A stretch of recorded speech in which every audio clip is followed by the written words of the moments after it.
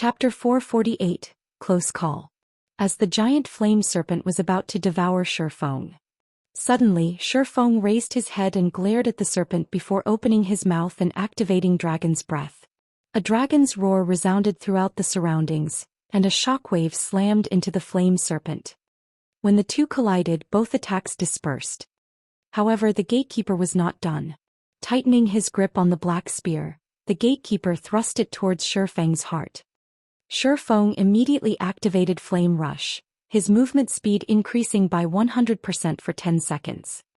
As his speed soared, Shifeng launched himself backward, barely avoiding the spear. As expected, it really is pushing it too much to challenge a Great Lord with the combat power of a Tier 2 class. After Shifeng landed, he focused on Anubis's gatekeeper, having no intention of initiating an attack. Survival was his main priority. He would delay as long as possible. Despite using his twofold berserk technique and pushing his combat power to the max, he had still lost close to half of his HP after a few seconds. If not for the fact that he was a blade saint and that he owned a fragmented legendary item, the gatekeeper's spear would have long since claimed his life. However, Anubis's gatekeeper clearly had no intention of letting Shifeng delay for time as he raised his spear and slammed it into the ground. Suddenly, the Great Lord split into 3 copies of himself, each copy having a maximum HP of 6 million. Crap. Shifeng could not help but curse. Although the gatekeeper had split his strength by 3, with each copy significantly weaker than the original, they still possessed the combat power of a Tier 3 class. Even if Shifeng faced one of the copies one-on-one, he would not find his opponent any easier to deal with. On the other hand, Shifeng now had to deal with 3 gatekeepers simultaneously. The danger he currently faced was far from just 3 times greater. Having no other option, Shifeng used Phantom Kill, his doppelganger appearing by his side. Although his doppelganger only possessed 70% of his attributes, it could still relieve some of the pressure. Trespassers of the Holy Land die. The 3 gatekeepers charged at Shifeng, launching a barrage of attacks. Without hesitation, Shifeng used 9 Dragon's Slash to pin down the middle copy. Both he and his doppelganger then turned and fled in opposite directions. Even if he were a Tier 3 class, he still could not take on 3 Great Lords at once. When the 2 unrestricted gatekeepers saw the identical Shifengs running off in different directions, they split up from each other to chase both the original and the doppelganger. As for the gatekeeper pinned down by 9 Dragon's Slash, he remained where he was. For a time, a game of cat and mouse transpired. Although the gatekeeper's ability to split himself into 3 copies had greatly increased the danger Shifeng faced, the situation had also given Shifeng a lifeline. The 3 gatekeepers' attributes could not compare with the original Great Lords. Initially, Shifeng had been far slower than his adversary. Now, however, their speeds were almost equal. Moreover, after Anubis's gatekeeper split himself, his copies could no longer use instantaneous movement. His copies were only capable of chasing Shifeng on foot, and this allowed Shifeng to catch a breather. The seconds ticked by slowly. To Shifeng, the seconds felt like hours. Both Shifeng and his doppelganger lost HP rapidly as time passed. As for Violet Cloud at the teleportation array, she refrained from healing her guild leader even once. It was not because she did not want to or that she couldn't, but because it was likely that she would pull the aggro of one of the gatekeepers if she did. If that happened, none of them would leave this place alive. Hence, Shifeng had to rely on regeneration potions to recover his HP. 15 seconds into channeling the teleportation array, Shifeng's doppelganger died. Now Shifeng had to deal with 2 gatekeepers alone. Realizing that the situation had become unfavorable, Shifeng immediately retrieved a speed scroll from his bag. After using the scroll, he dashed into the narrow passage their party had come from. All 3 gatekeepers instantly took up the chase. In less than 3 seconds, the gatekeepers had caught with to Shifeng. However, Shifeng suddenly turned to smirk at the 3 Great Lords. Goodbye. Shifeng smiled faintly as he activated space movement. He then jumped into the black hole that appeared before him and disappeared from the narrow passage, leaving behind 3 dumbfounded gatekeepers. Although the Land of the Fallen Star prohibited the use of return scrolls, he could still use space movement. Only the skill's range was limited to the area within the land of the fallen star. He could not use the skill to leave. When Shifeng had approached the golden stone tablet for the first time, he had marked its coordinates. Now that he had lured the gatekeepers away, he used space movement to arrive before the golden stone tablet. Shifeng dashed up to the golden stone tablet and stored it in his bag space. Meanwhile, Fire Dance had channeled the teleportation array for 18 seconds. Shifeng was currently close to 30 yards from the array. Just as he was about to rush over to his party, Anubis's gatekeeper suddenly appeared in front of Shifeng, an extraordinarily grim expression on the Great Lord's face. At this moment, silver flames surrounded the gatekeeper's entire body. They even encased the black spear he carried. The instant he appeared, the gatekeeper used Thousand Sweep against Shifeng. Shua! In the face of the gatekeeper's spear, even space tore. The black spear was so fast that it could not be seen by the naked eye. The weapon slammed into Shifeng. Boom! An explosion shook the altar. Trespassers of the Holy Land die. Although the gatekeeper of Anubis had struck Shifeng with his spear, the rage in his heart had only grown, not lessened. The gatekeeper had struck only Shifeng's afterimage. Guild leader. Fire Dance called out with surprise when she saw Shifeng appear beside her. Everyone had lost hope the moment they saw the Great Lord's attack. That final strike had simply been too fast. Blocking the attack would have been impossible, much less dodging it. Yet Shifeng had successfully avoided the attack. Moreover, he even appeared right beside them. It was astonishing. However, only Shifeng had known how much danger he had been in just now. The instant the gatekeeper appeared before him, he had immediately used silent steps on Fire Dance. Had he hesitated in the slightest, he would have definitely lost his life. All of you shall die. Anubis's gatekeeper bellowed as he glared at Shifeng. He then threw his black spear towards Shifeng's group. The weapon was extremely fast. None of them had time to respond to the oncoming attack. Meanwhile, there was still slightly over 1 second before the teleportation array would activate. That 1 second was more than enough time for the spear to annihilate them all. Suddenly, Shifeng moved and stood in front of everyone, prepared to receive the attack. Just as the black spear covered in silver flames was about to reach its target, Shifeng switched the aura of space for the aura of illusion, instantly increasing all of his attributes by 30%. He also activated Fantasy World. Fantasy World. Immunity to all magic damage and 15% of magic damage received will be converted to healing to recover player's HP for 20 seconds. Cooldown 3 minutes. The instant the black spear collided with its target, Shifeng instantly recovered close to 5,000 HP.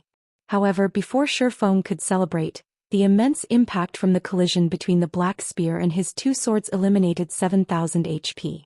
As a result, he had still lost 2,000 HP. What a powerful skill. Although Shifeng had blocked the black spear, both of his hands were completely numb. He couldn't move them at all now. If he had not activated Fantasy World, the flames surrounding the black spear would have extinguished his life in an instant. The might of the spear itself was even more frightening. After switching to the aura of illusion, all his attributes had increased by 30%. His strength had exceeded the 1,900-point threshold. Yet when defending against the black spear's physical attack, Shifeng had received minus 7,000 damage. Despicable trespassers. I will not let you off. You will receive the punishment you deserve. The gatekeeper bellowed as he snarled at Shifeng. However, no matter how angry the gatekeeper was, he could not change the fact that the teleportation array had activated. The Great Lord did not have enough time to launch another attack, and it could only watch helplessly as Shifeng and the others transformed into a streak of flowing light, vanishing from the land of the fallen star.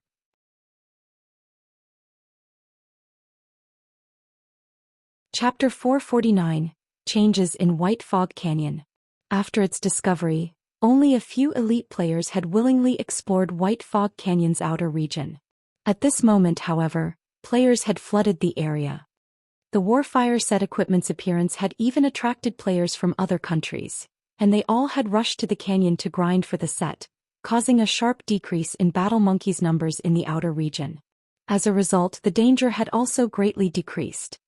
Moreover, the crimson-eyed battle monkeys in the outer area were only level 22.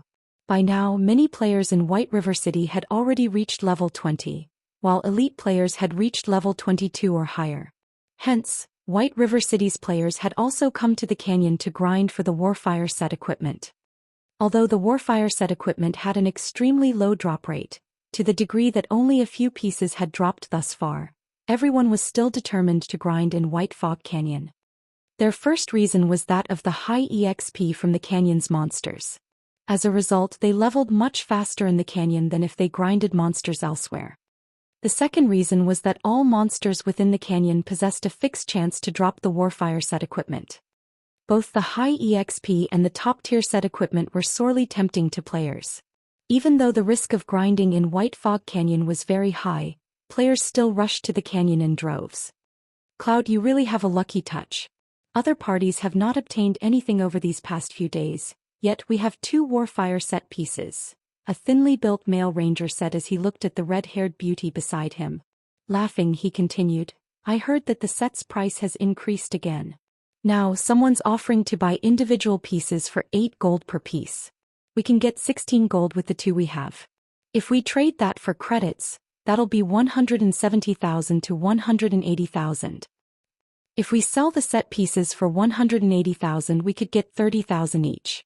That's more than 6 months of my salary. God's domain really is the best place to make money. Another middle-aged cleric wearing mage robes exclaimed. You guys, all you can think of is credits. God's domain only launched recently. Things will get even more intense later on. If we convert the gold coins into credits, we will suffer a huge loss. Even if we plan to convert them into credits, haven't you guys seen the messages on the forums?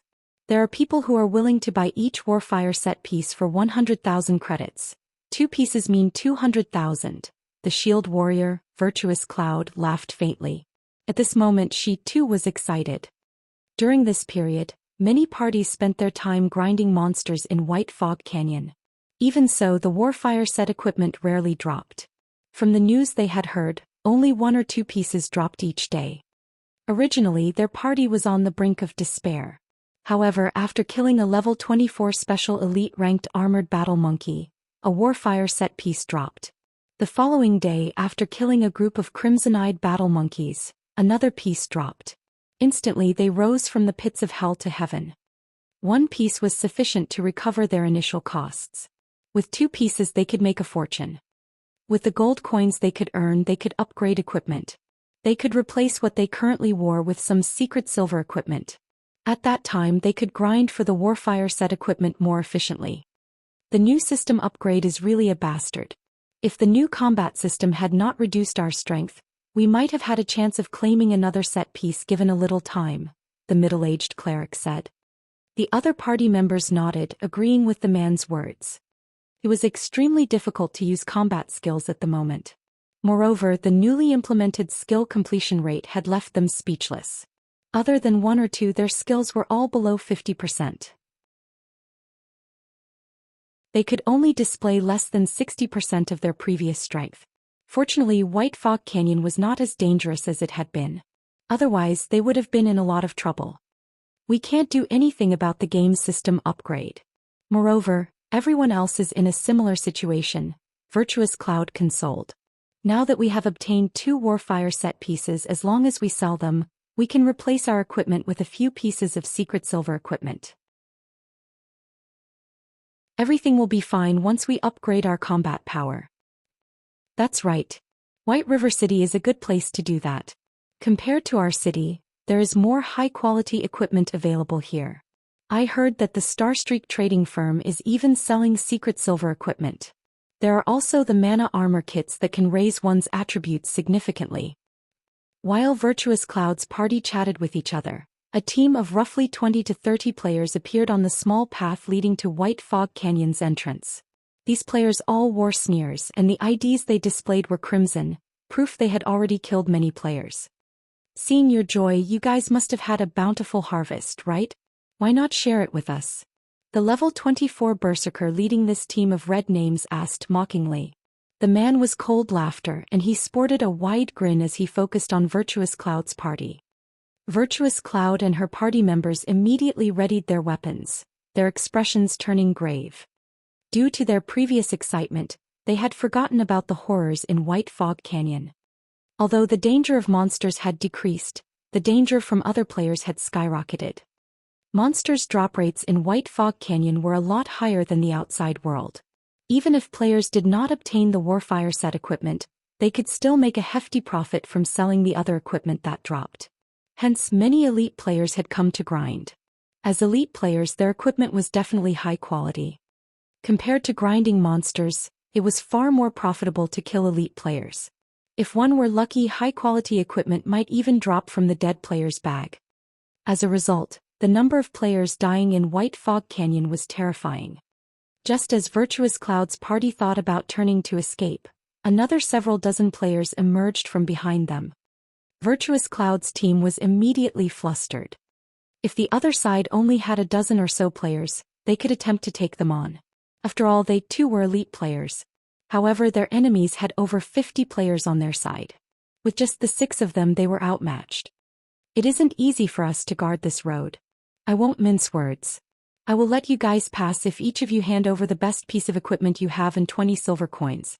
If not, you will all die here. Cold Laughter grinned as he fiddled with the greatsword in his hand.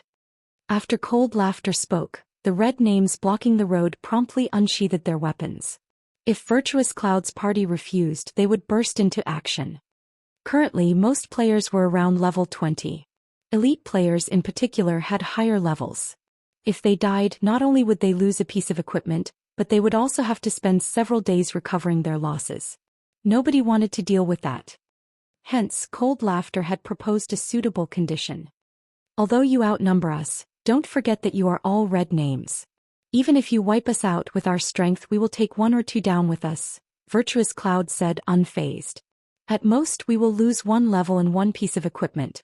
However, if a red name dies, they will lose 2 or 3 levels, maybe even 3 or 4, and a majority of the equipment they are wearing. Virtuous Cloud's words had undoubtedly generated some hesitation among the red names.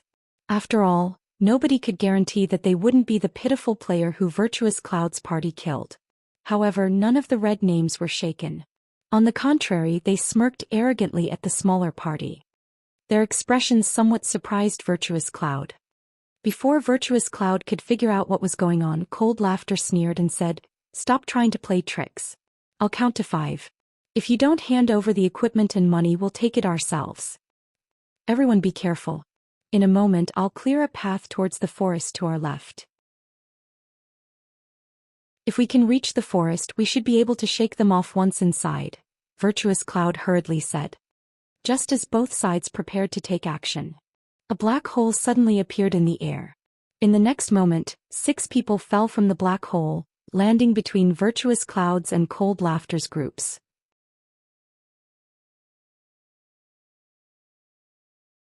Chapter 450 Don't Fight.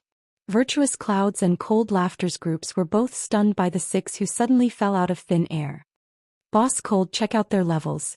The lowest among them is level 25. It doesn't seem like a good idea to provoke them, a level 23 ranger said, slightly breathless. Elite players at this stage of the game were mostly around level 22, while experts were around level 24. In Virtuous Cloud's party, only she was level 23, while the others were level 22. As for the red names, the highest leveled player was Cold Laughter, who was currently level 24, while everyone else ranged between level 21 and level 23. On the other hand, the 6 players that had suddenly appeared ranged between 25 and 27. It was common knowledge that each level demanded more EXP than the last. Disregarding their equipment, just the fact that some of them were level 27 was terrifying enough. Why do these people seem somewhat familiar? Cold Laughter was no fool. After taking a careful look at the newcomers, he used an identification skill. Suddenly, his lips curled into a smile. Sure enough, it's him. Boss Cold, who is it? The ranger asked. Don't you remember the bounty Overwhelming Smile has offered? Cold Laughter said excitedly as he grinned at the level 25 swordsman wearing a black cloak. The ranger then followed Cold Laughter's gaze and used an identification skill on that level 25 swordsman as well. Immediately he discovered that the swordsman's name was Black Flame. Black Flame. That's right.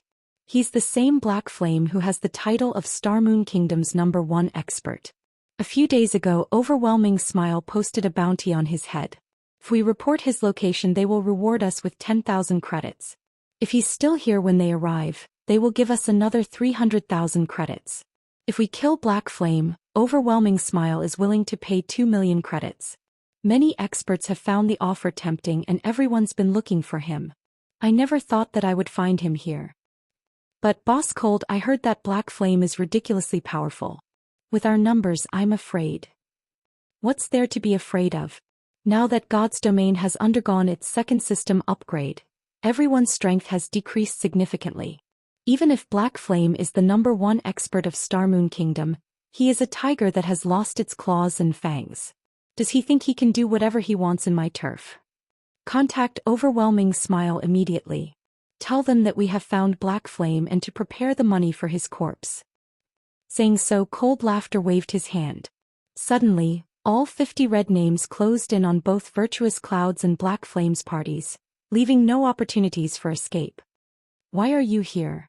Virtuous Cloud asked Shifeng, surprised to see him. Shifeng was a godlike tycoon. She had initially prepared to sell the 2 Warfire set pieces to Shifeng after they returned to White River City. She never expected to meet Shifeng here and in such a predicament. You are? Shifeng looked at Virtuous Cloud. Suddenly, the figure of the red-haired beauty he met a few days ago popped into his mind. Unable to help his laughter, he said, "How has your luck been these last few days?" "Not bad. We were just about to head back to the city and look for you." Laughing bitterly, Virtuous Cloud continued, "However, now that we have encountered them, I'm not sure whether we will profit or suffer from our trip to White Fog Canyon." Enemies? Shifeng asked as he examined his surroundings. These red names all had relatively high levels and good equipment, especially the level 24 Berserker standing in the lead. They were all independent players. Anyone who could reach level 24 at this stage of the game was definitely an expert. Virtuous Cloud was left speechless by Shifeng's leisurely behavior. However, when she looked at the other 5 players beside Shifeng, they too did not seem particularly concerned about the 50 red names surrounding them. This situation only served to surprise Virtuous Cloud further. Were all of these players godlike tycoons as well? Have none of them ever encountered a player interception before? They were actually able to remain calm in such a situation. Sighing, Virtuous Cloud chose to explain patiently, saying, "No. They're red names who are blocking the road and are trying to rob us. Judging by their expressions, it doesn't seem that they intend to let you guys go either. I suggest we join hands. If we face their 50 with our 12, some of us might get out of here alive." So it's a robbery. Seems that quite a lot of players have come to White Fog Canyon recently. Although Shifeng had anticipated such a situation, he had not expected PvP to begin so soon.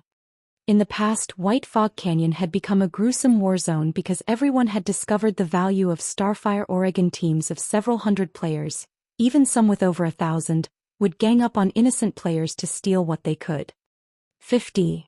Blackie looked at the 50 red names surrounding them before excitedly saying, "I claim half of them. You guys can share the rest."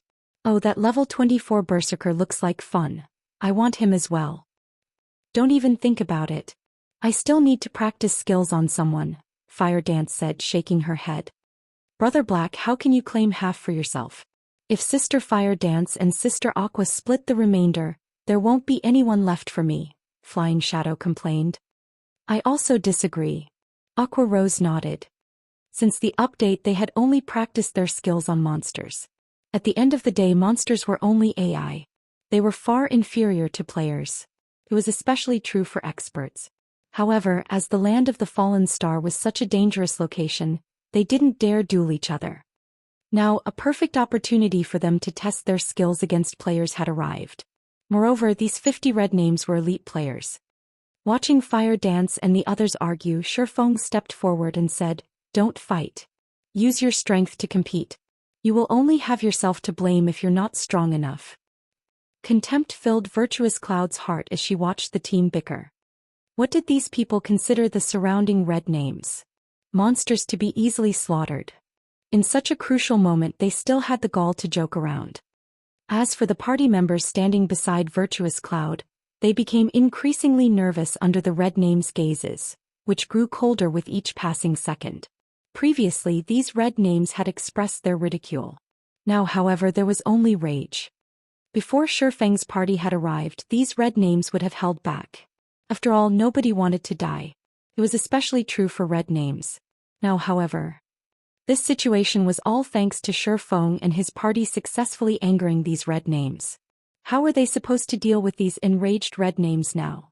You guys sure have guts. Even in the face of death you still have the heart to joke around.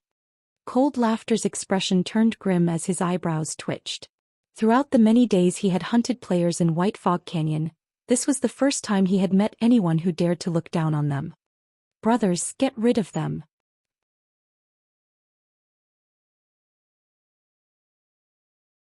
Chapter 451, Massacre. At Cold Laughter's command, the other red names exploded into action. Elementalists and Cursemancers started chanting, Rangers knocked their arrows, and Shield Warriors, Guardian Knights and the other melee classes prepared to intercept any escape attempts. Black Flame, both our parties will open a path to our left. There's a forest in that direction, so it will be easy to lose them once we're inside, Virtuous Cloud hurriedly said as she raised her shield in preparation to take damage. Seeing that Black Flame's party members had such high levels, it was very unlikely that they would be weak. Although they were still outnumbered, 12 on 50 was still a lot better than 6 on 50. Not to mention, Black Flame's party was clearly stronger than her party. There was still a chance for them to break through the encirclement. However, before Virtuous Cloud had finished speaking, Fire Dance had already taken action. Using shadow steps, Fire Dance immediately appeared behind Cold Laughter. In an instant her blood-red short sword slashed across the back of Cold Laughter's head. Cold Laughter had no hope against Fire Dance's speed. Before he knew it, a damage of minus 1,106 points appeared above his head, his HP instantly falling by 1/3. When Cold Laughter saw the other True Fire blade coming in for another attack, he was instantly afraid. Scram! Cold Laughter urgently used Whirlwind Slash, slashing his greatsword horizontally towards Fire Dance. Berserkers were known for their strength. In addition, Whirlwind Slash greatly increased the might of an attack by utilizing momentum. Even if Fire Dance had a higher strength, she couldn't defend against his attack. Dang! However, as if his greatsword had struck an immovable wall, the weapon stopped right beside Fire Dance, unable to advance. For a moment, Cold Laughter even felt his hands go numb. How? When Cold Laughter saw the blood-red short sword in Fire Dance's hand block his greatsword effortlessly, he could no longer hide his fear. Was this an assassin? This question echoed through Cold Laughter's mind. During Cold Laughter's brief moment of shock, Fire Dance twisted the True Fire blade in her hand, disengaging from Cold Laughter's greatsword and forcing the Berserker to retreat by a few steps. Fire Dance then swung her other arm, sliding the other True Fire blade smoothly into Cold Laughter's chest. Although Berserkers focused on strength, with the difference in equipment, Fire Dance's strength left Cold Laughter's in the dust, despite her agility-focused class. This was the cruel reality of God's domain. Equipment spoke volumes. Class advantage was meaningless in the face of powerful equipment. Cold Laughter hurriedly tried to defend against Fire Dance's sword. However, the latter gave him no opportunity to do so. Shadow Strike. Suddenly, Fire Dance disappeared, her entire person passing through Cold Laughter and appearing behind the Berserker. Although Cold Laughter tried to turn towards the assassin, the damage of minus 3,426 points that appeared above his head had emptied his remaining HP. Immediately, Cold Laughter's vision began to gray. The battle had ended before it had even started. From beginning to end, Cold Laughter had not known what was happening. Wasn't she just an assassin who was 2 levels higher than him? Yet he couldn't even put up a fight. Is the gap between players really that intense? Cold Laughter didn't understand. Fire Dance's appearance had shattered his past preconceptions. However, even if doubt filled the Berserker's mind, his body still fell to the ground. Only an instant had passed from the moment Fire Dance had taken action. The surrounding red names had only noticed Fire Dance's disappearance before she suddenly reappeared in front of Cold Laughter. In the next moment, Cold Laughter's body hit the ground. Their boss and the only expert in their team had died just like that. The consequences of death for a red name spoke for themselves. Not only had Cold Laughter dropped a majority of his equipment, but he would also lose at least 3 levels. Seeing this, the surrounding red names were scared stiff. So fast. Admiration filled Virtuous Cloud's gaze as she watched Fire Dance. No matter how one viewed Cold Laughter, he was not an ordinary player. The fact that he was level 24 and the leader of these elite players proved it.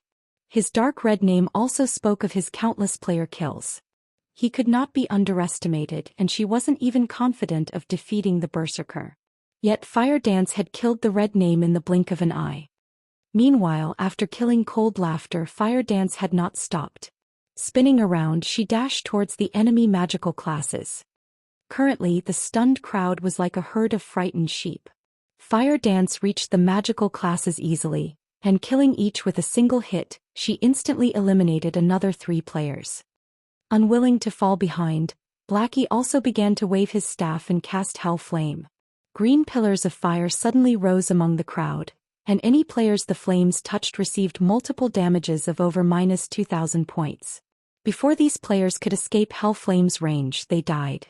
In an instant, another dozen or so players had lost their lives. Aqua Rose joined the fray, casting Flame Barrage and downing another 6 players.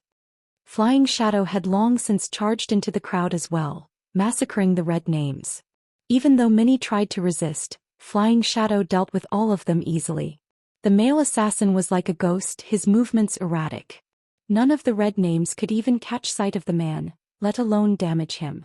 On the contrary, due to friendly fire, they even killed some of their own. By the time the red names realized the situation, they had lost over half of their numbers. Run. With less than half of their original army remaining, these red names no longer had the confidence to face Fire Dance and the others. Don't you think that it is a little too late to escape now? Shifeng could not help but sigh as he watched the scattering red names. Even if Shifeng's party and these red names were on the same level regarding attributes, which they certainly were not, Fire Dance and the others would still have annihilated them easily. In a moment's time, Fire Dance's group of 5 had devastated the 50 red names. Equipment and corpses littered the ground. With a rough estimate, the red names dropped close to 300 pieces of equipment. Furthermore, the lowest quality was bronze ranked. If sold, they could make a fortune from the loot. Virtuous Cloud, who stood beside Shifeng all this time, was utterly shocked. Only now did she realize why Black Flame's party members had been so calm. So they weren't putting on an act at all. Virtuous Cloud glanced at Shifeng, a hint of shame surfacing on her face. Originally, she thought that Shifeng's group was simply a bunch of rich tycoons who were ignorant about worldly affairs. Now, however, it would seem that she had been greatly mistaken. With such frightening strength, it was no wonder they paid no attention to these red names. "Thank you for saving our lives," Virtuous Cloud said as she took out a Warfire set piece from her bag, intending to give it to Shifeng. "I don't have anything else on me that I can offer, so please accept these Warfire bracers." When Virtuous Cloud's party members saw her use a Warfire set piece as payment for their rescue, although their hearts ached at the sight, none of them tried to hinder their party leader's actions. It had not been easy to reach their current levels. If they died, not only would they lose a level, but every one of them would also have to lose a piece of equipment. Losing the Warfire bracers was more affordable. Moreover, Virtuous Cloud's decision could also allow them to forge a connection with an expert. This was a welcomed opportunity for all of them. Warfire bracers? Shifeng had plenty of Warfire set pieces in his bag, enough to form 3 sets and more. He only lacked the Warfire bracers. "Thanks, but you don't have to. Why not sell it to me instead? As we had previously agreed, I'll buy it for 10 gold coins." Saying so, Shifeng traded 10 gold coins to Virtuous Cloud. He then added the Warfire bracers to his bag.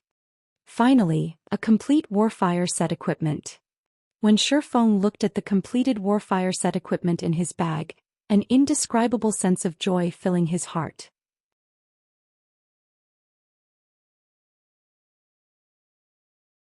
Chapter 452, Warfire. In White Fog Canyon's inner region, a large group of players currently faced a level 27 lord. Although these players only inflicted around -100 damage with each attack, there were over 2,000 players attacking simultaneously. In the end, the lord died, unable to withstand the barrage of attacks. Haha, what good luck. A level 25 fine gold weapon dropped. Lone Tyrant laughed after he finished organizing the loot. During this period, aside from searching for Black Flame's whereabouts, they had also searched for and killed Lord-ranked monsters. After such a long time, they had managed to kill over a dozen lords. However, the drop rate of level 25 fine gold-ranked weapons and equipment was very low. They had only obtained 2 pieces. One was a cloth armor, while the other was the weapon that had just dropped.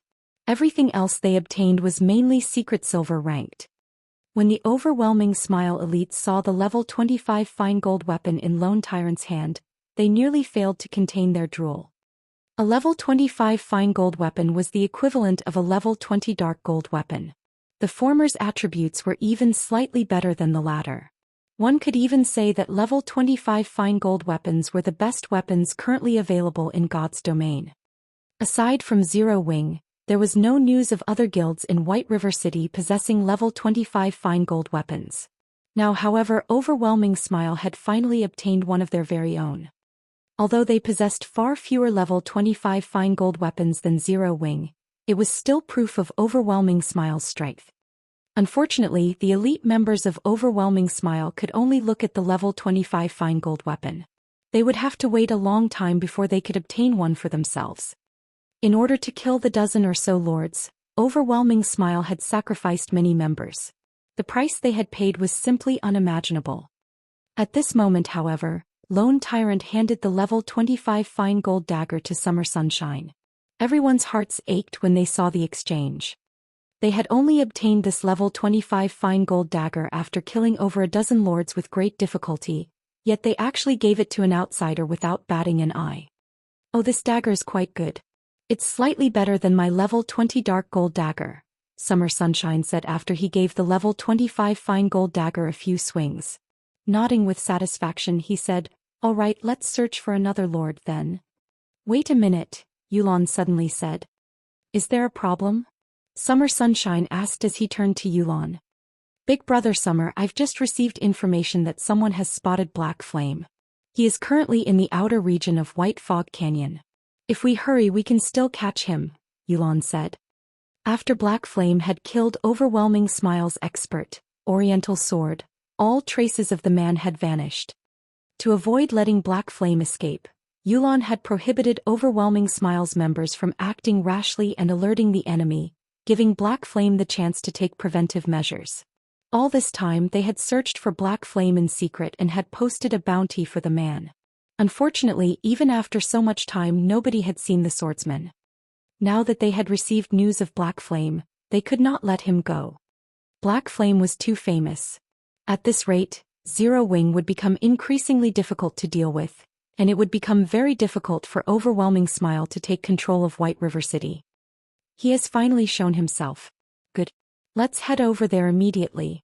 I want to see just how strong the #1 expert of Star Moon Kingdom is, Summer Sunshine said as he sheathed the dagger he had just received, anticipation filling his eyes.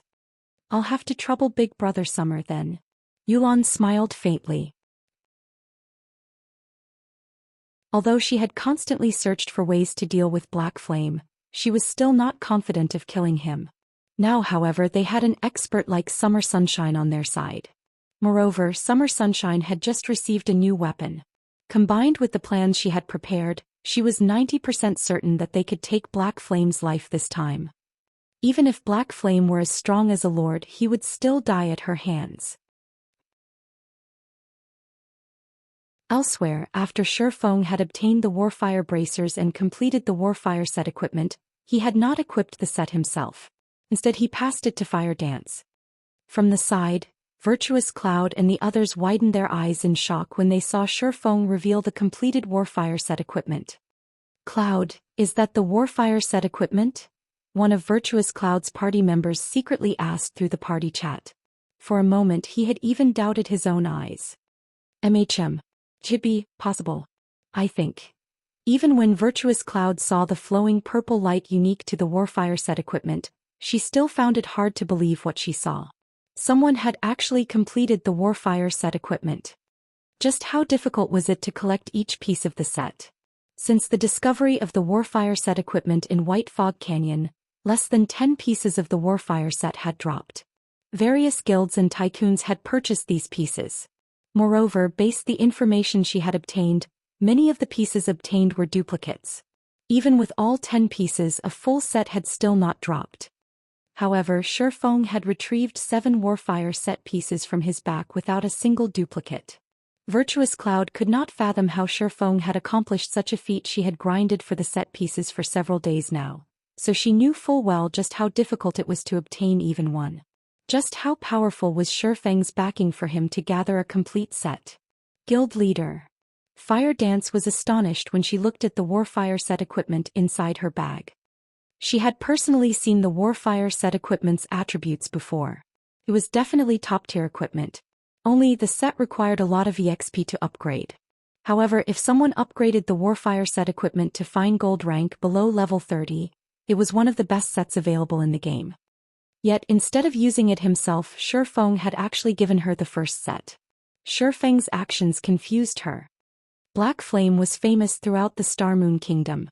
If Zero Wing wished to continue flourishing, Black Flame needed to continue improving.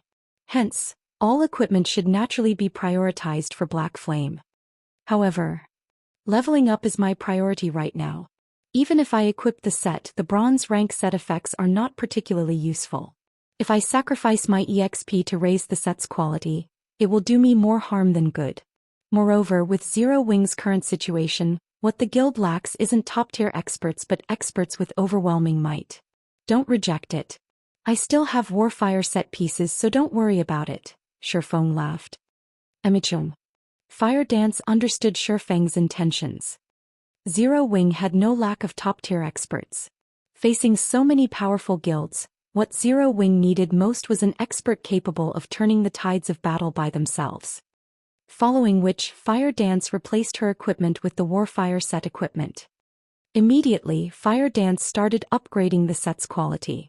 After her level fell from level 26 to level 25, the Warfire set equipment had reached Mysterious Iron rank. The basic attributes of the set had increased significantly. Warfire set equipment, Mysterious Iron rank can be evolved. Level 20, level 30. Can be equipped by any classes. Set consists of 7 parts: head, chest, belt, hands, wrist, legs and feet. Set effect, Mysterious Iron rank. 2-piece effect, all attributes plus 15. 4-piece effect, ignore levels plus 10. Obtain free will skill, able to remove all control effects for 7 seconds. Cooldown, 1 minute. 7-piece effect, main attribute increased by 12%. Skill cooldown decreased by 35%. Obtain Warfire Berserk skill. Damage increased by 50%, attack speed increased by 50%, and movement speed increased by 30% for 20 seconds. Cooldown, 4 minutes.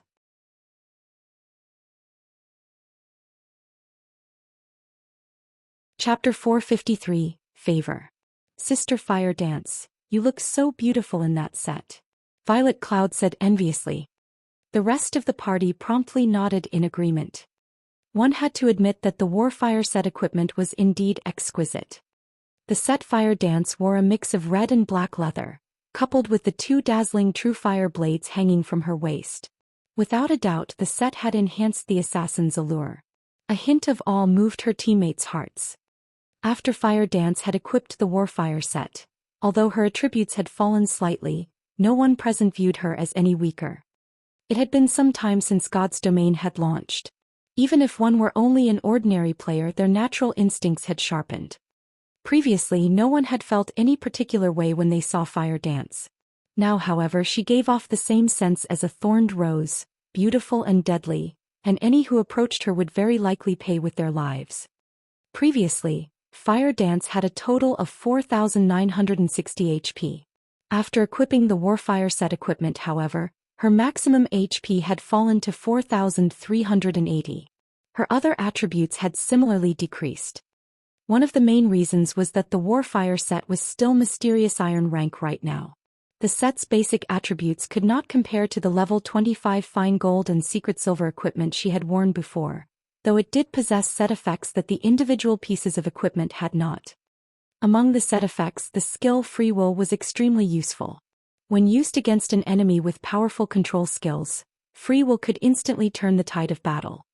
Moreover, unlike her other attributes that had decreased, her agility had increased. As a result, she was now far more nimble. The 35% cooldown reduction she received for all her skills also increased the variety of skill combinations she could implement. Most importantly was the Warfire Berserk, a Berserk skill. Although Warfire Berserk was not as powerful as the Berserk skills Shifeng possessed, a player with a Berserk skill was still superior to a player without one. Because of this, envy blossomed in Fire Dance's friends when they saw her in her new armor.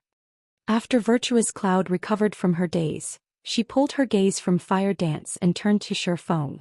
She was no longer as relaxed as she had been, growing far more cautious. Originally, she had intended to sell the remaining Warfire set piece to Shifeng as well.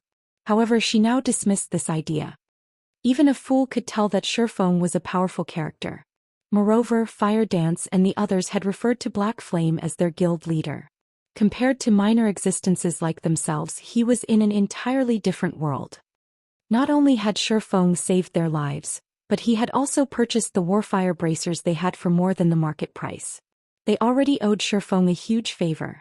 If she tried to sell the second Warfire set piece to Shifeng at a high price, she would be ashamed herself. Virtuous Cloud disliked owing other people favors. She was not comfortable until she repaid what she owed. Hence she looked towards Shifeng and asked softly, "Guild leader Black Flame, I have something I wish to seek your help with." "Sure," Shifeng replied in a carefree manner. It was thanks to Virtuous Cloud that he had been able to complete the Warfire set equipment. He had no issues with helping her with a small request. "Our party consists of only independent players, so it isn't easy for us to obtain equipment for ourselves. I still have another Warfire set piece with me. Would it be possible to trade it for 6 pieces of level 20 Secret Silver equipment?" Virtuous Cloud asked, slightly embarrassed. The market price for the Warfire set was 8 gold per piece. As for level 20 Secret Silver equipment, a few days ago, each was worth roughly 1 or 2 gold. However, as players' levels increased and teams successfully raided more level 20 team dungeons, the value of Secret Silver equipment fell sharply. Currently, one piece of level 20 Secret Silver equipment was only worth around 90 silver. 6 pieces would cost around 5 gold at most. Listening to Virtuous Cloud's request, Shifeng immediately understood her intentions. She obviously did not wish to owe him a favor. "No problem. However, I don't have that many level 20 Secret Silver equipment on me, though there are plenty back in our warehouse. I'm just about to head back to the city anyway. Will one of you follow me to pick out the equipment?" Shifeng tried not to be a hypocrite. Since Virtuous Cloud wanted to avoid owing him a favor, he would not try to force her to accept his goodwill. "I'll pass you the Warfire set piece first then," Virtuous Cloud said as she happily traded a pair of Warfire boots to Shifeng. When Shifeng agreed to her request, she felt like a weight had been lifted from her shoulders. When Shifeng saw that it was a pair of boots, he was somewhat disappointed, but in the end, it was still another piece of the Warfire set. He'd rather have duplicates than none at all. After they had concluded their trade, Shifeng and the others wandered down the main road, heading towards the exit of White Fog Canyon. Players could not use return scrolls inside White Fog Canyon. Hence, Shifeng and the others needed to leave the canyon on foot before they could teleport back to the city. Shifeng had reaped a massive harvest from his trip to White Fog Canyon this time. Not only had he obtained a large stock of Starfire ore, but he had also gained many Warfire set pieces. Most importantly, he had managed to snatch the Golden Stone Tablet. Seeing as the Golden Stone Tablet warranted even a Great Lord's protection, it had to be incredibly precious. Shifeng suspected it was just as valuable as an epic item, if not more. Initially, Shifeng had planned to begin researching the golden stone tablet as soon as possible. However, when he thought about how he was still in White Fog Canyon and that Anubis's gatekeeper was still alive, he immediately suppressed his excitement. After all, there was no guarantee that the Great Lord would not follow him. Hence, Shifeng intended to return to White River City before studying the stone tablet. Even if the gatekeeper showed up in White River City, it would not be a threat. Shifeng might even take advantage of the opportunity to get rid of the gatekeeper. After all, White River City was under Weissman's protection, a Tier 4 great wizard. With just the strength of a Tier 3 class, the Anubis's gatekeeper could not run rampant in the city. Just as Shifeng and the others were about to reach White Fog Canyon's exit, a group suddenly blocked their way. Virtuous Cloud and her team turned grim at the sight. There sure are a lot of people. Shifeng could not help but laugh as he surveyed the surrounding forests. Several thousand players had hidden in the forest on either side of the road. Even with dulled senses, Shifeng could still detect them. Guild leader Black Flame, Youlan greeted as she slowly walked out of the forest, smiling faintly at Shifeng. Since you've discovered us, I guess we don't need to hide anymore. Everyone come out. Following which, swarms of players emerged from the surrounding cover, their numbers exceeding 2,000. Every player was an elite of overwhelming smile. These 2,000 elite players had blocked off the road leading out of White Fog Canyon, and they all emitted a cold killing intent as they glowered at Shifeng's group. Compared to the red names who had assaulted them previously, these elite players had far better equipment. I wonder what business Overwhelming Smile has with me today? Shifeng pondered aloud as he observed his surroundings, searching for a gap that he could take advantage of. In his current weakened state, it would be somewhat difficult to escape the encirclement of 2,000 elite players. Furthermore, he had his team to consider. Guild leader Black Flame must be joking, Youlan said as she watched her target carefully, finding the man truly interesting. Even against 2,000 Overwhelming Smile elites, his expression had not changed in the slightest. Previously, you killed over 100 of our guild members. If word of that gets out, we'll be a laughingstock. I've specifically sought out guild leader Black Flame today to seek reparations.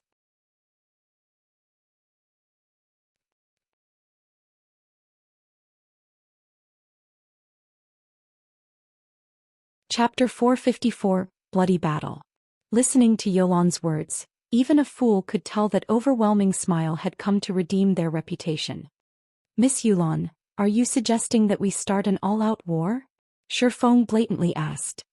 Regarding the matter with Oriental Sword, if Overwhelming Smile had not been the one to take action first, Shifeng would not have bothered with killing him.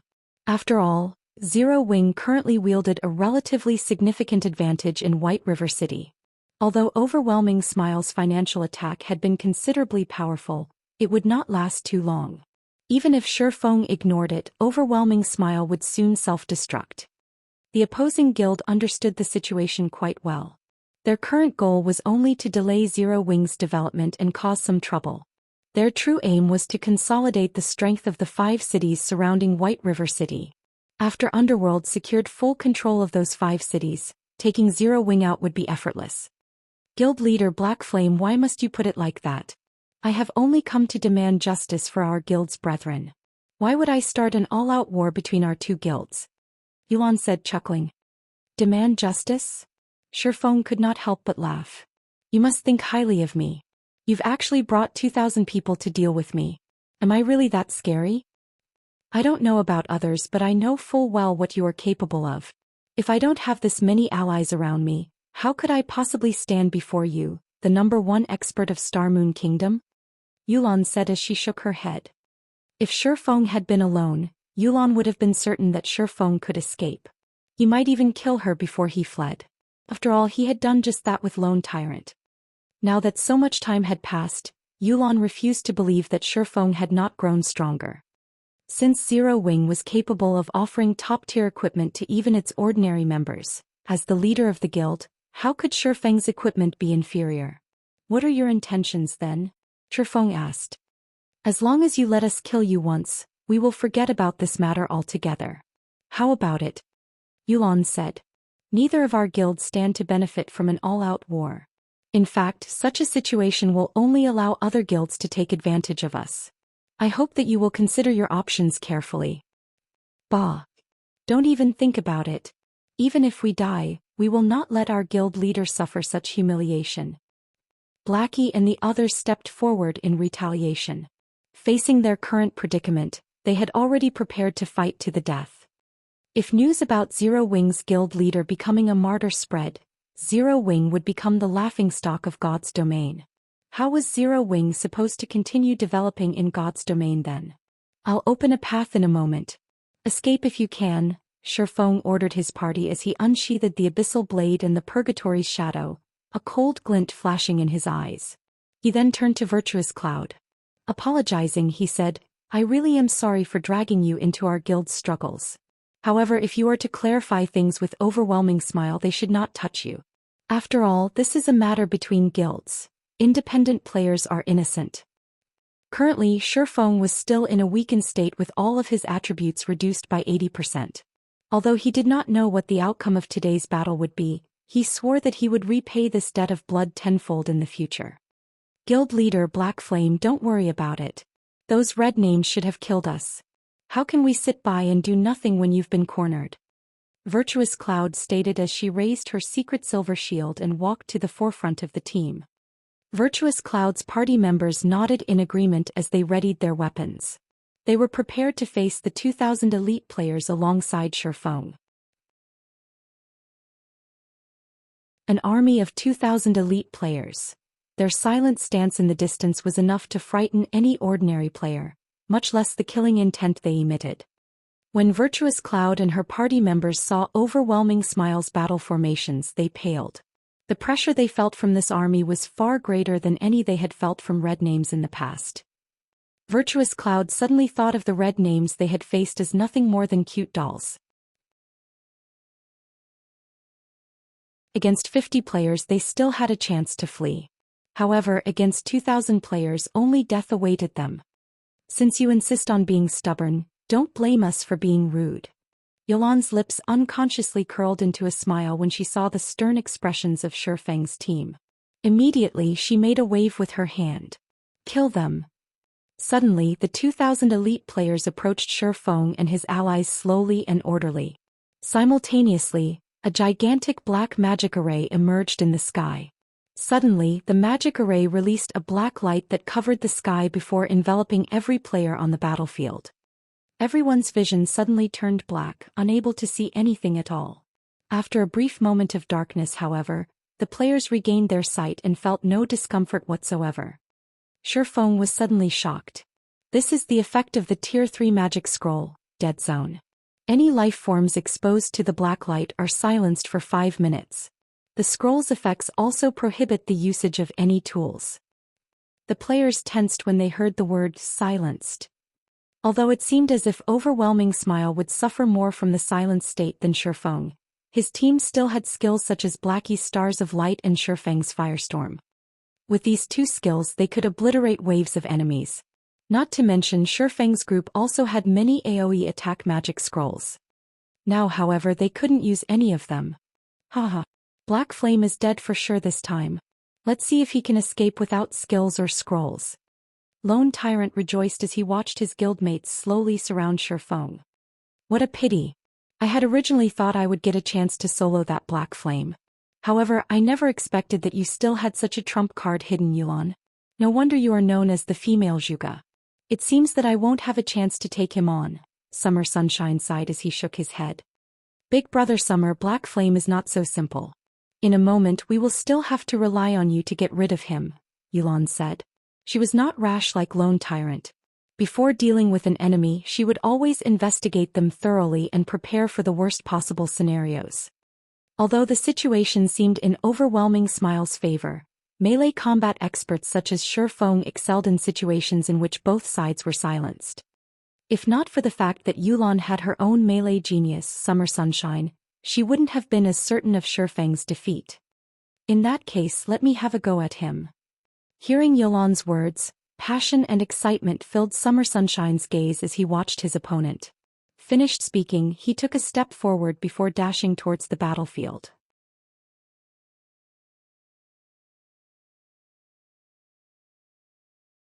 Chapter 455. There isn't only one expert. After everyone had been silenced, only the physical classes could display any considerable combat power. The magical classes could only watch from the sidelines. Youlan had long since prepared for this. Among the 2,000 players from Overwhelming Smile, close to 2/3 were physical classes. Moreover, Overwhelming Smile's attack formation was well organized. Shield warriors and guardian knights led the attack, closely followed by the berserkers, swordsmen and assassins. Rangers stood the furthest behind, launching a ranged attack. The road leading out of White Fog Canyon had suddenly transformed into an ancient battlefield. Advance towards the left, Shifeng took the lead and charged towards thinnest concentration of enemies. His and Virtuous Cloud's teams promptly followed. However, before Shifeng and the others had taken even a few steps, hundreds of arrows suddenly blotted out the sky. Virtuous Cloud's 3 magical class members were simply too weak in terms of agility and strength. Moreover, magical classes were usually not adept at dodging attacks as they usually dealt damage from a safe distance. Hence, when the first wave of arrows rained down on them, the 3 party members immediately died and dropped a piece of their equipment. Stranger. Mouse. Roach. Virtuous Cloud's vision turned red after she watched her party members die. Glaring at the Overwhelming Smile members in front of her, she gripped her shield and charged forward. Die. Unfortunately, although Virtuous Cloud's equipment and level were considerably good, she could not hold her own against 5 shield warriors and guardians knights of the same caliber. The Overwhelming Smile elites forced Virtuous Cloud back, preventing her from reaching the rear rangers. Virtuous Cloud's other 2 party members faced a similar situation. No matter how hard they tried to attack, the enemy held them off. In the end, Virtuous Cloud's party was forced into a constant retreat. In the next moment, however, 2 figures suddenly brushed past Virtuous Cloud's party, slamming into Overwhelming Smile's MTs. Among the 2 figures, the most dazzling was Fire Dance. Brandishing her true fire blades, she sent a blazing arc smashing into a level 23 MT's shield. In the next moment, the assassin forced the MT back by over a dozen steps, and even the players behind said MT had to back up. Immediately after, Fire Dance swung one of her swords at a guardian knight beside her. She flung that guardian knight back by half a dozen yards as well, his body slamming into his fellow guild members. Her strength was astonishing. With a single attack, Fire Dance had shattered Overwhelming Smile's formation. Her strength was overwhelming. She fought like a war goddess. Everyone from Overwhelming Smile was left utterly speechless. While the crowd from Overwhelming Smile was dazed, Fire Dance continued to brandish her short swords as she weaved her way across the enemy front lines. Every time she swung the true fire blades, red streaks of light would follow. And wherever those red streaks of light passed, the members of Overwhelming Smile would be blown off their feet. No one could block Fire Dance's swords. In a short moment, the assassin had shattered Overwhelming Smile's interception.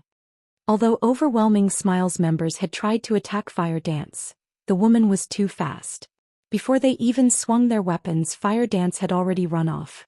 She never focused on a single location, giving Overwhelming Smile no opportunities to surround her. On the other hand, although Overwhelming Smile's members could not attack Fire Dance, she could bombard them easily. Against level 23 MTs, her casual strike could deal close to -1,000 damage. If she was lucky and triggered a critical hit or flame state, one attack could deal over -2,000 damage. The elite MTs of Overwhelming Smile usually had around 4,300 HP, whereas those with better equipment had around 4,500 HP. Fire Dance only needed around 4 or 5 attacks to kill one of them. Flying Shadow also fared quite well. Although his attacks were not as frightening as Fire Dance's against MTs, he could still deal around -700 damage with each hit. As if they were in a world of their own, Fire Dance and Flying Shadow started a bloodied massacre within Overwhelming Smile's front lines. On the other hand, Overwhelming Smile's players found it difficult to catch either of them, much less deal damage. A Tier 1 class was significantly stronger than a Tier 0 class. Even without skills, a Tier 1 class could still overwhelm and suppress a Tier 0 class with their attributes. Furthermore, Fire Dance and Flying Shadow both possessed equipment that was far superior to the enemy elites. By this time, Shifeng had also activated the 7 Luminaries Rings Aura of Time. Although silence prevented the usage of skills and spells, it did not impact passive effects. Immediately, enemies within a 150-yard radius of Shifeng had their movement speed and attack speed reduced by 30%. This debuff weakened Overwhelming Smile further in close-quarters combat. In the meantime, Shifeng was responsible for protecting Aqua Rose and the other magical classes as they slowly advanced. Realistically, this task should have fallen to Flying Shadow. However, Shifeng's attributes were currently reduced by 80%. He was about on par with a level 20 ordinary player right now. On top of that, he couldn't use any skills. Melee combat was a competition of attributes and techniques. Compared to Fire Dance and Flying Shadow, the power he could display was significantly inferior. Hence, it was better if he focused on deflecting arrows for the others. In a few moments, Fire Dance and Flying Shadow had carved out a path of blood, allowing Shifeng and the others to pass safely. How did that Fire Dance become so strong? Lone Tyrant, who observed the battle from afar, was dumbfounded as he watched the unstoppable assassin, his fists clenching. He refused to believe this scene was real. He had personally witnessed Fire Dance's strength before. Although she was certainly a top-tier expert, she had not been unstoppable. Moreover, Fire Dance was an assassin, not a strength-based class. Yet her attacks could even overwhelm berserkers. Against MTs, Fire Dance still required 4 or 5 hits to finish them off. Against other assassins, however, one of her attacks devoured their HP. If she achieved a critical hit, they would die instantly. This scene had frightened Overwhelming Smile's assassins to a standstill. Sure enough, Zero Wing is trouble. Youlan frowned as she watched Fire Dance's performance. When she had planned this assault, she had not considered Fire Dance and the others as forces to be reckoned with. Facing 2,000 players in a melee battle, a top-tier expert was limited in what they could accomplish. However, Youlan never expected such a performance from both Fire Dance and Flying Shadow. Kill them. Those in the back, keep up. Do not let them escape. Youlan shouted anxiously. Originally, one black flame was enough trouble. Now, however, there were Fire Dance and the slightly weaker Flying Shadow. If Overwhelming Smile did not kill these 3 people today and hinder their growth, they would only become more dangerous in the future. The longer Youlan watched Fire Dance and Flying Shadow slaughter her people, the more she felt that God's domain was completely different from past virtual reality games. It was far more beneficial to have individuals with overwhelming combat power than it was to rely on the strength of numbers. Overwhelming Smile members began to converge on Shifeng's group faster. However, due to the Aura of Time's effect, the army could not keep up with Shifeng and his team's movement speed. As a result, the distance between them only increased as time passed. Meanwhile, the number of enemies between Shifeng's group and Freedom continued to decrease. Just as the Zero Wing members and their surviving allies were about to break free from the encirclement, a dark figure emerged from the crowd and dashed towards Shifeng. This was none other than the level 26 assassin Summer Sunshine. Even with the movement speed reduction effect of the Aura of Time, Summer Sunshine was still frighteningly fast. He quickly caught up with Shifeng, who covered Aqua Rose in the others' retreat. You should just stay behind. Summer Sunshine chuckled as he stood in front of Shifeng, blocking his path.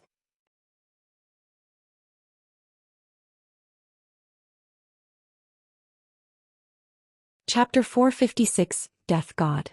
And just who are you, brat? What a big mouth you have. Believe it or not, if I wasn't silenced right now, I could wipe the floor with you at any given second. Due to having been silenced, Blackie had been disappointed that he could not display his strength. With Summer Sunshine's sudden appearance and his arrogant tone when he spoke to Shifeng, Blackie was instantly enraged. So fast. Looking at the youth in front of them, Aqua Rose discovered that he was actually level 26, the same level as her. She also felt an intensity radiate from this assassin. This intensity was heavier and more chilling than that from a Lord-ranked monster. In particular, with confidence and arrogance, he looked at them as if they weren't even the same species, but some lower life forms. He looked down on them like a god over mortals. Just who is this person? Aqua Rose was stunned and confused. Currently, her intuition warned her to flee from this man. This was the first time since she had begun playing God's Domain that she had ever experienced such a feeling. Standing beside Aqua Rose, Violet Cloud was similarly on high alert. After participating in Ouroboros's internal competition with Shurfeng, she had some understanding of monster-like experts. Compared to Aqua Rose, she knew how frightening these kind of people could be. Immediately, she pulled Blackie, who was prepared to throw himself to Shurfeng's defense, back, warning him, "Brother Blackie, be careful. That man isn't as simple as he looks. He's on an entirely different level than we are." Violet Cloud's caution calmed Blackie immediately. When he examined Summer Sunshine again, cold sweat suddenly dripped down his forehead. Previously, the frustration of being silenced had clouded his mind, so he had failed to detect the powerful aura or the boundless killing intent that emanated from the cocky assassin. "Oh, you guys aren't too shabby after all. You're only the second group of players that I've met since I arrived in Starmoon Kingdom to possess such sharp senses. White River City really is an interesting place." Summer Sunshine could not help his surprise when he saw Aqua Rose and the others' reactions. Not even Underworld's so-called great expert Ming Sha had sensed how powerful he was. Yet Aqua Rose and the others had managed to do so. At least this showed that they were slightly stronger than Ming Sha.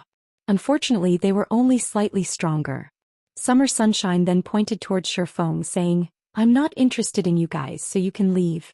He, however, has to stay." "You." Though Blackie wanted to sling a flurry of curses, Shurfeng quickly stopped him. "You guys can take off," Shurfeng said. But Blackie understood Shurfeng's current situation. To face the Great Lord ranked Anubis's gatekeeper, Shurfeng had used a berserk skill. He was still in a weakened state at the moment and his strength had been significantly reduced. Nothing good would come from soloing Summer Sunshine right now. "Can we not defeat him even though we outnumber him?" Virtuous Cloud asked with astonishment. She could not understand the Shurfeng's party's current performance. They were experts who were capable of defeating 50 red names single-handedly. Yet now a single assassin had stopped them in their tracks. Even if the magical classes could not join the fray, the three of them were still elite players. They could defeat a level 26 assassin easily if they worked with Black Flame. "You guys need to get going. If you waste any more time, the enemy will catch up." Shurfeng waved his hand, rejecting Virtuous Cloud's proposal. Virtuous Cloud and the others had yet to reach that level, so they did not understand how frightening the youth before them was. Aqua Rose was also helpless. If they had not been silenced, they could have helped in this fight. In their current condition, however, they would be nothing more than cannon fodder to the assassin. Hence, taking the initiative, Aqua Rose said, "Let's go." Following which, Aqua Rose led her party members away. "Guild leader, I'll help you," Fire Dance said through the party chat when she noticed Summer Sunshine. "No need. Let Aqua Rose and the others away from here quickly. If anyone catches up, it will be very difficult to escape." Shurfeng immediately rejected the offer. It was not because Shurfeng did not believe in Fire Dance's strength. However, the youth named Summer Sunshine was not an ordinary expert. Rather, he was someone who stood at the peak of all assassins in God's domain, Death God Summer Sunshine. The reason he had the title of Death God was that Summer Sunshine had successfully become a Tier 6 class in the past. He was an existence that stood at the peak of God's domain. Summer Sunshine and Violet Cloud were different. Unlike the former, Violet Cloud had only begun to shine during the later stages of God's domain, eventually becoming a god and standing at the peak of God's domain. However, Summer Sunshine had stood at that apex since God's domain had launched. He was one of the few OP players. Initially, Shurfeng had not believed the rumor about Summer Sunshine.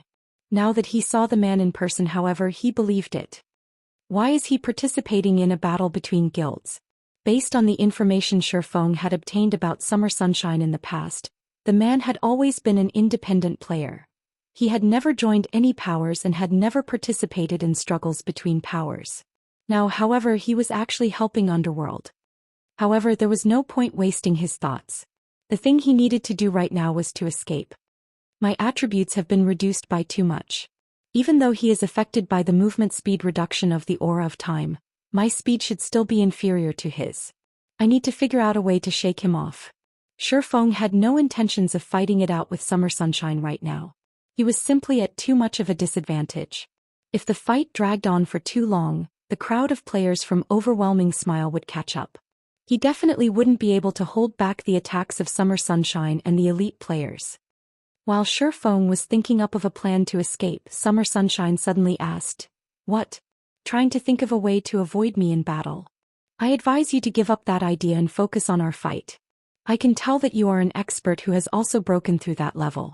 However, it will not be possible for you to throw me off." Saying so, Summer Sunshine took a step forward before abruptly vanishing. In the blink of an eye, he appeared right in front of Shifeng, and before anyone knew it, his snow-bright dagger was just several centimeters away from reaching Shifeng's chest. The entire process was simply too fast.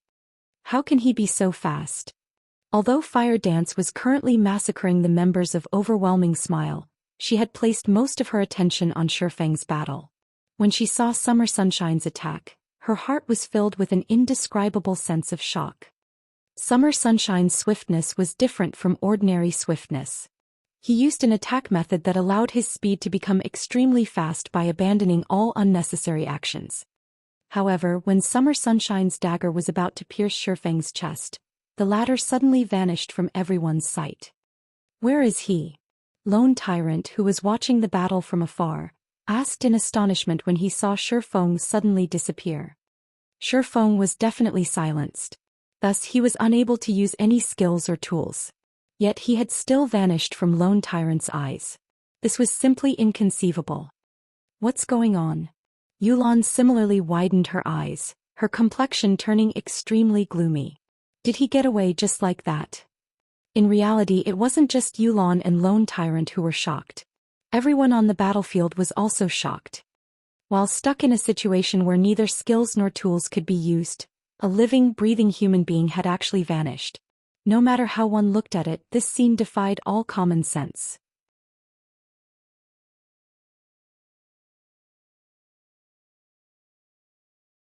Chapter 457. Fighting against an Apex Expert. This. Aqua Rose also could not help her surprise when she saw Shifeng disappear. It wasn't just Aqua Rose who was confused. Even Blackie, who was standing beside her, was stupefied, not to mention Virtuous Cloud and her party, who had little knowledge regarding Shifeng. Everyone present couldn't use any of their skills, and the same went for their tools as well. Just what sort of method did Shifeng use to disappear from everyone's eyes? Moreover, unlike assassins who had to go through a short process before vanishing, Shifeng had taken only an instant to disappear completely. How could I forget that guild leader has this move? At this moment, Fire Dance suddenly recalled that Shifeng knew Void Steps. Aqua Rose and the others had never seen Shifeng use Void Steps before, so they did not know that Shifeng possessed such a card.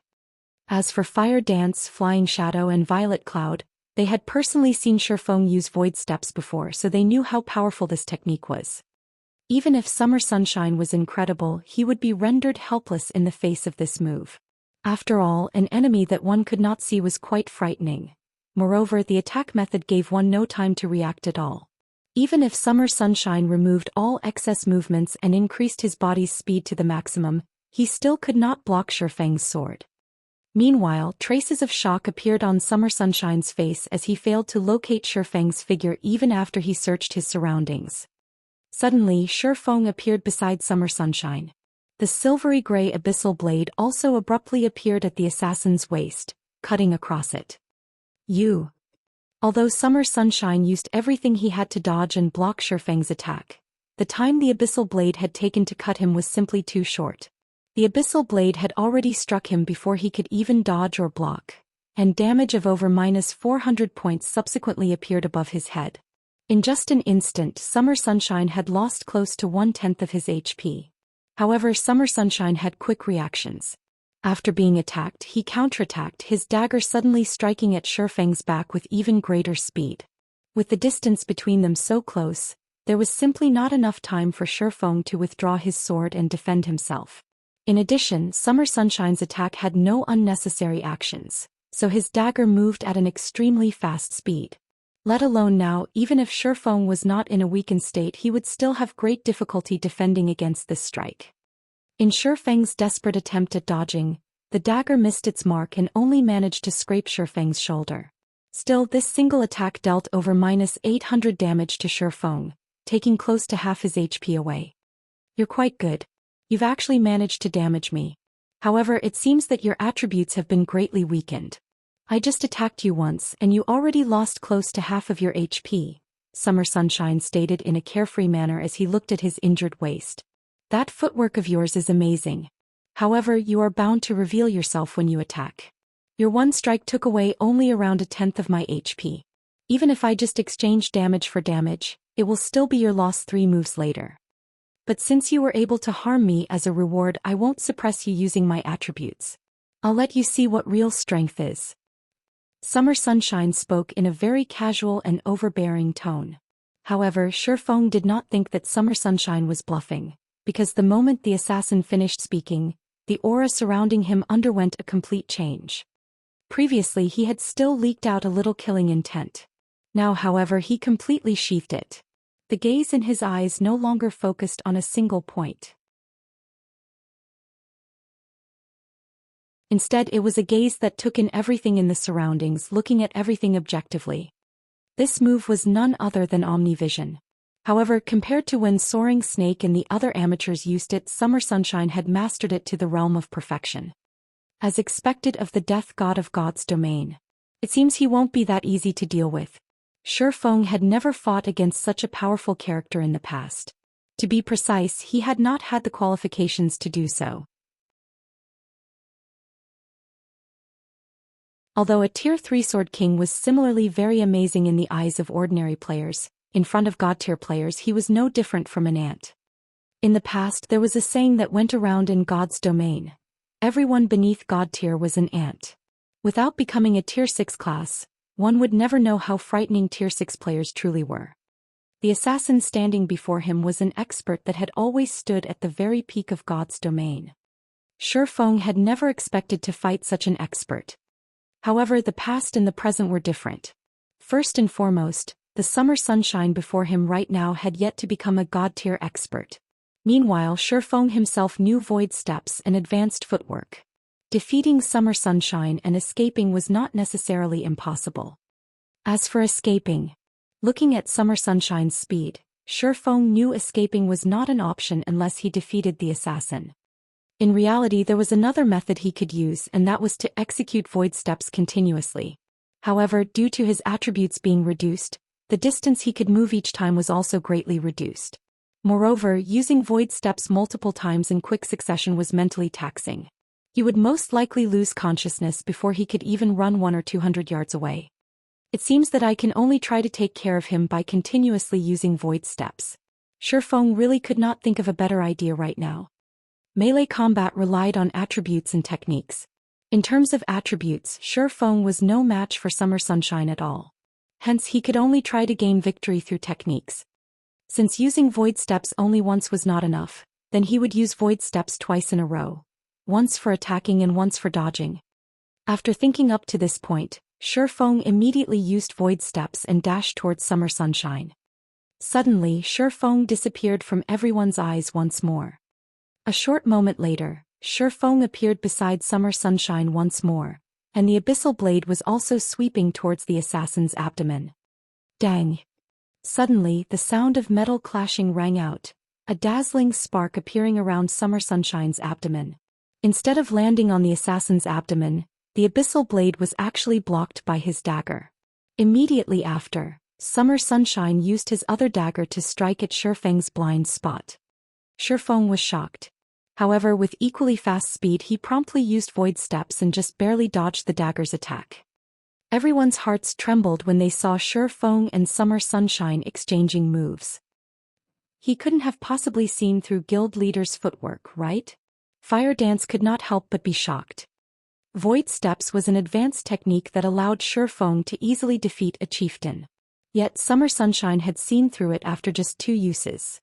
Your footwork really is mysterious, Summer Sunshine chuckled lightly as he looked indifferently at Shifeng standing 4 yards away from him. Originally, when I first saw that footwork, I really did think that you had disappeared. However, when you used it the second time, I can say with certainty that you did not disappear. Only, that footwork of yours forces my eyes to automatically ignore all information relating to your existence, which is why you seem to suddenly disappear from my eyes. Unfortunately, you've met me. If it were anyone else, they would really be rendered utterly helpless against you without undergoing special training. That's right. Shifeng nodded, having no intention of hiding the mechanics of void steps. Although void steps was an advanced footwork, it was not invincible. In the face of a god-tier expert, it was nothing but a joke. Only Shifeng had not thought that Summer Sunshine would see through it so quickly. Sure enough, Summer Sunshine's title of Death God was not undeserved. He really was as strong as a monster. Just as Shifeng was thinking of how he should deal with Summer Sunshine, the latter took a step forward, then abruptly dashed towards Shifeng.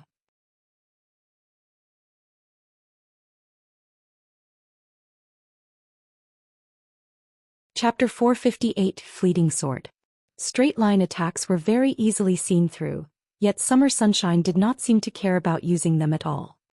With omnivision, Shifeng's every action was being scrutinized by Summer Sunshine. Even if Shifeng thought about his next move, Summer Sunshine could immediately see through it and react appropriately. He was not afraid of his attack being seen through at all. Moreover, unlike Summer Sunshine's previous assault, this time whether it was his movements or the dagger he was swinging at Shifeng, neither made any noise. His attack was both quick and silent, and it simply gave one no time to react at all. When an ordinary person was moving or attacking, they would always produce some form of sound. A sound would be produced because vibrations would form when an object moved through the air. These vibrations were caused due to energy dispersing from unnecessary actions, and the larger the vibrations, the louder the sound. Although attacks that generated thundering sounds looked very imposing, a lot of energy was wasted. In contrast, the less vibrations one produced when they attacked, the more concentrated the energy behind the attack would be. Naturally, the might of one's attack would also become greater. During a battle, other than sense of sight, a player also heavily relied on their sense of hearing and touch. Through listening to the noise produced by an attack, players could predict the general trajectory of the attack. The vibrations generated when an attack collided with air would also produce an impact, and by feeling this impact with their bodies, players could then take appropriate measures. However, Summer Sunshine's soundless attack was extremely hard to defend against. Originally, launching a soundless attack was already beyond the capabilities of ordinary men. However, Summer Sunshine's every single action was actually soundless. His movements dispersed practically no energy at all. This was already a realm that could not be reached by humans. Just who is he?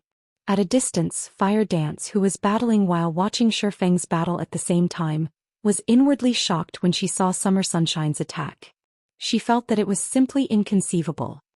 Summer Sunshine fully embodied the class known as Assassin, and this was exactly what Fire Dance had been pursuing all along. Originally, Fire Dance had thought Shifeng was belittling her strength too much, which was why he had barred her from fighting against Summer Sunshine. Now, however, it would seem that Shifeng's decision was indeed correct.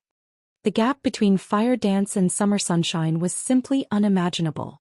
If they fought, she did not possess even the slightest chance at securing victory. Sure enough, he really is a monster. Shifeng inwardly sighed when he saw Summer Sunshine charging at him. He finally understood why Summer Sunshine was capable of standing at the peak of God's domain. After experiencing a decade of battles, Shifeng had only managed to achieve a soundless attack after much difficulty. Even so, not every move of his could achieve such a state of soundlessness. Yet, every single action of the assassin before him was actually soundless. The gap between them was simply unfathomable. Shifeng knew that he was currently not a match for Summer Sunshine at all. If he was not silenced nor in a weakened state, he might possess a chance of contending against Summer Sunshine. If he had to rely on pure techniques, however, there was simply no chance for him to win. If this fight took place in reality, it was highly possible that Shifeng would have been defeated by Summer Sunshine in just a single move. Although Shifeng knew that he was not a match for Summer Sunshine, for reasons unknown, There was a sense of joy filling Shifeng's heart right now. Come. Shifeng no longer held back.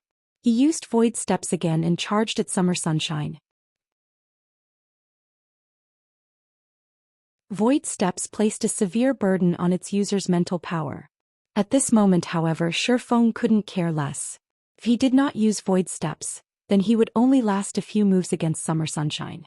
Since he was going to lose either way, he might as well take the final plunge.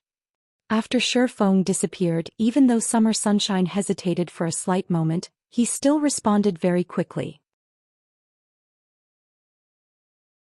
With a twist of his feet, he suddenly swept the dagger in his hand to his side. Everyone was greatly surprised, confused at just what the assassin was trying to do. However, when the dagger was halfway through its course, sparks were generated as the weapon was abruptly stopped in its path. Immediately after, Shifeng's figure was revealed. Before anyone could react, Shifeng used Void Steps and disappeared from everyone's sight once more. For a time, everyone watched as Summer Sunshine continuously brandished his daggers, creating dazzling sparks with every swing he made. Those who were ill-informed would think that Summer Sunshine had gone insane. However, everyone present knew that the assassin was currently fighting Shifeng. Moreover, it was obvious that the Summer Sunshine currently held the upper hand in this fight. A battle of such level thoroughly stunned everyone present. Compared to this battle happening right before them, the videos spread on the forums showing the battles of experts were just complete and utter garbage. Presently, everyone had even forgotten about their own battles. All their attention was focused on the battle between Summer Sunshine and Shifeng. This is bad. Fire Dance grew anxious when she looked at Shifeng, who was currently in battle. The strain Void Steps put on its user's mental power was no laughing matter. Previously, when Shifeng had used Void Steps multiple times against a chieftain-ranked monster, his spirit ended up in an exhausted state. Despite his HP still being full back then, he did not have the energy to even move his body. As the battle continued to drag on, Shifeng could feel himself almost reaching his limit. Suddenly, he pulled a distance away from Summer Sunshine. "You're really good. You are the first person capable of fighting against me for such a long amount of time. However, that move of yours should be placing a huge burden on your mental power, right? I wonder just how many more moves you can handle." Despite having gone through such an intense battle, Summer Sunshine still displayed a calm and indifferent expression on his face. Shifeng did not give a reply. At this moment, his complexion was deathly pale, and even speaking had become an extremely exhausting task. "It seems that you don't have much energy left. Let's finish things then. Ever since entering God's domain, nobody has ever seen this move of mine, and you will be the first one to do so." Saying so, Summer Sunshine's expression turned serious. The killing intent he had kept hidden all this time suddenly exploded like a volcano, suffocating all those who felt it. Summer Sunshine was like a ferocious beast that had escaped its cage. In the next moment, his figure dashed towards Shifeng. However, when Summer Sunshine was halfway to reaching Shifeng, his body suddenly vanished. Immediately after, he reappeared behind Shifeng, his dagger tightly held in a reverse grip as he swung it down towards Shifeng's back. Suddenly, the spectators of the battle were stunned. "Does he know Void Steps as well?" Fire Dance said in shock. "No," Violet Cloud said. "That's second acceleration." Violet Cloud had previously witnessed Warwolf using second acceleration to attack many times before. Void Steps was a footwork that caused the opponent to ignore the user's very existence. Even if the opponent was able to see the user, their brains would still categorize this information as useless and promptly ignore it. However, second acceleration was a trick used to fool a person's eyes. Overall, it was a technique inferior to Void Steps. However, Warwolf had used second acceleration on his attack, whereas Summer Sunshine had used second acceleration on his movements. It was clear that Summer Sunshine's technique was several levels above Warwolf. Meanwhile, Shifeng was feeling extremely weak. He was simply unable to block or dodge Summer Sunshine's soundless attack. At this moment, although Shifeng had discovered Summer Sunshine's attack, he was already close to exceeding his mental limit. His body felt extraordinarily heavy. Even if he tried to defend using the Abyssal Blade right now, it was simply impossible for him to keep up with Summer Sunshine's speed. Is this the end? The moment before the attack was about to hit him, Shifeng could not help but have such a thought.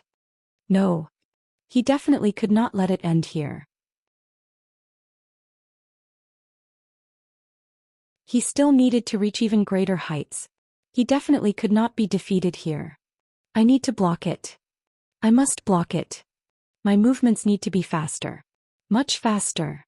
At this moment, Shifeng was wholeheartedly trying to make his movements much faster and more precise. However, he no longer possessed the energy to control the other parts of his body. He could only use the most conservative way he could think of to block Summer Sunshine's attack.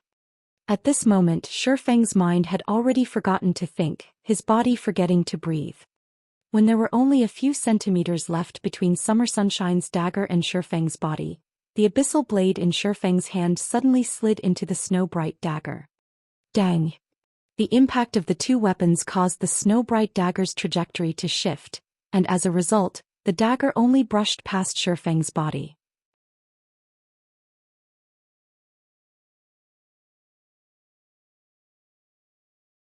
Chapter 459, Catastrophic. An astonished expression appeared on Summer Sunshine's face when he saw his attack miss its mark. How did he manage to block it? Summer Sunshine turned to look at Shifeng.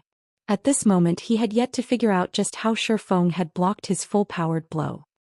His attack just now used footwork he had created after entering God's domain. Not to mention Shifeng's current weakened state, even if Shifeng were in peak condition, it still should have been impossible for him to block it. At this moment the spectating crowd was similarly shocked by the outcome of the exchange. The battle between Shifeng and Summer Sunshine had already exceeded everyone's understanding of the battles in God's domain. Meanwhile, the last scene only served to add to the confusion in everyone's minds. No matter how one looked at it, Shifeng was not in a good condition. Originally, Summer Sunshine was suppressing him. Yet, despite being clearly on his last breath, Shifeng actually managed to repel Summer Sunshine's mysterious attack. Is that Black Flame a monster? He's not dead even after this. Looking at Shifeng's fragile state, Lone Tyrant sucked in a cold breath in order to suppress the trembling of his body. It seems that Summer Sunshine won't be able to deal with Black Flame by himself. Everyone else surround Black Flame. Don't bother about the other members of Zero Wing. No matter what, we cannot let Black Flame leave this place alive today. Youlan commanded as she squinted her beautiful eyes. Although she had long since considered the possibility that Summer Sunshine might fail, that had only been a scenario of hers. Now that such a situation had actually happened, she still found it somewhat hard to accept. However, since the problem had already occurred, they needed to solve it immediately. After seeing how powerful Black Flame was, they had even more reason not to let him go. Under Youlan's command, the dazed elite members of Overwhelming Smile immediately started taking action, slowly moving to surround Shifeng. Even the members pinning down Fire Dance and the others promptly retreated to join the encirclement. Just as Overwhelming Smile's members took action, Summer Sunshine resumed his attack on Shifeng. 1 stab, 2 stabs, 3 stabs, 5 stabs, 10 stabs. Instantly, Summer Sunshine stabbed at 10 different locations on Shifeng's body. It looked as if the assassin had released 10 blades of light piercing directly at Shifeng. All 10 attacks were aimed at Shifeng's vital points. If Shifeng failed to block even one of them, his little remaining HP would instantly zero out. Ding, ding, dang. When Summer Sunshine's daggers approached Shifeng's body, a silvery gray glow suddenly flashed across them, deflecting all 10 attacks. However, due to the difference in strength, although Summer Sunshine's attacks were all deflected, they still forced Shifeng to retreat several steps. Fortunately, the difference between him and Summer Sunshine was not too great, so Shifeng did not take any damage from the impact. How do you know? That's swordsmanship. When Summer Sunshine saw Shifeng take action once again, he suddenly recalled a swordsmanship he had seen before. Although Shifeng's mastery of it was still incomplete, having only a few points of semblance, his performance was already very horrifying. Summer Sunshine's question did not receive a reply from Shifeng. At this moment, Shifeng's eyes appeared vacant. He had not heard Summer Sunshine's question at all. He's doing it unconsciously? Summer Sunshine was left slightly speechless when he noticed Shifeng's fragile state. A strong wind was all that would be needed to send Shifeng crumbling to the ground right now. However, Summer Sunshine couldn't care less at the moment. Since he had been entrusted with the task of getting rid of Shifeng, he still needed to complete it, even with Shifeng's mental state already at its limit. On the other hand, even if he did not take action, the approaching members of Overwhelming Smile could still finish off Shifeng. After all, Shifeng was now on his last legs. Just as Summer Sunshine was about to charge at Shifeng, a large black hole appeared in the deep blue sky all at once. A wolf-headed, human-bodied monster suddenly emerged from within the black hole, exuding a frightening aura that constricted the hearts of everyone present. Why is he here? Fire Dance's complexion paled as she raised her head to look at the monster in the air. That wolf-headed monster was none other than the Anubis's gatekeeper. Only at this moment, the gatekeeper was no longer level 30 but a level 35 Great Lord instead. His HP had also risen from 10 million to 15 million. When everyone present looked at the Anubis's gatekeeper, all of them were confused as to why a level 35 Great Lord would suddenly appear at this place. However, Shifeng's party members understood just why the gatekeeper would show up here. The Golden Stone Tablet. The Anubis's gatekeeper had been guarding the Golden Stone Tablet all this time. Now that Shifeng had stolen it, the Great Lord was naturally here for payback. It's over. We're truly finished this time. As if dealing with Overwhelming Smile was not enough, now one more Great Lord is added into the fray. Blackie had seen for himself how powerful a Great Lord was. Even after Shifeng went full berserk, the gatekeeper could still toy around with him as if he were a little boy. Not to mention the gatekeeper's level had even received an upgrade now. Who knew how much stronger the Great Lord was? Although Blackie and the others sank into despair, the crowd from Overwhelming Smile was on cloud 9. Overwhelming Smile's main goal had been to raid the Great Lord of White Fog Canyon, only it was simply too difficult to approach the Great Lord inside the ruined shrine. The endless waves of goblins gave them no chance to raid the Great Lord at all. A Great Lord. Lone Tyrant's eyes blazed. A field Great Lord was a fantastic opportunity for them to obtain an epic item. Everyone retreat for now. Scouting parties, keep an eye on the Great Lord. Have all Overwhelming Smile members inside White Fog Canyon gather at my location. We cannot let anyone else have this Great Lord. Youlan was similarly feeling very excited. Although the Great Lord's level was somewhat high, God's Domain's second system upgrade had significantly weakened the effects of level suppression. It was not like they didn't have a chance at successfully raiding the Great Lord. Other than assembling the elite members of Overwhelming Smile inside White Fog Canyon, Youlan had also sent for the elite members present at other locations. Aoo! The Anubis's gatekeeper suddenly howled. All at once, a wolf's howl echoed throughout the entire White Fog Canyon, making all who heard it shiver in fear. Even the trees were trembling in the face of this howl. After the gatekeeper released his angry bellow, he turned to look at the crowd from Overwhelming Smile below him. Suddenly the gatekeeper squinted his eyes, a bone-chilling light flashing in them. In the next moment, a black spear appeared in the gatekeeper's hand. Silver flames abruptly emerged from the spear as the gatekeeper aimed the weapon at the crowd from Overwhelming Smile and threw it. Shio! The black spear easily rent the obstructing air and landed in the center of the crowd. In the next moment, a fiery inferno erupted into the air high enough to be clearly visible to every player in the outer area of White Fog Canyon. When the spear landed, all players within a radius of 40 yards died. Not a single one survived. Since the Overwhelming Smile members stood very close together, just this single attack resulted in the loss of several hundred elite members. This Lone Tyrant's eyes nearly popped out of their sockets. How was this a monster? Even a casual attack possessed such catastrophic power. This was practically a god. Players like them could barely even be considered cannon fodder. Before Lone Tyrant could finish his words, another black spear appeared in the gatekeeper's hands. Once more the gatekeeper threw his weapon into the crowd below, killing hundreds with his attack yet again. Everyone retreat. Retreat into the forest. Youlan's expression turned extremely ugly upon seeing these catastrophic attacks. She had never imagined that a great lord was actually this powerful. Not to mention 5,000 or 6,000 elite players, even tens of thousands of elite players would not be enough as warm-up for this monster. If everyone were to continue idling around without taking cover, they would be completely wiped out in only a moment. As for Black Flame, they could only set him aside for now.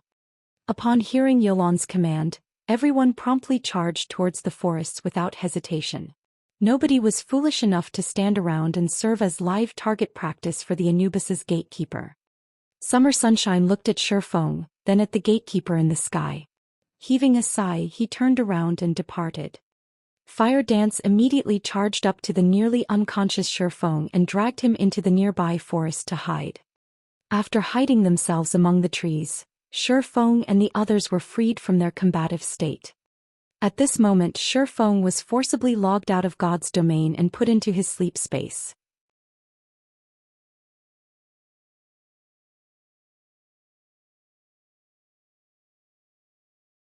Chapter 460, All-Out War.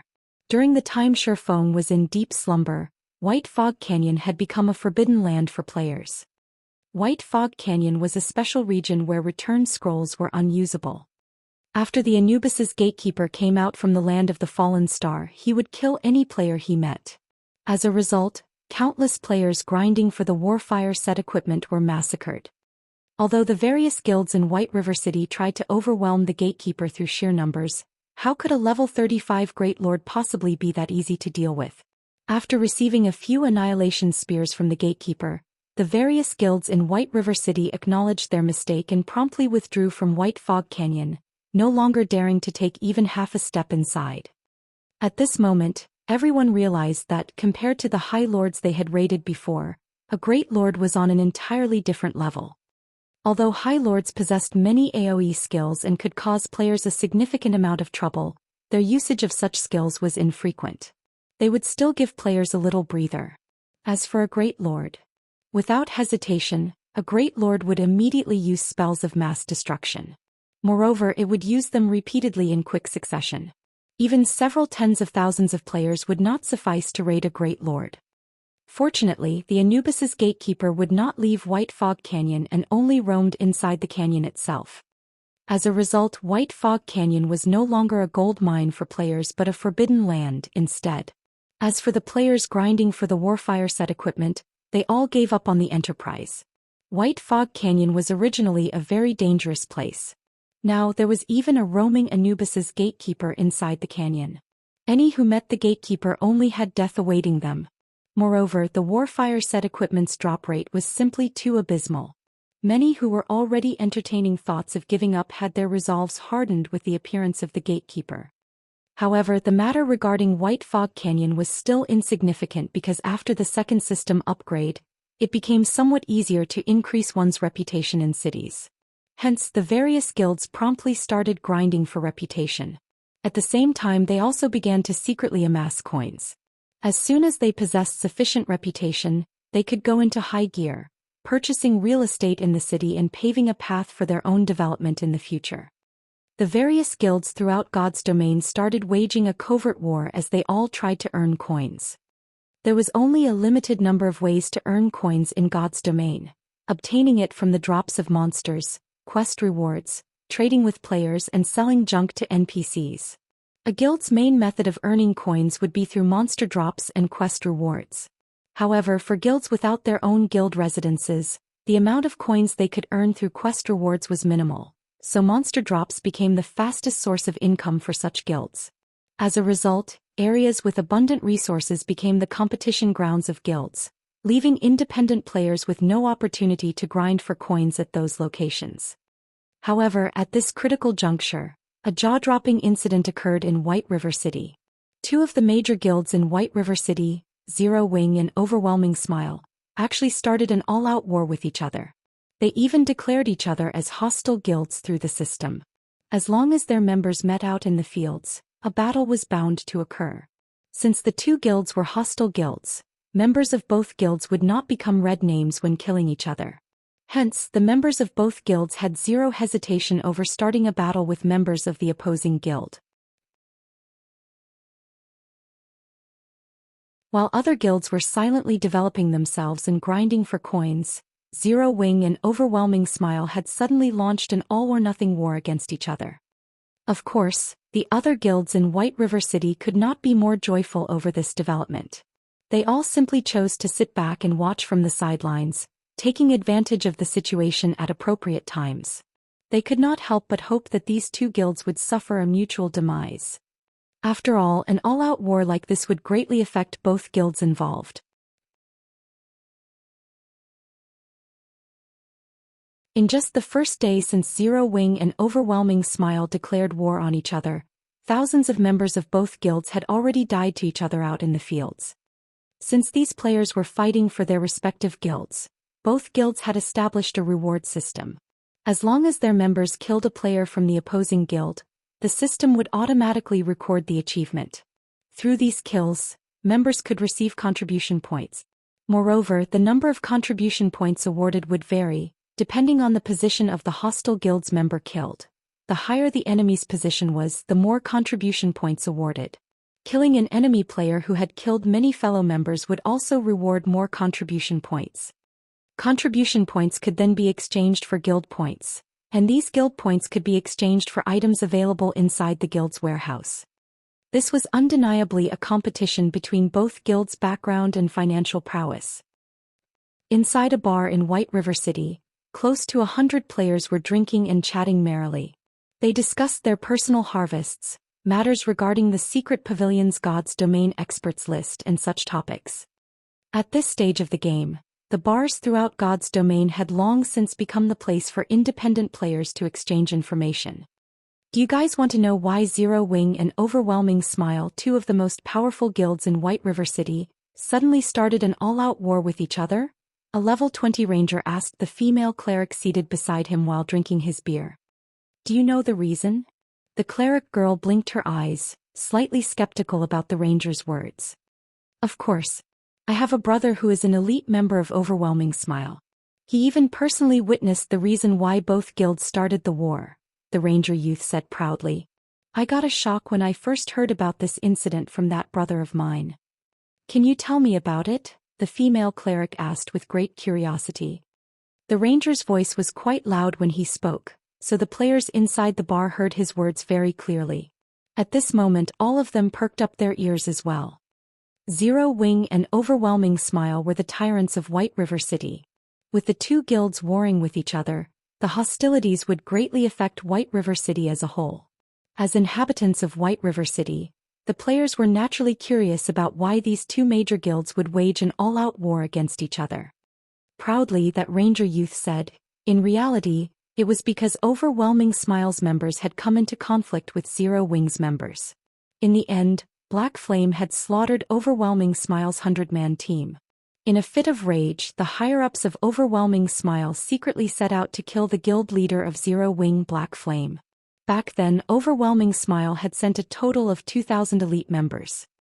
Overwhelming Smile had even invited the help of an extremely powerful expert. If not for the Anubis's gatekeeper showing up, Black Flame might have been killed back then. Having their guild leader encircled was a great humiliation for Zero Wing. Naturally, they would not let matters rest. In the end, they declared an all-out war with Overwhelming Smile. The players inside the bar felt that the ranger's words sounded logical. This was a matter of the guild's reputation. How could Zero Wing possibly concede this matter? Moreover, the hostility present between the two guilds was something long-standing. Obviously, after the encirclement this time, Zero Wing could finally endure Overwhelming Smile's antics no longer. I wonder which guild will come out victorious in this all-out war. I think that it should be Overwhelming Smile. The guild's main headquarters is based in Maple City. It also possesses massive financial support. Haven't you seen how excellent the benefits offered by Overwhelming Smile are? Just the monthly salary of the elite members is enough to make one drool. How could Zero Wing possibly compare? It should be Zero Wing. After all, this place is White River City. Zero Wing possesses a guild residence here. Moreover, there are plenty of experts in the guild. You can't imagine just how excellent the benefits provided by their guild hall are. Among them, the most welcomed is the private rooms. One can accumulate double EXP buffs by resting inside these private rooms. Moreover, Zero Wings Guild Warehouse is the envy of every guild in White River City. There are plenty of level 25 equipment stored inside.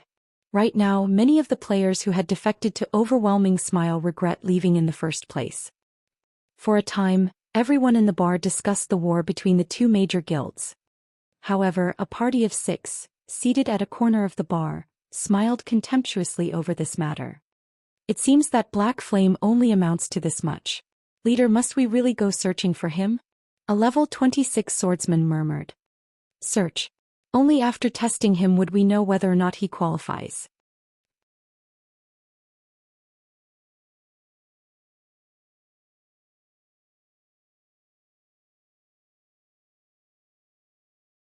Chapter 461. Exceeding Potential. When the sun set, Shifeng had already been in deep slumber for over a dozen hours. D. The virtual gaming cabin inside the bedroom continuously let out a warning sound. At this moment, the nutrient solution inside the virtual gaming cabin was already depleted. After the alarm of the gaming cabin rang for some time, the cover of the cabin suddenly opened. So tired. Shifeng opened his eyes and unwillingly climbed out of the virtual gaming cabin. He then took a look at the time. What? I've actually slept for 18 hours. Although he had exceeded his mental limit once again, it was not as severe as the first time. Even so, he had still slept for such a long time. Just what is going on here? After Shifeng woke up, his entire body felt drained. Even the nutrient solution he had refilled just a few days ago was completely exhausted. Normally, a full tank of nutrient solution could last a player 15 days. The previous time Shifeng had exceeded his limit, some solutions still remained. Now, however, the tank was completely emptied. However, compared to the matter of the nutrient solution's depletion, his body's current condition was much more inconceivable for Shifeng. Not only was his body extremely weak, but he also felt a piercing hunger that he had never felt before. He was so hungry that he could eat an entire cow right now. Although Shifeng did not understand what was going on, he did know that if he did not replenish his body's nutrients at once, he could very well faint from hunger. He immediately retrieved the 2 bottles of S-rank nutrient fluid he had set aside for his parents. At this moment, Shifeng could clearly tell that the hunger he was feeling did not come from his stomach. Instead, it was his body that starved of energy. Even eating a meal would not sate this hunger. What he needed to do right now was replenish the energy of the cells inside his body. Meanwhile, the S-rank nutrient fluids were the best solution for this problem. After removing the cap, Shifeng directly gulped down a bottle of S-rank nutrient fluid. When the S-rank nutrient fluid reached Shifeng's intestinal tract, the originally cooling liquid suddenly transformed into a warm current that moved through his blood, re-energizing his entire body. 5 minutes after drinking the S-rank nutrient fluid, Shifeng felt much more comfortable than before. His spirit had also recovered significantly, and his body was no longer trembling as it had before. The value of 1 million credits was really not overstated. However, this feeling only lasted for a short while before the feeling of hunger flooded his mind once more. He felt as if he was a wolf that had been starving for 3 consecutive days. A bite of meat was simply not enough to sate him. The hunger he was feeling right now was even more intense than earlier. Is 1 bottle not enough? Shifeng was speechless. A single battle actually required him to sacrifice 2 bottles of S-rank nutrient fluids.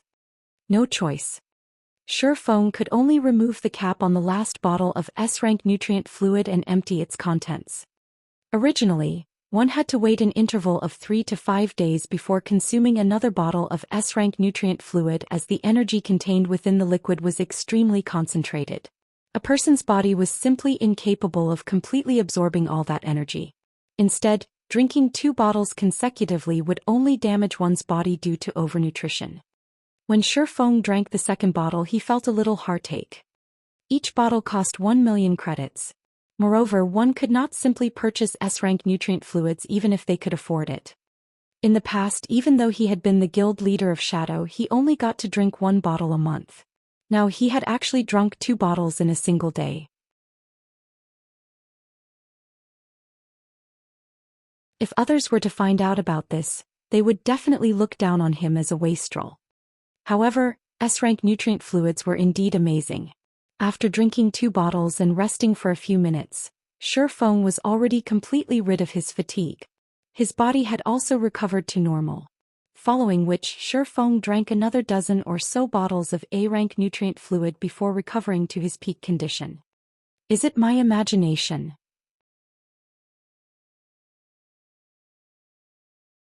After recovering completely, Shi Feng suddenly discovered that his 5 senses were much more acute than before. Originally, he could never hear the chirping of birds when inside his bedroom. Now, however, he could actually hear it.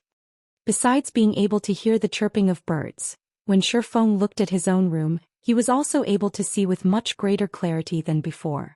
His mind had also become much faster. Did breaking through my mental limit multiple times allow my brain to become more active? Shi Feng's heart was filled with ecstasy. He had tried fortifying his body many times before to increase the flow of blood into his brain, in addition to providing his body with various nutrients. He had done so to develop his brain's potential and boost its activity level, so that he could create his legacy in God's domain. Now he had actually achieved a breakthrough. The human brain had always been a domain filled with mystery. In the past, even the most amazing human could only exhibit 10% of their brain's potential. Advancements in technology had made developing the brain's potential possible, but it was extremely difficult to do so. It was not something one could succeed at just by trying. In Shi Feng's previous life, countless people had tried their best and had spent large sums of money just to raise their brain's potential by a tiny fraction. Yet even so, these people had felt that slight improvement worth their sacrifice. As the activity of the brain increased, a person's control over their body would also improve significantly. In God's domain, there were many genius players who possessed extraordinary talents. However, why were these geniuses better than ordinary players? It was because their brain's activity was out of the ordinary. As a result, their control over their game avatar surpassed ordinary players, allowing them to carry out actions that no ordinary player was capable of. Just like Soaring Snake, whom Shi Feng had met some time ago.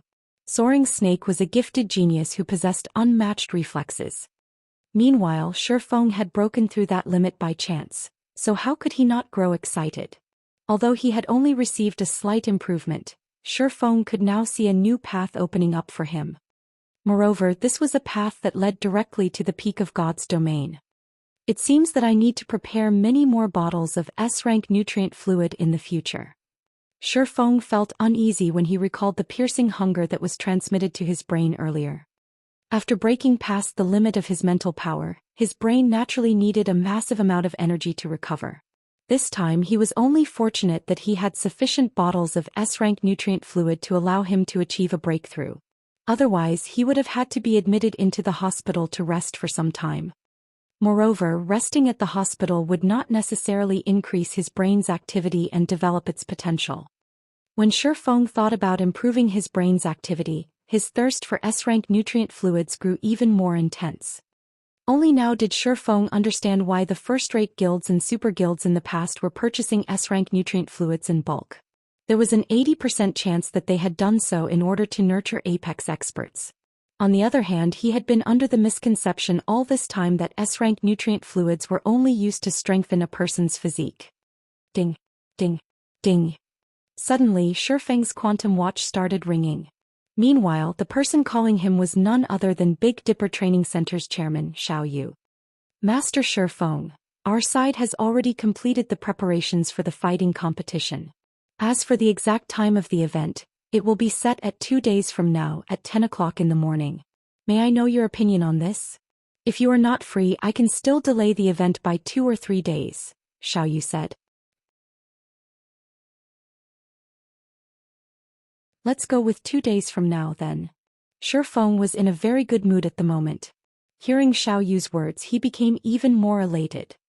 As long as he won the competition, he would obtain not only 5 virtual gaming cabins but also 15 bottles of S-rank nutrient fluid. I have already sent the information regarding your opponent to your quantum space. However, that person is very mysterious and the information we have collected on him is very limited.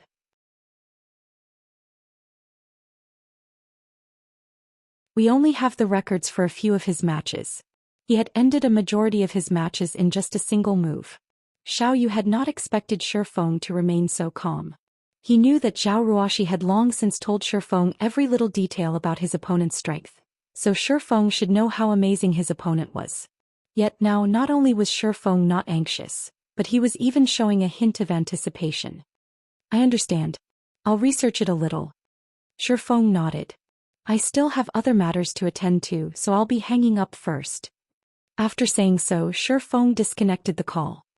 Following a period of rest, Shifeng was already fully recovered. He still had many matters he needed to deal with in God's domain. Since he had slept for so long just now, he naturally could not delay any longer, which was why he had ended the call in such a hurry. After refilling the nutrient solution inside the virtual gaming cabin, he lay down inside the cabin and entered God's domain once more.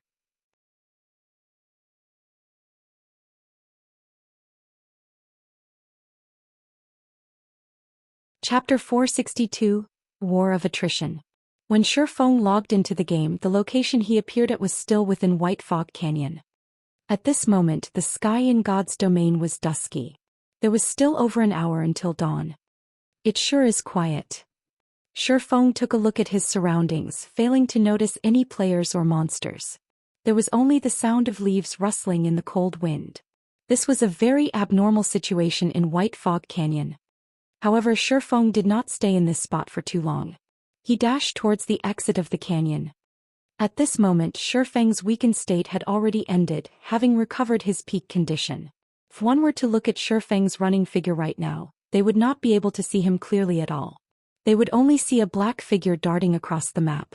Shifeng was like a healthy and elegant leopard. Just as Shifeng was about to leave White Fog Canyon, a group of over 100 crimson-eyed battle monkeys leaped out of the forest and blocked his path. The monsters in White Fog Canyon were very dangerous due to being in a constant berserk state. Now that was night time, players would have their vision reduced while monsters would not be affected in the slightest. As a result, players would find it much more difficult to fight at night. Facing against over 100 elite monsters, even an elite party would die unavenged. Only a large team of over 100 players could possibly endure the assault of so many crimson-eyed battle monkeys. However, as if he had not seen the monsters in his way, Shifeng dashed into the group of battle monkeys. The crimson-eyed battle monkeys had similarly charged at Shifeng like a group of mad cows. However, just when the sabers held by the battle monkeys were about to land on Shifeng, the weapons struck air and simply brushed past Shifeng's body. It was as if the battle monkey's target was not Shifeng at all. He allowed Shifeng to easily shuttle through them. After their first attack failed, the crimson-eyed battle monkeys turned around and attacked Shifeng once more. This time 7 battle monkeys surrounded Shifeng. However, Shifeng was just like flowing water. Just like before when the battle monkey's sabers were about to reach Shifeng, the weapons simply brushed past his body. In just a moment, Shifeng had weaved his way through the group of crimson-eyed battle monkeys. Although the battle monkeys felt enraged by this situation, they could not do anything about it. They could only watch unwillingly as Shifeng exited the canyon. The improvements brought about by an increase in brain activity sure are significant. Shifeng was full of smiles as he turned back to look at the crimson-eyed battle monkeys. Although he could defeat such a number of battle monkeys by himself, he definitely would not have been able to effortlessly dodge such an encirclement. This achievement was all thanks to his increase in brain activity. Not only did this change improve his brain's perception of danger, but it had also advanced his control over his own body. Whether it was in regard to an enemy's attack or his own ability to dodge, the ability to control his movements had become very precise and refined. He had already entered the refinement realm. Before, Shifeng could only barely achieve refinement with his actions and he could not maintain that achievement for long. He could only be considered to have taken half a step into the refinement realm. Even so, half a step was already an amazing feat. Meanwhile, he had now completely entered this realm, becoming much stronger than he had been before. Even if he had to face Summer Sunshine's assault right now, He believed that he would not end up in such a miserable state where he would be required to use void steps to dodge. After leaving White Fog Canyon, Shifeng immediately unfurled a return scroll and activated it. Shortly after returning to White River City, Shifeng discovered that the number of players here were much more numerous than before. The players were all recruiting team members. Money Farming Team 17 waiting for 3. DDs are welcomed. Must be level 20 or above. Frozen Waterfall Independent Party recruiting 12 waiting for 8. We welcome all sorts of pros. Must be level 21 or above. Equipment must be at least bronze rank. Twilight Lighthouse Independent Party recruiting. Party is being carried by an expert. Oops, do not disturb. Equipment must be at least bronze rank. Drops will be auctioned among team members. Many players were recruiting for level 20 team dungeons out in the streets. This situation really surprised Shifeng. Whether it was Frozen Waterfall or Twilight Lighthouse, both were challenging 20-man team dungeons. Their difficulty was considered intermediate among level 20 team dungeons. Currently, even a normal guild team would not necessarily succeed when clearing one. Yet there were actually so many independent teams recruiting for these dungeons. This situation truly confused Shifeng. He had gone offline for just one day. Just when did the independent players of White River City become so powerful? Aside from the shouts of recruitment by independent players, Shifeng also heard news regarding the all-out war between Zero Wing and Overwhelming Smile. Up to now, the losses suffered by both guilds had already exceeded 2,000 players. Moreover, the battles between both guilds were growing intenser as time passed. In the beginning, the skirmishes that occurred only involved dozens of players, before slowly growing into the hundreds. At this point in time, both guilds were already waging wars involving over 1,000 players. Zero Wing really is amazing.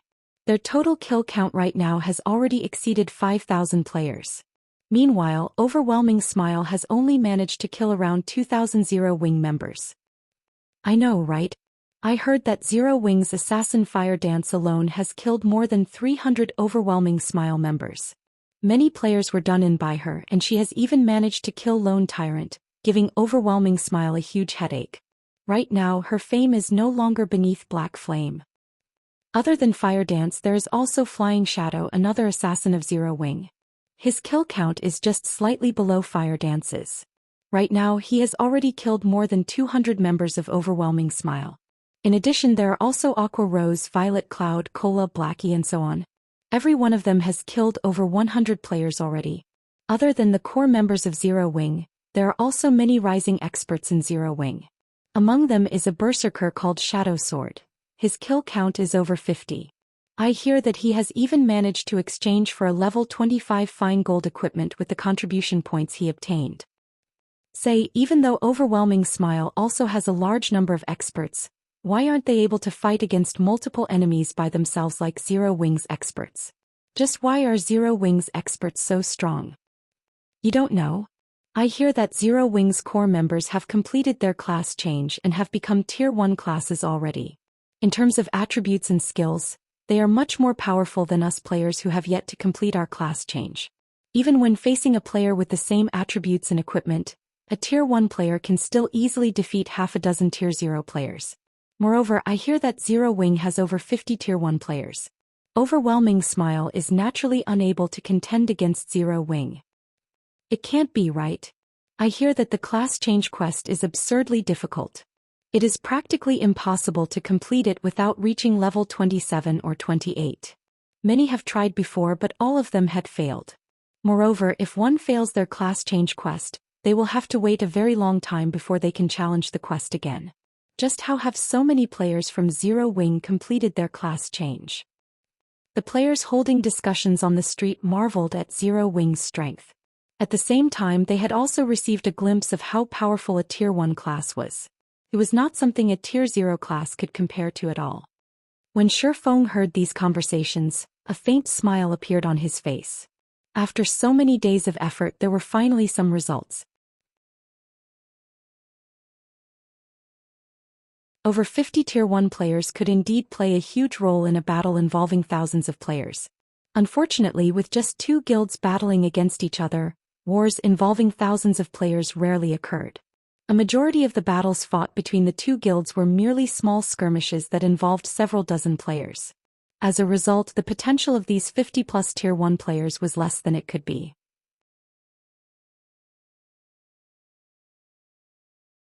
Moreover, when comparing the backgrounds and fundings of the two guilds, Overwhelming Smile was leaps and bounds above Zero Wing. Although Overwhelming Smile's death count was more than double Zero Wing's death count, Overwhelming Smile was supported by Underworld from behind. Their financial prowess was definitely more than a dozen times greater than Zero Wing's. Even if the compensation and rewards they gave was triple or quadruple of what Zero Wing gave, they could still afford to grind Zero Wing into dust. This was the reason why Shifeng had been unwilling to start an all-out war all this time, as doing so would be very detrimental to Zero Wing. Following which, Shifeng contacted Aqua Rose to get a more detailed understanding of the present situation. He then increased the contribution points awarded for killing enemy players as well as increased the compensation of the guild members who died battling against the enemy. At the same time, he also made preparations to start raiding 50-man team dungeons and 100-man team dungeons. Guild leader, now that we have started an all-out war with Overwhelming Smile, if we increase the compensation and rewards, the expenses of the guild will increase by several times. If the war is extended, this amount will become astronomical. Moreover, the compensation and rewards we are currently giving out are already quite high. Even the guild members feel that they are good. There is simply no need for this extra spending. Aqua Rose knew that Shifeng was rich, but even so, money should not be wasted in such a way. It was especially true for the rewards given out. If the guild members managed to kill 10,000 enemies, even if the guild only gave one additional contribution point for each kill, the guild would still have to pay for the cost of an additional 10,000 contribution points. Not to mention, as the fighting continued, large wars would occur more frequently. At that time, the contribution points the guild would have to pay out would increase by several times. No problem. I'll figure out a way to deal with the matters regarding money, Shifeng said, shaking his head. The reason why he was increasing the amount of contribution points awarded was not for the purpose of exciting the guild members. Instead, he was doing so in order to hasten up the consumption speed of both sides. If it had been in the past, Shifeng definitely would not fight a war of attrition with Overwhelming Smile. Now, however, things were different. He now had a large amount of Starfire ore in his hands. He would let Overwhelming Smile know what it truly felt like to crumble apart.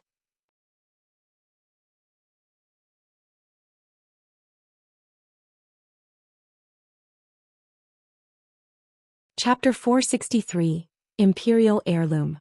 I'll make the adjustments now then. Aqua Rose could only nod her head in reply upon hearing Shifeng's confident answer. Right, have you compensated Virtuous Cloud and the others? Shifeng suddenly asked. After all was said and done, Overwhelming Smile had ambushed them because of him. He also still owed Virtuous Cloud 6 pieces of secret silver equipment.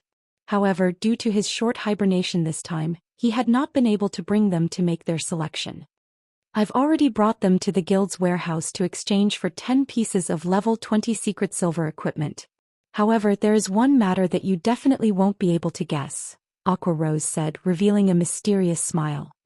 What happened? Shifeng asked curiously. After Virtuous Cloud and her party saw our guild warehouse, they were downright stupefied. Originally, they were planning to return to the Black Dragon Empire to continue their development there. Now, however, the party has joined Zero Wing and should be carrying out some high-level guild quests at the moment, Aqua Rose replied. Aqua Rose was very optimistic about Virtuous Cloud's crew. An independent party attaining such high levels and good equipment was quite an amazing feat. Now that they had entered Zero Wing, it wouldn't be long before they became experts. In God's domain, though elite players were easy to find, experts were not. Now that Zero Wing was in an all-out war with Overwhelming Smile, it would be a long time before things settled down. After all, it was not possible for either side to defeat the other in one fell swoop. Moreover, battles between two warring guilds consisted mostly of small-scale skirmishes. Large-scale engagements occurred very infrequently. As a result, the importance of players with top-tier combat power grew even greater. If a large group of players took action together, they could easily be discovered as well as easily countered. However, if a party or an individual took action, they would be highly mobile. Hence they would not be discovered so easily. If Zero Wing could form a party of experts and give a huge blow to Overwhelming Smile from time to time, they could easily force Overwhelming Smile into a passive state. Guild leader, why don't we start raiding 50-man team dungeons now? Although the benefits we offer could attract quite a number of players to the guild, it is still not enough of an attraction for many independent experts. The things these experts seek are top-tier equipment and room for growth.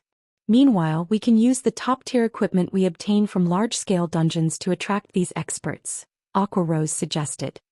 After seeing the reactions of Virtuous Cloud's crew yesterday, Aqua Rose came up with this idea. Previously, she had also tried inviting Virtuous Cloud and her party to join Zero Wing, but they had been reticent.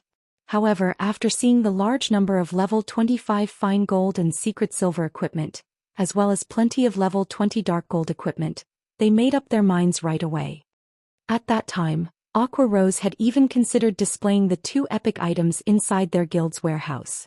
However, the epic items were Zero Wing's trump cards.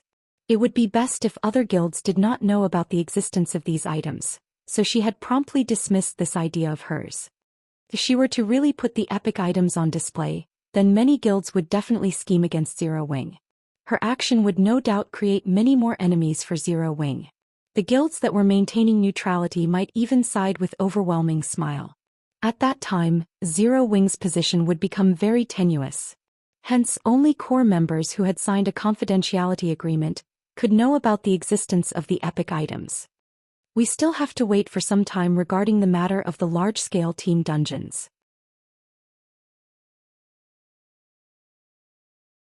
However, we can begin raiding 20-man Hell Mode team dungeons. Shi Feng had been the guild leader of Shadow for many years, so he naturally knew what attracted experts. Although he fully agreed with Aqua Rose's suggestion, large-scale team dungeons were no walk in the park. They needed to accumulate even more strength if they wished to raid one. On the other hand, they could give 20-man Hell Mode team dungeons a try.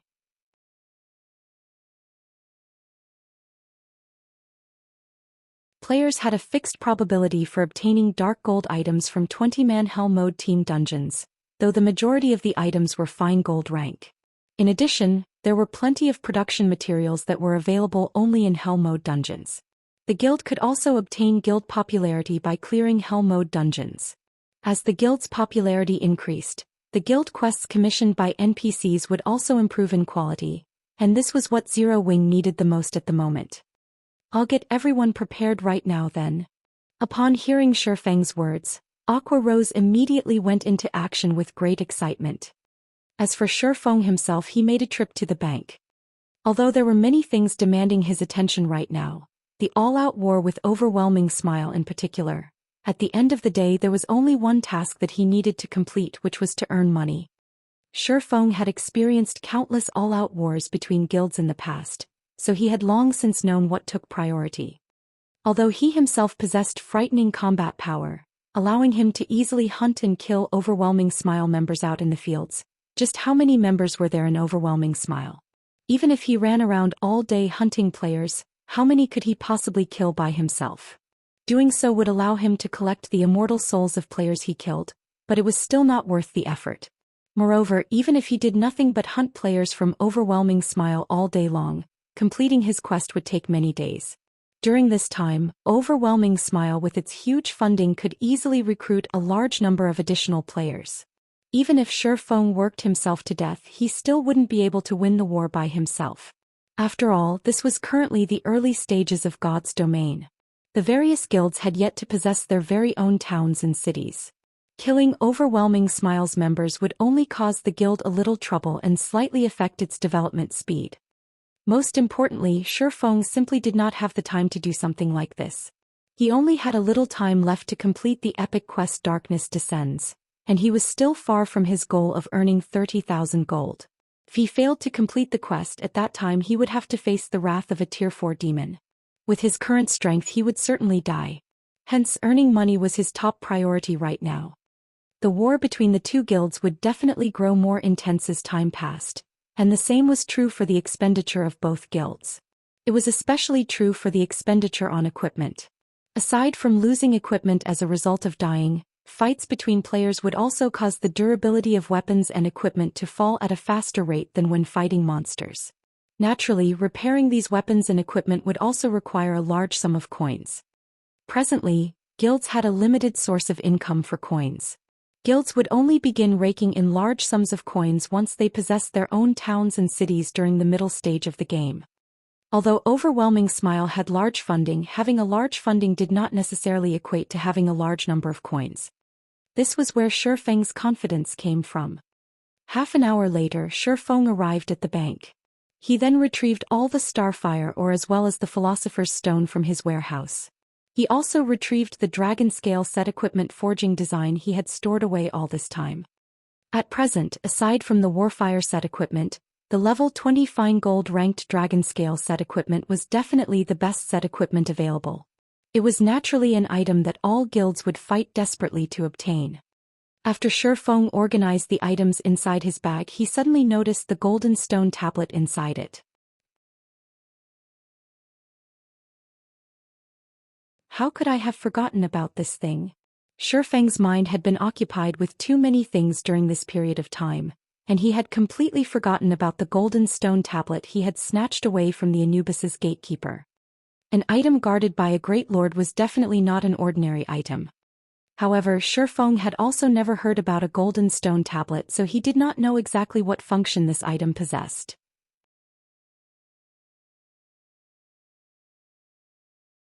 Glancing at it, he was unable to read its information. All that was displayed about the golden stone tablet was that it was an unknown item. Shifeng then used omniscient eyes and started appraising it. The seconds ticked by slowly as countless data flickered in front of his eye. After a total of 22 seconds passed, the appraisal process was finally completed. An Imperial heirloom? Shifeng muttered in disbelief when he read the information displayed about the golden stone tablet.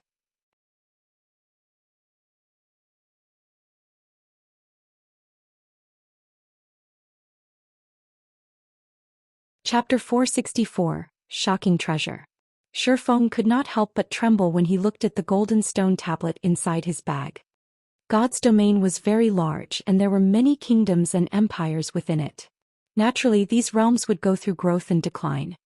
Countless kingdoms and empires had disappeared into the long river of history by now. Although they had already been forgotten by people, some of these kingdoms and empires had left behind shocking treasures that were unknown to others.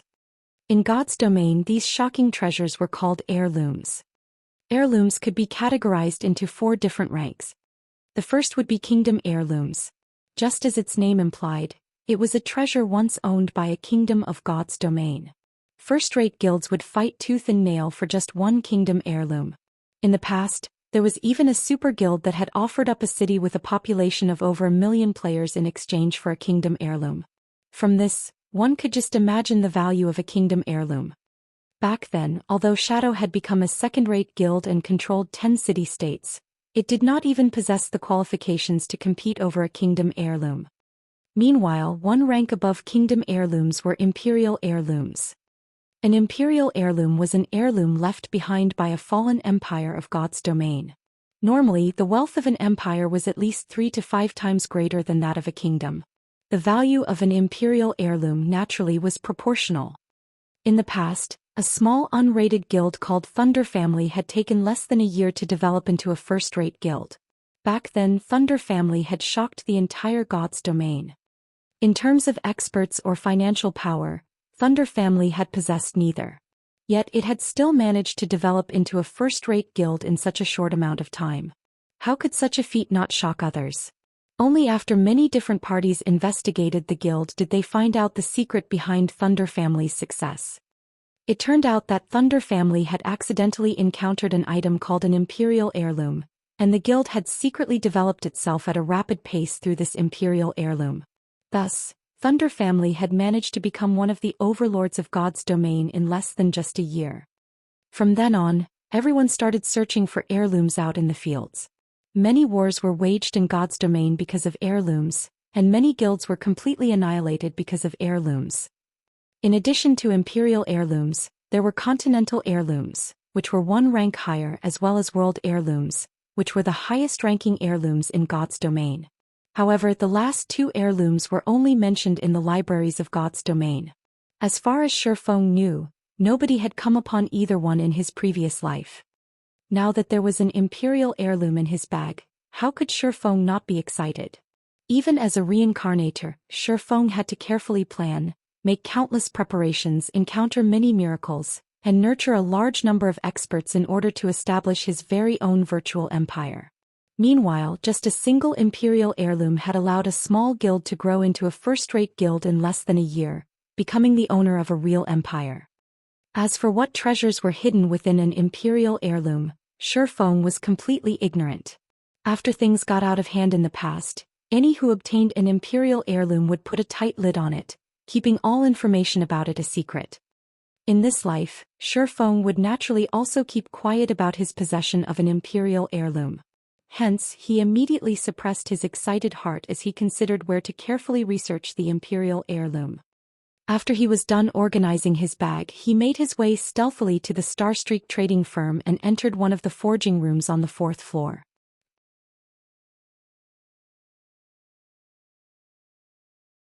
At this moment, the Starstreak trading firm had already become the #1 trading firm in White River City. The variety of items sold at its shop was matchless. As long as it was something the current players of God's domain needed, the trading firm would sell it. Therefore, players who visited the Starstreak trading firm would have no need to visit any other shop. The trading firm's business was thriving, raking in large sums of money daily.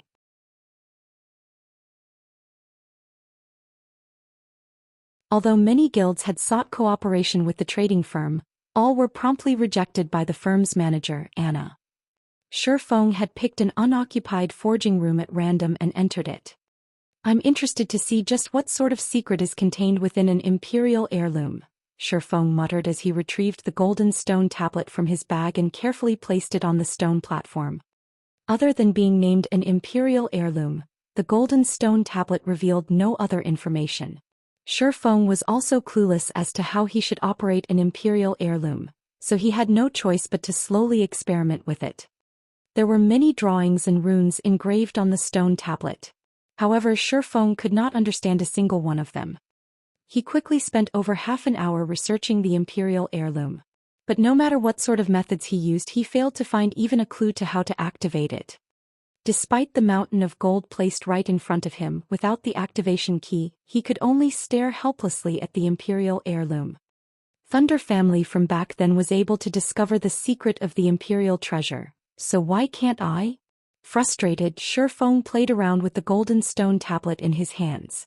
Is there still some other secret to the Imperial heirloom? It sounded logical when he thought about it. How could a great treasure capable of allowing an empire to thrive be so easily obtainable by players? If the activation of the Imperial heirloom were a quest, then the difficulty of this quest should be legendary rank. A legendary quest was definitely not something players could easily complete. Let alone a legendary quest. Right now, Shifeng already had a huge headache over just an epic quest. I can only set it aside for now. I might encounter some clues in the future, Shifeng thought optimistically. Everything was bound to be difficult at the beginning. With the Imperial heirloom now in his hands, what he needed to do next was to inquire around about it. There was bound to be a solution. Shifeng then stored the Imperial heirloom and piled up the large amount of starfire ore he had on the floor. During this period of time, Zero Wing had harvested over 20,000 pieces of starfire ore. If sold at a price of 1 silver per piece, the total value of all this starfire ore would be over 200 gold coins. However, Shifeng was going to convert them all into starfire essence right now. Originally, if players wished to refine starfire ore, they needed to hire an alchemist to refine the ore for them. Just a single refinement cost 1 silver coin. Moreover, the production of starfire essence was not guaranteed. However, there was a large possibility of obtaining 1 piece of starfire essence out of 2 pieces of ore. As a result, the market value of starfire essence was usually set at 4 silver coins per piece. Shifeng, however, did not seek the services of an alchemist. After all, the philosopher's stone he possessed was much more powerful than any alchemist. In addition, not only did he not need to spend a single coin when using the philosopher's stone to refine starfire ore, but his odds of producing Starfire essence were also much higher than those of NPC master alchemists. Following which, Shi Feng started refining the Starfire Oregon. 1 piece. 2 pieces. The refining speed of the Philosopher's Stone was very fast. In just a moment, Shi Feng had already refined 100 pieces of Starfire ore and obtained 83 pieces of Starfire essence. Starfire essence, consumable. Increases success rate of forging if added during forging process. In addition, the more Starfire essence added, the higher the success rate. The refinement rate is good as expected. When Shi Feng looked at the sparkling red gems scattered across the stone platform, an indescribable sense of joy filled his heart. The Philosopher's Stone was definitely worthy of being called a treasure of alchemy. By using it to refine all the Starfire ore he could save over 200 gold coins. Time passed little by little. Before he knew it, Shi Feng had spent more than 7 hours refining all the Starfire ore he had. In total, he had obtained 18,000 odd pieces of Starfire essence. If converted to coins, the value of these Starfire essences would be worth over 720 gold. In just 7 hours, Shi Feng had more than tripled the original value of the Starfire ore.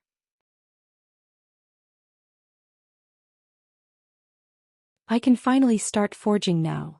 Although Shi Feng had spent in excess of 7 hours repeating the same task over and over, he did not feel bored or tired. On the contrary, he was filled with excitement right now. Just the thought of being able to mass-produce the dragon scale set equipment thrilled him greatly. If he let the members of the guild equip the set and take a stroll out in the city, the uniform equipment would definitely earn the envy and admiration of players all over White River City.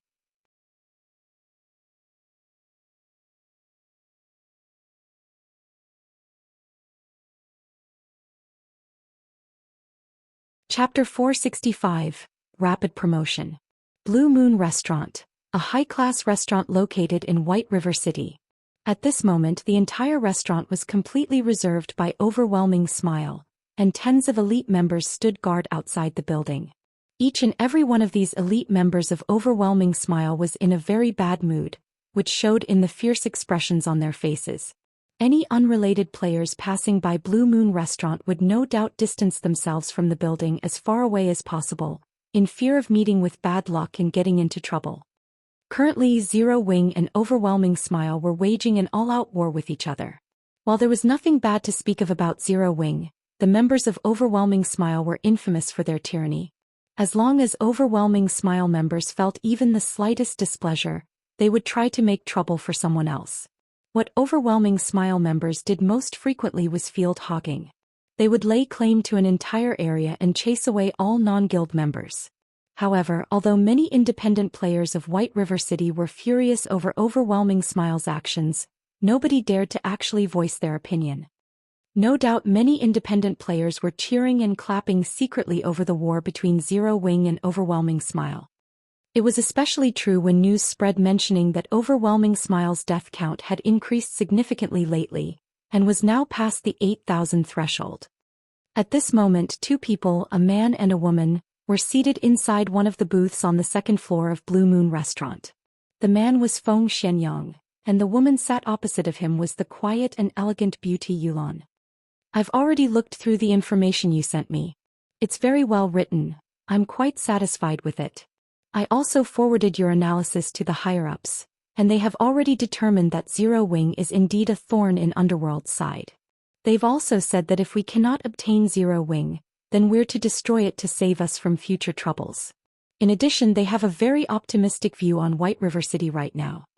The current population of White River City has already exceeded 2 million. Many players from other cities and even other kingdoms and empires are constantly migrating here. At present, White River City has already become the 2nd most populous city in Starmoon Kingdom, so we must obtain control over White River City.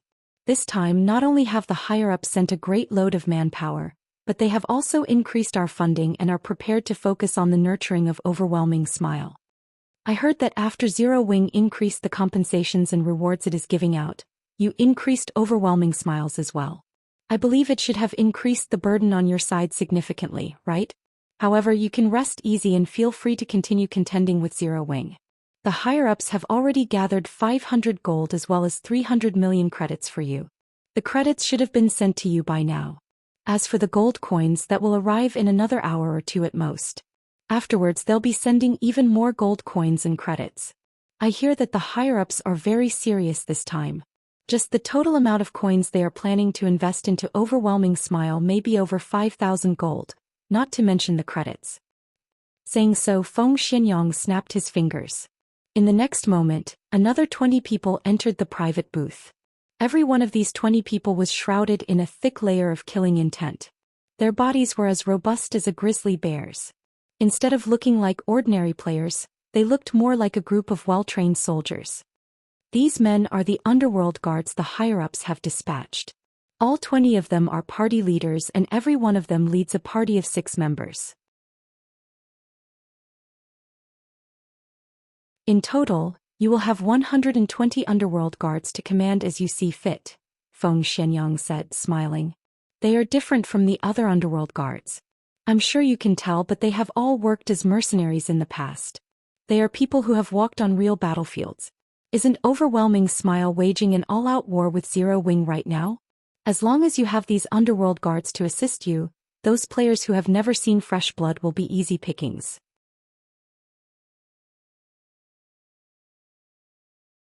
Even if Zero Wing has more than 50 Tier 1 players, they will still be finished. I've already handed the men over to you. What they do next is up to you. Young Master Feng, rest assured I definitely will not disappoint you. Originally, Youlan had already been confident of slowly exhausting Zero Wing to death. Now that she was looking at the 2 rows of neatly lined up underworld guard party leaders, a sense of indescribable joy filled her heart. Zero Wing's 50-plus Tier 1 players had been giving Overwhelming Smile a huge headache recently, forcing the members of Overwhelming Smile into a state of passiveness. At this moment they needed to similarly send out experts or Tier 1 players. Otherwise they would simply be helpless against Zero Wing's Tier 1 players. However, Youlan had suddenly come to a realization. Overwhelming Smile had plenty of elite members, but they were sorely lacking in experts and Tier 1 players. Although not all 20 of the underworld guards standing before her were necessarily experts, and their levels only ranged between 23 to 24, they were all veterans of the battlefield. Meanwhile, now that the battles in God's domain were growing increasingly realistic, these people would have an undeniable advantage. They were much more powerful compared to ordinary elite players. If they worked together, they should have a very frightening effect on field battles. Youlan could tell that the upper management of Underworld was taking things seriously this time. Currently, the various guilds in God's domain were desperately purchasing coins. They had even secretly established many money-farming teams. It was very difficult to accumulate 500 gold. Not to mention they were also planning to invest an additional 5,000 plus gold coins in the future.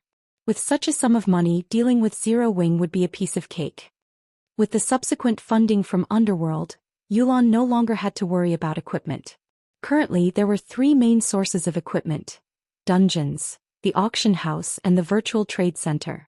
Unlike the auction house, one used credits instead of coins when purchasing equipment from the virtual trade center. As a result, the prices of equipment sold there were very expensive. Even so, the wealthy did not mind doing their purchases through the virtual trade center. The first reason was due to the supply of weapons and equipment there being much more abundant. This was because in order to earn credits, many workshops and players would post their items up for sale at the virtual trade center. The second reason was due to convenience. The currency of God's domain was not easily obtainable. Moreover, the trading procedures involved were very onerous.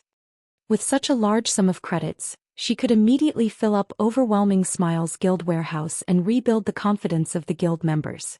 At the same time, it would give Zero Wing immense pressure. Hence, on the same day Youlan received the funds from Underworld, she purchased weapons and equipment ranging between level 15 and level 20 from the virtual trade center in bulk. The quality of the items ranged from bronze rank to fine gold rank. In total, she bought over 5,000 weapons and equipment, greatly boosting Overwhelming Smile's morale.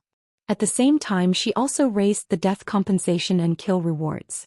Seeing this change, many more members of Overwhelming Smile were tempted to join in the field battles. For a time, overwhelming Smile's momentum in White River City surpassed Zero Wing's. However, as the guild leader of Zero Wing, Shifeng was completely ignorant about this occurrence. At the moment he was focused on producing the dragon scale set equipment and frantically raising his forging proficiency. Recently, Shifeng had been constantly busying himself with other matters. As a result, his forging proficiency had stagnated. Despite being the first person to become an advanced forging apprentice, he had long since fallen behind Cream Coco and the others. These future master forgers had already become true forgers. Meanwhile, Shifeng himself still needed a lot of forging proficiency before he could become a forger as well. It should be known that only 3,000 proficiency points were required to get promoted from an intermediate forging apprentice to an advanced forging apprentice.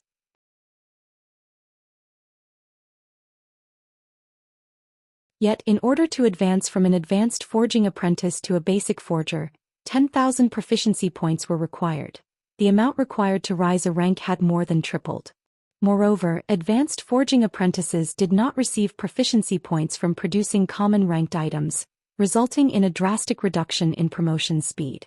Melancholic Smile and the other two had only managed to become basic forgers so quickly because of the basic strength and armor kit forging designs Shifeng had provided them.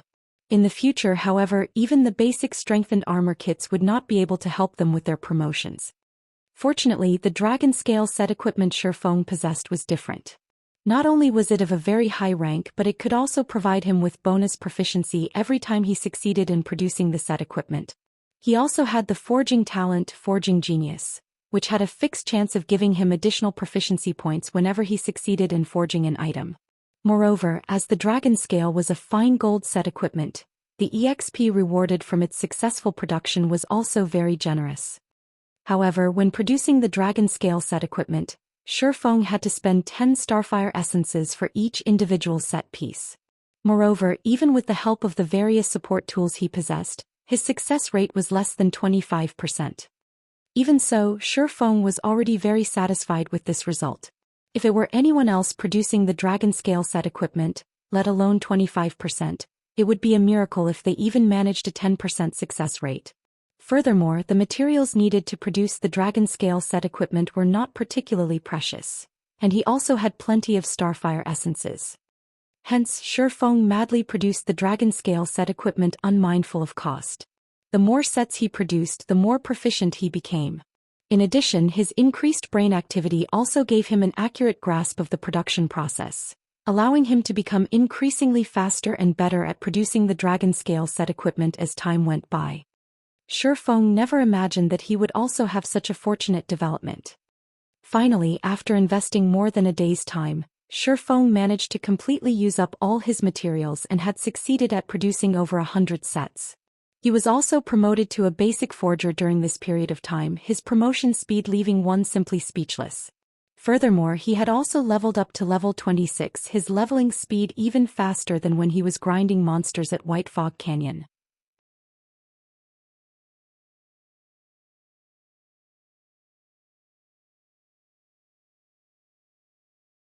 Chapter 466, Dragonclaw Set Equipment.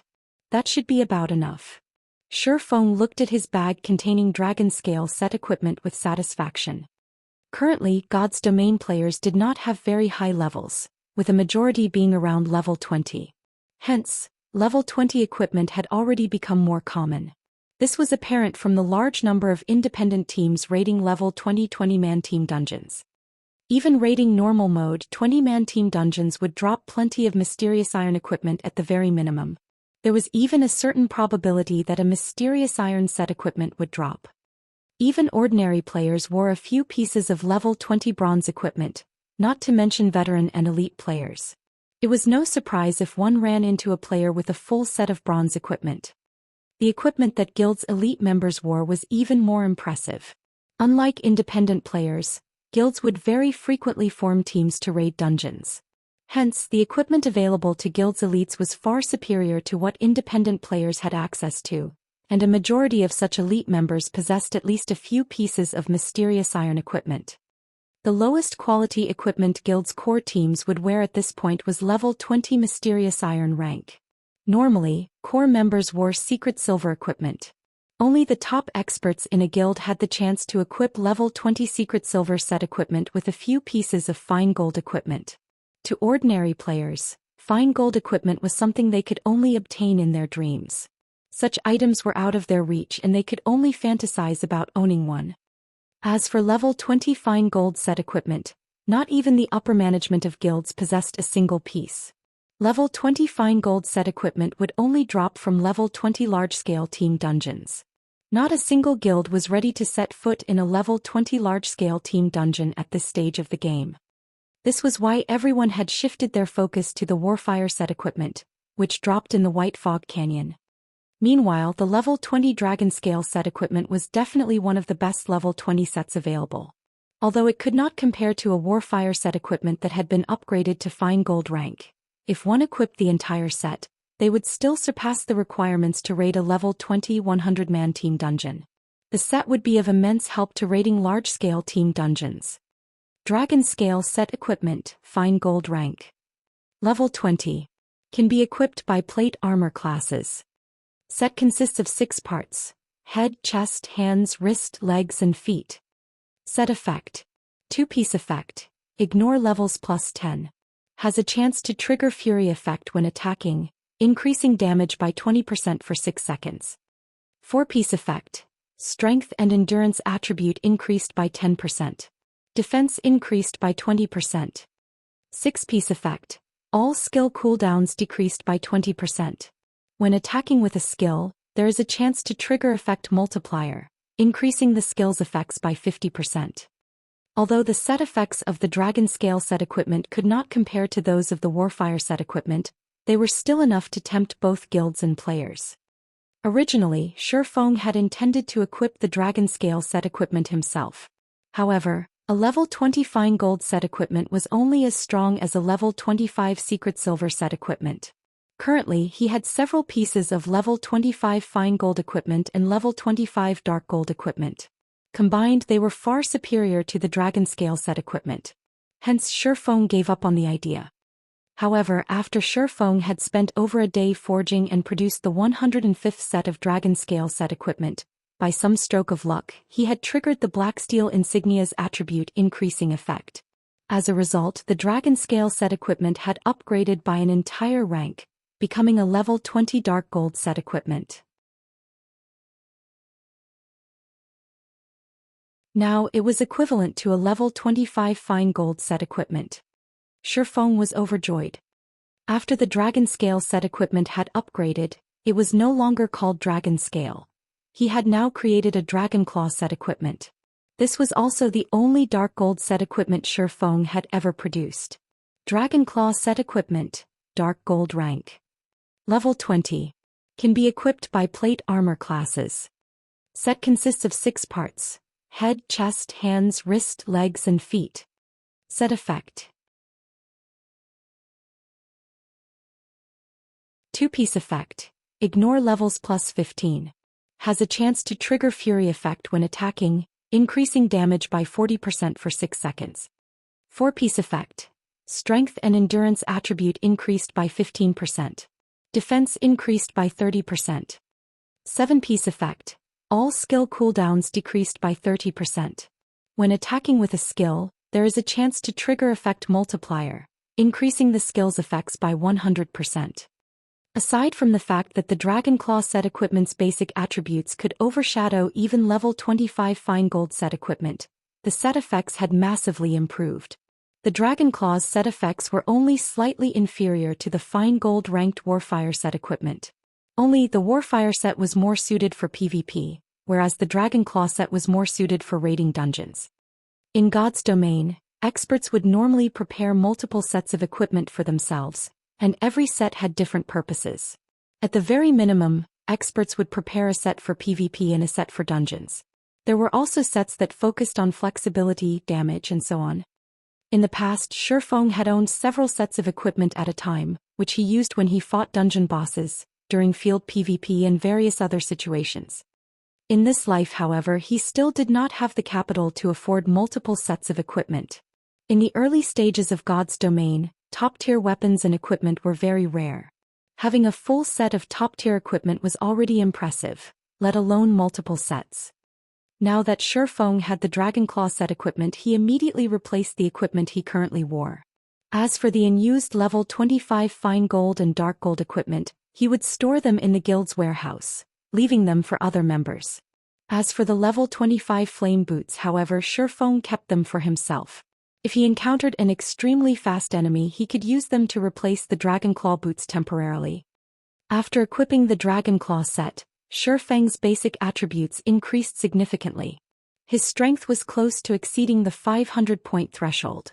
His HP had also exceeded 10,000, granting him more HP than the Tier 1 Guardian Knight Kola. If I activate the 7 Luminaries Rings Aura of Earth, I could easily become the #1 tank in Zero Wing. Shifeng smiled as he looked at his own defense. Due to the Dragonclaw's set effects, he already possessed the defense of an MT. In addition, the Aura of Earth's effects would increase his defense by 45% and reduce the damage he received by 35%. Just as Shifeng was about to begin producing basic mana armor kits to serve as guild benefits, Aqua Rose suddenly contacted him. Guild leader, I've just received news that someone from Overwhelming Smile has become a baron. They have purchased a plot relatively valuable private land in White River City and are currently establishing their own guild residence. Overwhelming Smile? Shifeng could not help his surprise. Shifeng was not surprised that someone from Overwhelming Smile had obtained the rank of a baron in White River City. After all, after the second evolution of God's domain, it became much easier to earn reputation in cities. Moreover, due to the appearance of Zero Wing's guild residence, the various guilds had long since turned their focus to grinding for reputation. It was natural that someone would have become a baron by now. However, purchasing a plot of private land and establishing a guild hall required a lot of money. Private land in particular was a huge headache. Shifeng had only managed to obtain the Purple Sun Mansion due to a quest reward, saving him a ridiculous amount of gold coins. However, Overwhelming Smile could afford to purchase private land, and even had the money to proceed with building a guild hall immediately. Even the cheapest plot of land in White River City cost over 1,000 gold. Adding in the cost of the cheapest guild hall, Overwhelming Smile would need to spend at least 1,500 gold. Although it had become much easier to earn coins, even a first-rate guild would need over a week to accumulate so much money. Moreover, purchasing coins in bulk through the virtual trade center would cause the price of coins to soar. How many credits would one need to purchase so many gold coins? Since when had Overwhelming Smile become so wealthy?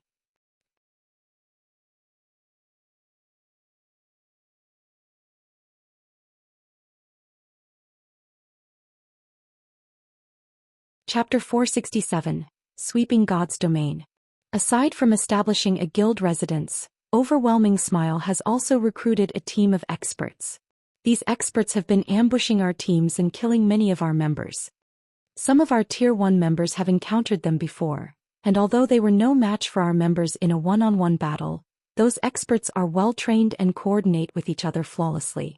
With 3 people working together, they can finish off one of our Tier 1 members quickly. We estimate that Overwhelming Smile has over 100 of these experts and has scattered them across various leveling areas. They randomly appear and kill our members who are questing or leveling, causing us tremendous losses. Although we have invested a lot of time and manpower into hunting these experts down, we have come up with nothing. Aqua Rose ground her teeth with frustration as she spoke about Overwhelming Smile's mysterious experts, and she wanted to hunt them down and end them personally. Thanks to these experts, Zero Wing had lost an additional 2,000 or so members in just one day. Ever since Zero Wing had declared war on Overwhelming Smile, the guild had only suffered around 6,000 deaths.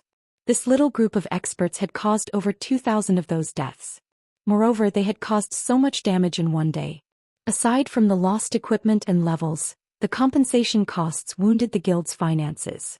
If this situation repeated itself every day, the several hundred gold the guild had accumulated through guild quests would only last a few more days before it dwindled to nothing. This means that Overwhelming Smile is finally getting serious. Frowning, Shifeng said, since they wish to send experts to ambush us, we have no need to hold back. Have Fire dance and the others eliminate them.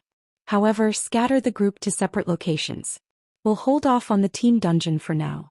As for our regular guild members, have them form teams to grind in the fields from now on.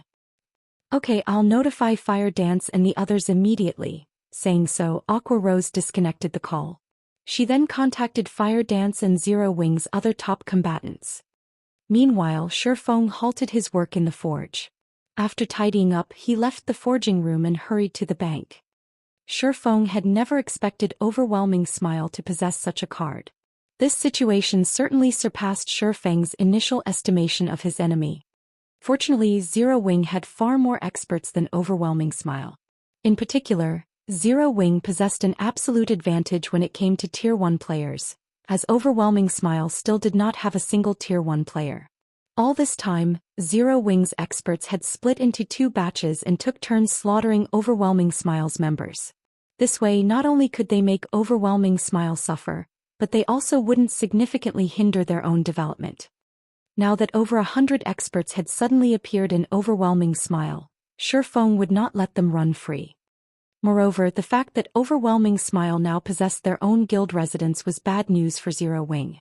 Originally, Zero Wing had only attracted so many new players to the guild due to their guild residents. The benefits a guild residence offered persuaded the guild members to ignore Overwhelming Smile's high offers and continue their development with Zero Wing. Now, however, Zero Wing's members would be tempted to join Overwhelming Smile as the benefits they could obtain there were not inferior in the slightest. However, gold coins were still what was most important. Originally, Overwhelming Smile was only wealthy in terms of credits. To Shifeng, the guild was no threat at all.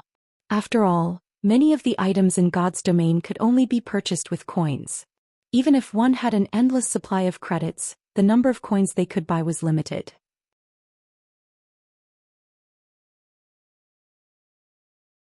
Furthermore, Overwhelming Smile was not the only guild in God's domain purchasing coins in bulk, further limiting what was available. In an all-out war between guilds, coins were the most consumed resource.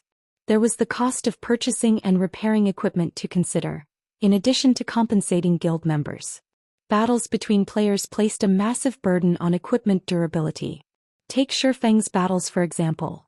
A single strike from his sword could scrap bronze equipment.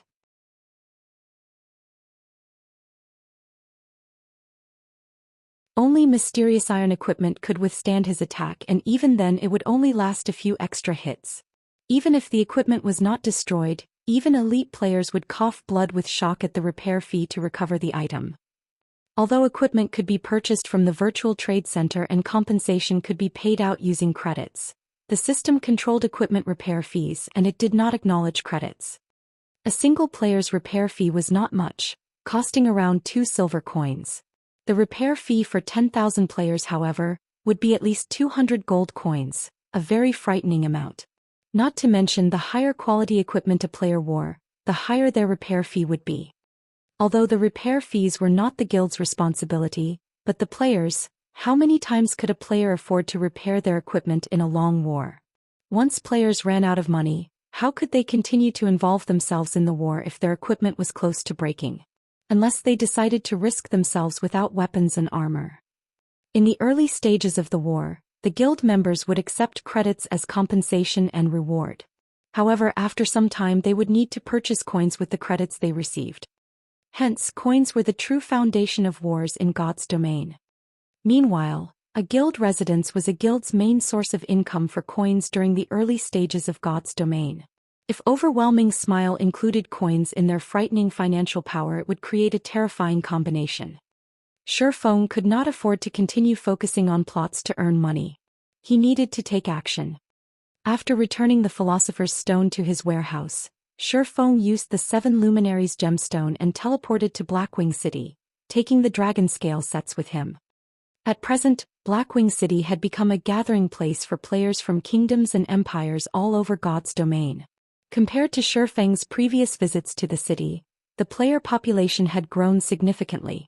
Moreover, there was an important difference between the players in Blackwing City and the players in other cities. Wealth. The players in Blackwing City were extremely wealthy. Moreover, the money these players possessed did not only involve credits, but also included gold coins. A majority of the players in Blackwing City were the upper management personnel of various large guilds, and they had come to Blackwing City specifically to do business. Hence, the amount of credits and coins they had on hand far surpassed anything that an ordinary player possessed. Blackwing City was truly the gathering place for tycoons. This was also why Shifeng had come to this place today. Shifeng had no intentions of selling the dragon scale set equipment for credits. His goal was to earn gold coins. If he sold the dragon scale set equipment in Starmoon Kingdom's auction houses or at the Starstreak trading firm, he would not get a good price. In addition, unlike the players in Blackwing City who would spend several gold coins without even blinking, players who could afford such large expenditures were few and far between in Starmoon Kingdom. After arriving at Blackwing City, Shifeng searched for a secluded location. He then used the demon mask to don a false identity. Unlike his previous visit when he tried to keep a low profile, Shifeng changed his appearance to that of a very handsome youth. He had even slightly altered the appearance of the Dragonclaw set equipment he wore, making it look more imposing. He also chose not to hide the special glowing effect of the Dragonclaw set equipment, revealing the telltale light of dark gold equipment. When he reached the streets, the dark gold rank glowing effect that enveloped his body nearly blinded other players. Damn. My eyes aren't playing tricks on me, right? That's a dark gold set equipment. Impossible. It looks awesome.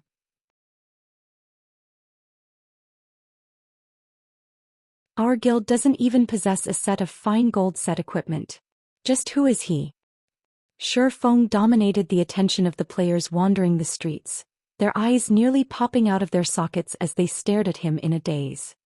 They were all upper managers of various large guilds, so their knowledge of the game was extensive.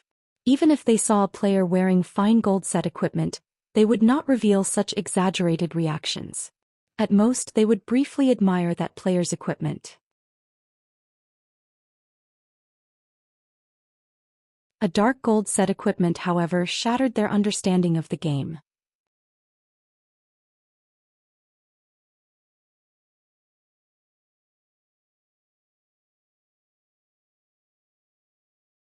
Chapter 468, Ninth Heaven Pavilion. In just a short moment, news about Shifeng's sudden appearance had spread throughout Blackwing City. Have you heard? There's a player wearing a full dark gold set equipment. Heard about it? I saw that player with my own eyes. You don't know just how imposing he looked. He was like a ferocious tiger. He had only glanced at me and my entire body trembled. Ah, a dark gold set equipment. It would be awesome to wear one. Don't even think about it. The various guilds throughout God's domain can't even obtain a fine gold set equipment, let alone dark gold. With a dark gold set equipment, PvP and dungeon raiding would be child's play. If an expert wears the set, they will become practically invincible. Do you think that person will sell his dark gold set equipment? Sell? Are you insane? Do you even know the significance of a dark gold set equipment? A dark gold set equipment is the best equipment currently available in God's domain by far. This set could even become the symbol of a guild, attracting countless players to join. On top of that, the rise in combat power the set provides would make grinding and dungeon raiding far easier. It would play a huge role in one's future development. If it were up to me, I would rather sell my house than sell my dark gold set equipment. I guess you're right. If purchased with credits, a dark gold set equipment should be worth at least 2 million. Including its ability to increase a guild's influence, it is worth more than a single house located in the city center. The players occupying the streets and alleys of Blackwing City discussed Shifeng. They envied and admired his dark gold set equipment. Before, many of them had dreamed of equipping a fine gold set equipment themselves. Yet now someone actually wore a dark gold set equipment. No, to be precise, someone ran around Blackwing City while wearing a house. While players talked about Shifeng, the various guild representatives in Blackwing City overworked themselves as they followed Shifeng while reporting back to their respective guilds. Currently, they no longer had the serenity befitting an upper manager of a guild as their anxiety was on full display. This has worked out quite well. Shifeng revealed a faint smile as he glanced at the various guild representatives behind him. Although he was in Blackwing City, it would not be so easy to sell out of the dragon scale set equipment quickly. Soon Shifeng found a high-class restaurant and rested for a moment. Before Shifeng could get comfortable, a few players abruptly sat across from him. These players were all level 25 and above, and their equipment was at least secret silver rank. One could easily tell that these were not ordinary players. They would be the center of attention on the streets of any other city. However, they could not compete with Shifeng. Shifeng's dark gold set equipment was as dazzling as the sun, and one would find it difficult not to notice. "What business do you have with me?" Shifeng spoke softly as glanced up at these players. These players felt their chests tighten under Shifeng's pinning gaze, and their opinions of the player before them rose. "Friend, please don't misunderstand us. This humble one is called Swallow 9. We noticed your extraordinary bearing and that you wear a full dark gold set equipment, so there is certainly no need to discuss your strength. We have also noticed that you are an independent player. We few are the representatives of major guilds and we want to extend invitations to our guilds." The one who spoke was an elegant middle-aged man with a thin figure. On his chest, the man wore the guild emblem of a super guild, the Ninth Heaven Pavilion. Compared to the other representatives before Shifeng, it was obvious that the power supporting Swallow 9 was far more extensive.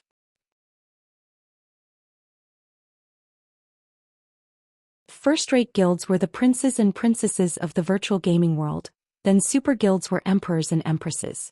Whether regarding financial powers, influence, or history of super guilds, first-rate guilds could not compare to any of them. In God's domain, a first-rate guild was capable of controlling the majority of a kingdom's territory. A super guild, however, possessed the capacity to control one or two empires' territories. One could just imagine how massive the gap was between the two.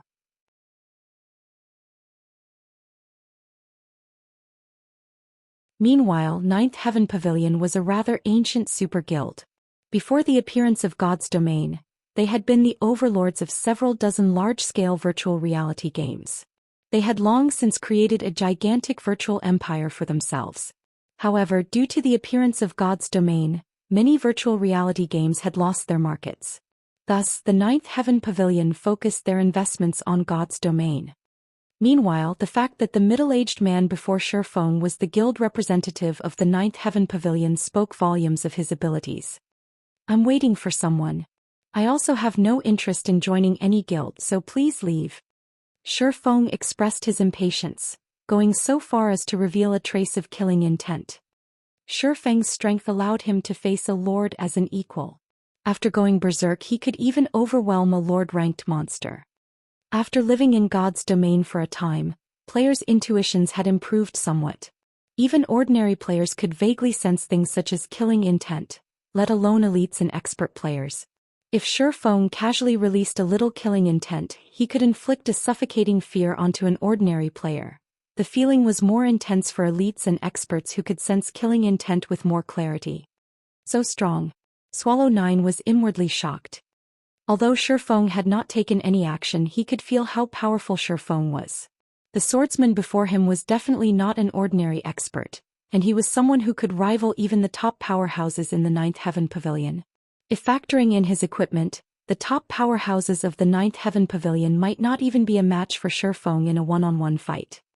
However, this revelation had only served to excite Swallow 9 further. "Friend, if you are not willing to join, why don't we become friends?" Swallow 9 did not mind Shifeng's killing intent at all. Smiling, he said, "With such strength, I believe that you must have a lot of weapons and equipment that you do not need. I am willing to purchase your items 20% higher than market value. How about it?" The other representatives had nodded in agreement, though they were not as calm and carefree as Swallow 9. They had never thought even for a second that Shifeng would join their guilds. Experts of this level normally had quirky personalities and would never submit. Meanwhile, joining a guild meant accepting someone else's control. Shifeng would not agree to such an invitation. However, seeing that Shifeng was an expert capable of possessing a dark gold set equipment, he should have many other top-tier weapons and equipment. Even if Shifeng did not possess an extra dark gold set equipment, at the very least he should have a stock of dark gold or fine gold ranked items. Such items were extremely difficult to purchase. It was common knowledge that top-tier equipment could not be bought from the market. Even top-tier workshops would keep such equipment for themselves. They definitely would not sell it. If one wished to obtain such equipment, they could only rely on themselves. However, it was easier said than done. Now that they had encountered such a rare opportunity, naturally they could not let it get away. You wish to buy my items? Shifeng laughed. With disdain, he then said, do you think you can afford them? If you have something to sell regardless of how many items there are, I, Swallow 9, guarantee that I will purchase all of them at 20% above market value. If you have top-tier equipment, I will purchase it at 50% above market value, Swallow 9 confidently declared. Right. Our guilds have no issues doing the same. The other representatives promptly voiced their agreement. Although their guilds could not compare to the Ninth Heaven Pavilion, they were still major guilds. They had more than enough money to purchase a single expert's extra equipment.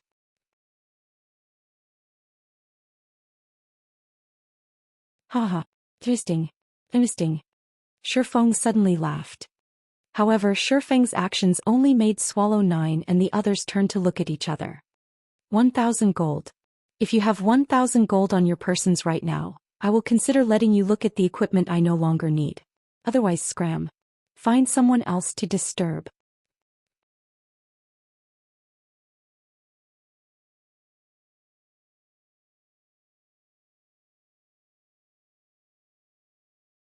Chapter 469, Gathering of the Powerful. Shifeng was very loud, and every player on the second floor of the restaurant had heard his words loud and clear. 1,000 gold. Many of the guild representatives in the restaurant with similar ideas as Swallow 9 immediately sucked in a cold breath. To any guild in God's domain, 1,000 gold was not a small sum. Super guilds were no exception. Guilds supported a majority of the layers in Blackwing City. Although they were all very rich, their maximum trade volumes would not exceed 100 gold. Meanwhile, Shifeng casually demanded a price of 1,000 gold. Moreover, this was only the bottom line. If they did not have 1,000 gold in their bags, he wouldn't even consider a trade. How arrogant. He was simply too arrogant. However, despite Shifeng's arrogance, not a single person present had chosen to turn around and leave. On the contrary, they promptly contacted their respective guilds, ordering the preparation of 1,000 gold. 1,000 gold. You're insane. Do you know the significance of 1,000 gold at this stage of the game? What? That expert in the dark gold set equipment stated that he would only consider a trade with someone possessing 1,000 gold? The various guilds were shocked upon receiving this news. However, that shock soon turned into rage as these guilds felt that Shifeng was only toying with them. 1,000 gold. Currently, gold coins were still scarce. Although the prices of coins had decreased significantly, even 10 million credits was not enough to purchase 1,000 gold. Moreover, not even a dark gold set equipment was worth 1,000 gold. What? Don't have it? Shifeng smirked at Swallow 9 and the others. Impatiently, he said, since you don't have it, please leave. Stop disturbing my peace. No, please wait a moment. It is true that I do not have that much money on me right now. However, someone will send the money over quickly, Swallow 9 said as he calmed his pounding heart. He had to admit that Shifeng had given him a fright. However, the more arrogantly Shifeng behaved, the more Swallow 9 believed that Shifeng had something valuable to offer. Experts of this level had very high self-esteem, and an arrogant attitude was normal. However, one thing was certain: such experts would not fabricate false rumors. If Shifeng dared to make such ridiculous statements, then he definitely had the capital to do so. Although Swallow 9 did not know what that capital was, he knew that it would not be insignificant. Truly annoying. Shifeng frowned at Swallow 9's words. Paying no more attention to the middle-aged man, Shifeng called up the official forums and began to browse. Everything was going according to plan. Moreover, shortly after he had stated his price of 1,000 gold, a post about him had set the official forums of God's domain on fire. There was even a post mentioning the 1,000 gold trade qualification he had demanded. Many people had begun to discuss the situation. They all felt that Shifeng was a lunatic and was too arrogant. Some had even begun to doubt his equipment. Quickly, this news had attracted the attention of even more guilds. After a dozen minutes or so, the restaurant Shifeng occupied exploded with activity. Players filled the restaurant and every one of them represented a guild. The majority of the guilds present were first-rate guilds, with the lowest being second-rate guilds. 2 additional super guilds had even arrived. One of the new super guilds to arrive was Sanctuary, while the other was King's Return. These 2 super guilds were powerhouses similar to the Ninth Heaven Pavilion. Currently, the representatives of so many famous guilds, including 3 super guilds, had gathered in this one high-class restaurant. This was something that had never happened in the past. And all of this was due to the sudden appearance of a mysterious expert.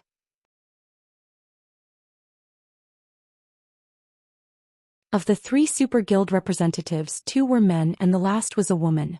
Among them, Swallow 9 represented the Ninth Heaven Pavilion, a polished woman named Flourishing Colors represented Sanctuary, and King's Return was represented by a crude and brawny-looking man named Thunder Tiger.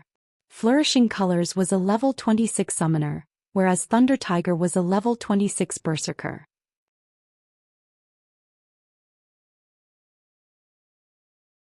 It was clear that the 3 super guild representatives knew each other. As the moment the 3 met, they began to chat as if they were old friends.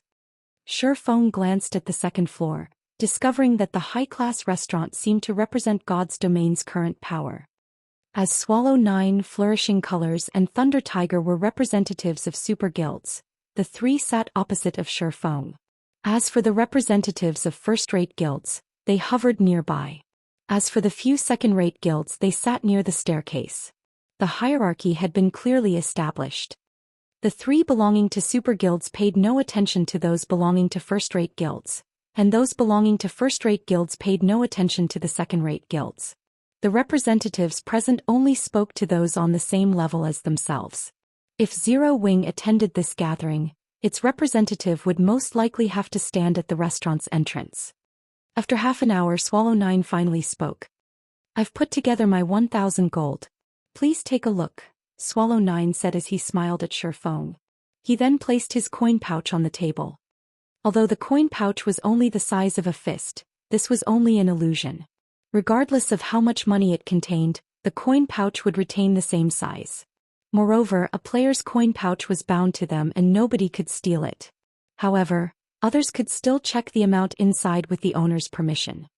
Brother Expert said that one would qualify to trade with you so long as they have 1,000 gold. I happen to have 1,000 gold with me. Please check it for yourself, Brother Expert. Thunder Tiger similarly placed a coin pouch on the table. I have the same. Flourishing Colors smiled faintly as she, too, revealed her coin pouch. For a time, the various guild representatives on the second floor promptly presented their coin pouches to Feng, allowing him to inspect them. As the crowd waited for Feng's inspection, instead of actually doing so, Feng smiled and said, "That won't be necessary. I believe that the guilds present should not be so poor as to not even possess 1,000 gold. Since all of you have 1,000 gold on your persons now, you all qualify to trade with me. However, the items I wish to sell are limited. Since there are so many people here, I'm sure none of you will oppose an auction, right?" Suddenly, the crowd understood Feng's intentions. This was a public auction. If so, the items would definitely be sold far above market value. Realizing the truth of the matter, everyone's expressions darkened. "Of course, you can also choose not to buy my items. I won't force those who are unwilling." Feng yawned. Slowly he said, "If anyone is not interested, you are welcome to leave." Yet even after Feng's declaration, not a single representative turned to leave. They all wanted to see the reason behind Feng's confidence. "Since everyone agrees, I'll begin with the first item then," Feng said as he swept a glance over the crowd in the hall, nodding with satisfaction. Everything was going according to plan. What happened next would depend on how these people would compete. Hearing Feng begin the auction, the crowd grew tense. Even Swallow 9, Thunder Tiger and Flourishing Colors, the representatives of 3 super guilds, focused on Feng's every move. In the next moment, Feng took out a piece of equipment from his bag. Looking at the glow of the equipment, it seemed to be fine gold rank, not dark gold rank as everyone had expected. Even so, fine gold equipment was quite valuable. Currently, fine gold equipment was very rare. Although some were available on the virtual trade center, most of those items had inferior attributes. Initially, Everyone had thought Shifeng would state the starting bid for the equipment, signaling the representatives to begin. However, Shifeng proceeded by revealing another piece of equipment. Moreover, this item was also fine gold ranked. 1 piece, 2 pieces, 3 pieces. Shifeng displayed a total of 6 pieces of equipment. Moreover, although these 6 pieces were all different, they possessed a single style. That is a fine gold set equipment. The crowd was stupefied when they saw the dragon scale set equipment on the table. They even wondered if their eyes played tricks on them.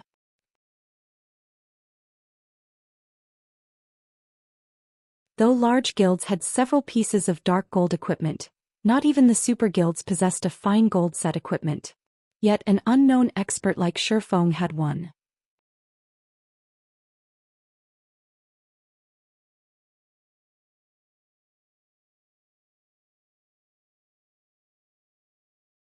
Chapter 470 Strong Appearance.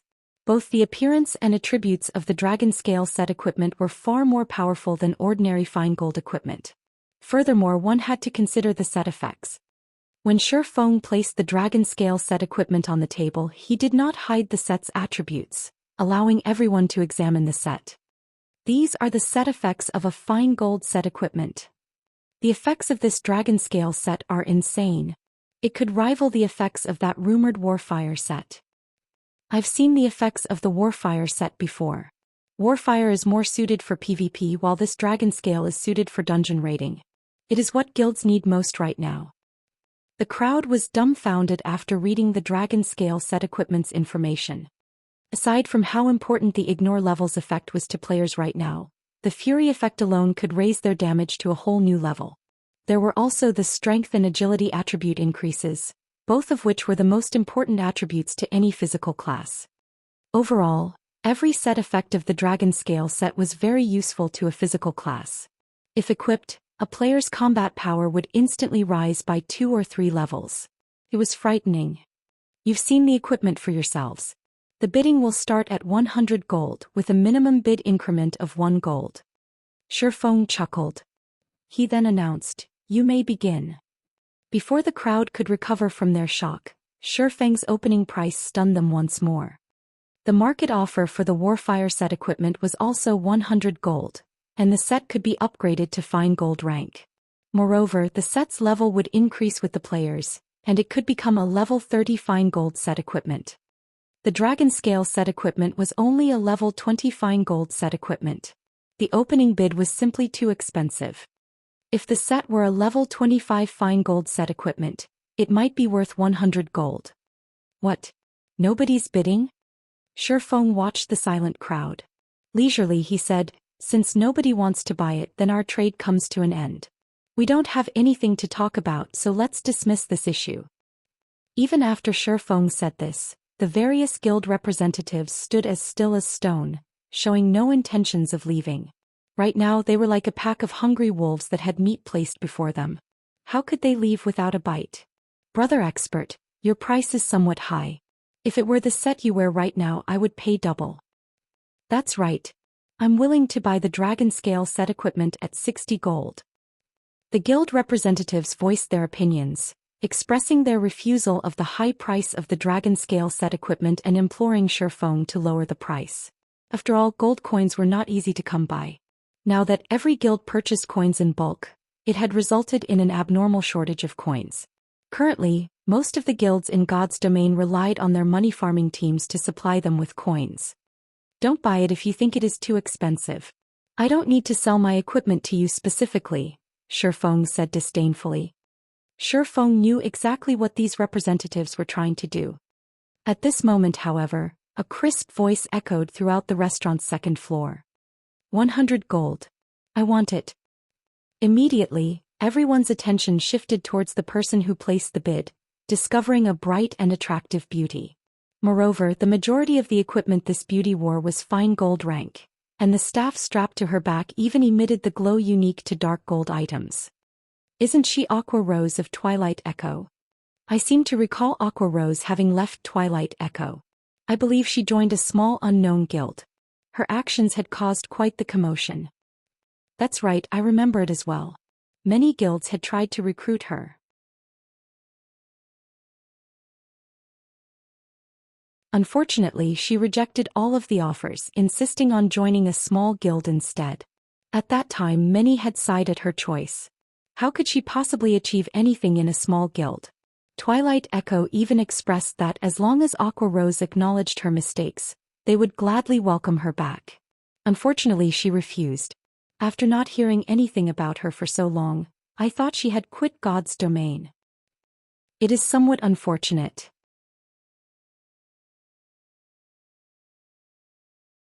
However, based on her current appearance, it seems that she is getting by quite well.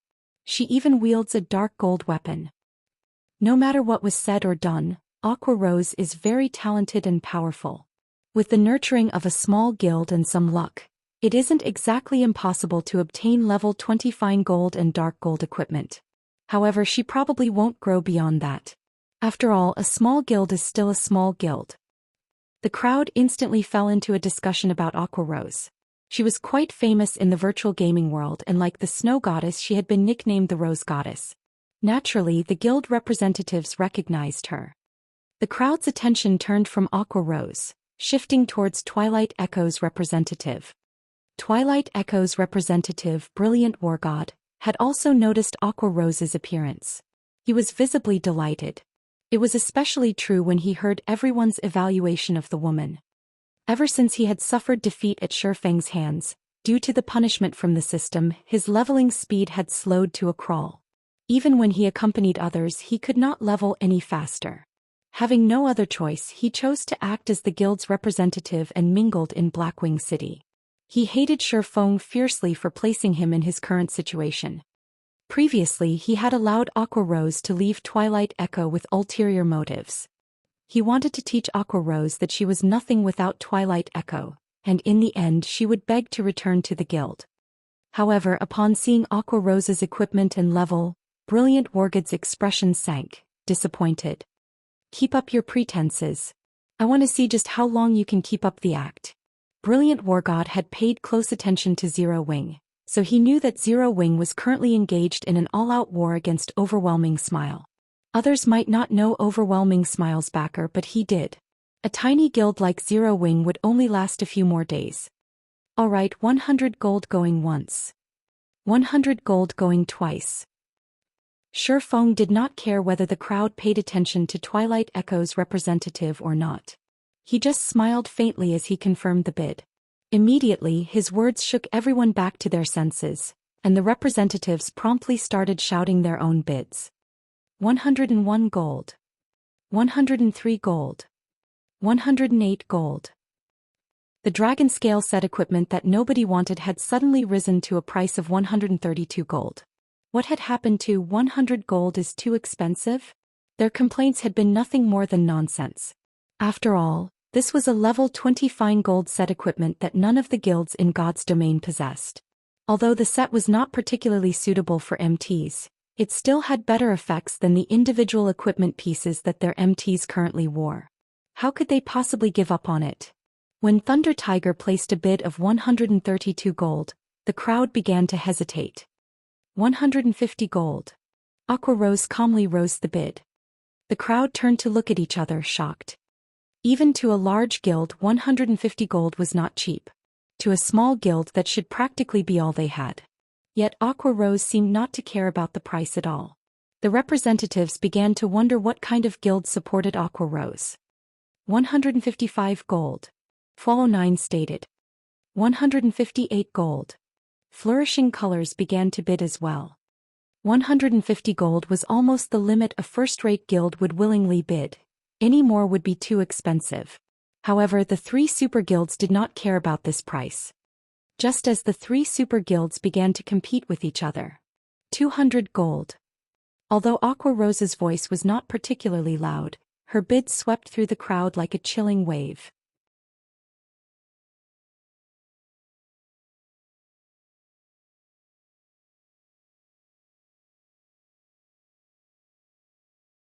Chapter 471.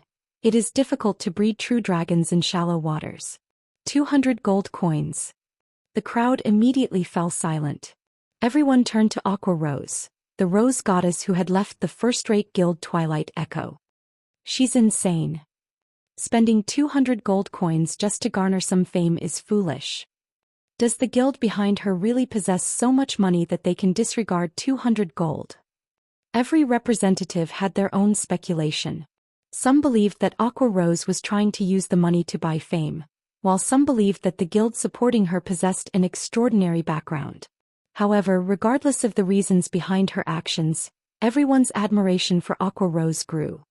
Every guild here could afford to spend 200 gold.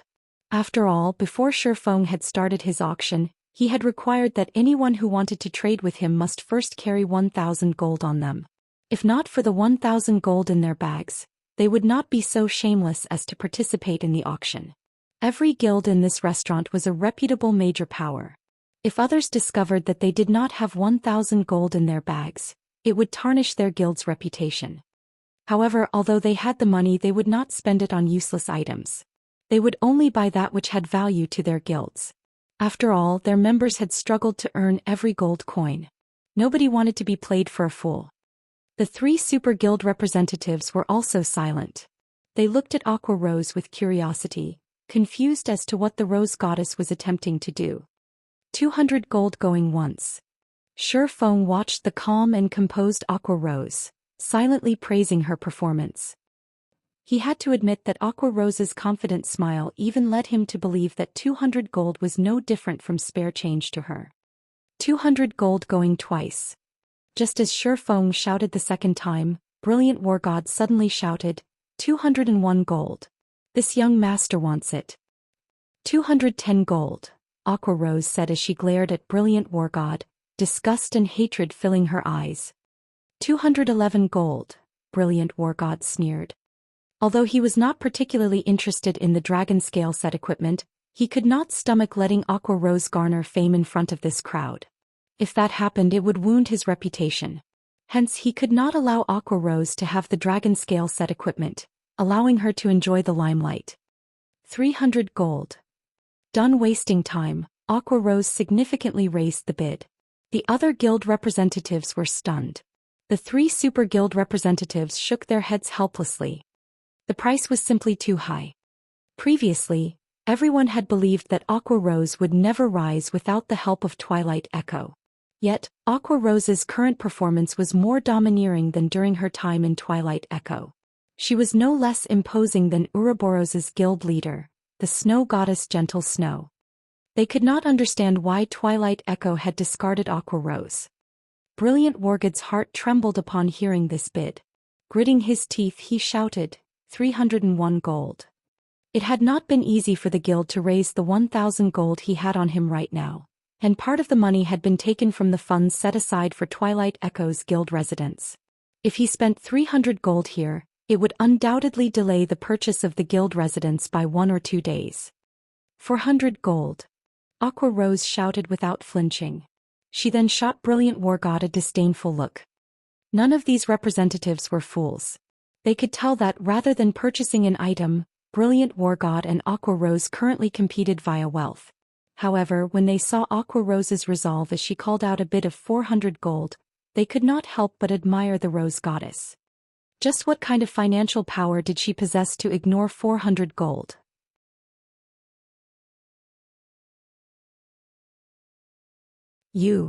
Seeing Aqua Rose's contemptuous glance, Brilliant War God had never felt such humiliation. Suddenly he gritted his teeth and shouted, Aqua Rose. Don't even think of taking what's mine. So what if you've bid 400 gold? I bid 500 gold. 500 gold going once. 500 gold going twice. As Shifeng announced the price, Brilliant Wargod's anxiety grew. He was deeply afraid that Aqua Rose would place an even higher bid.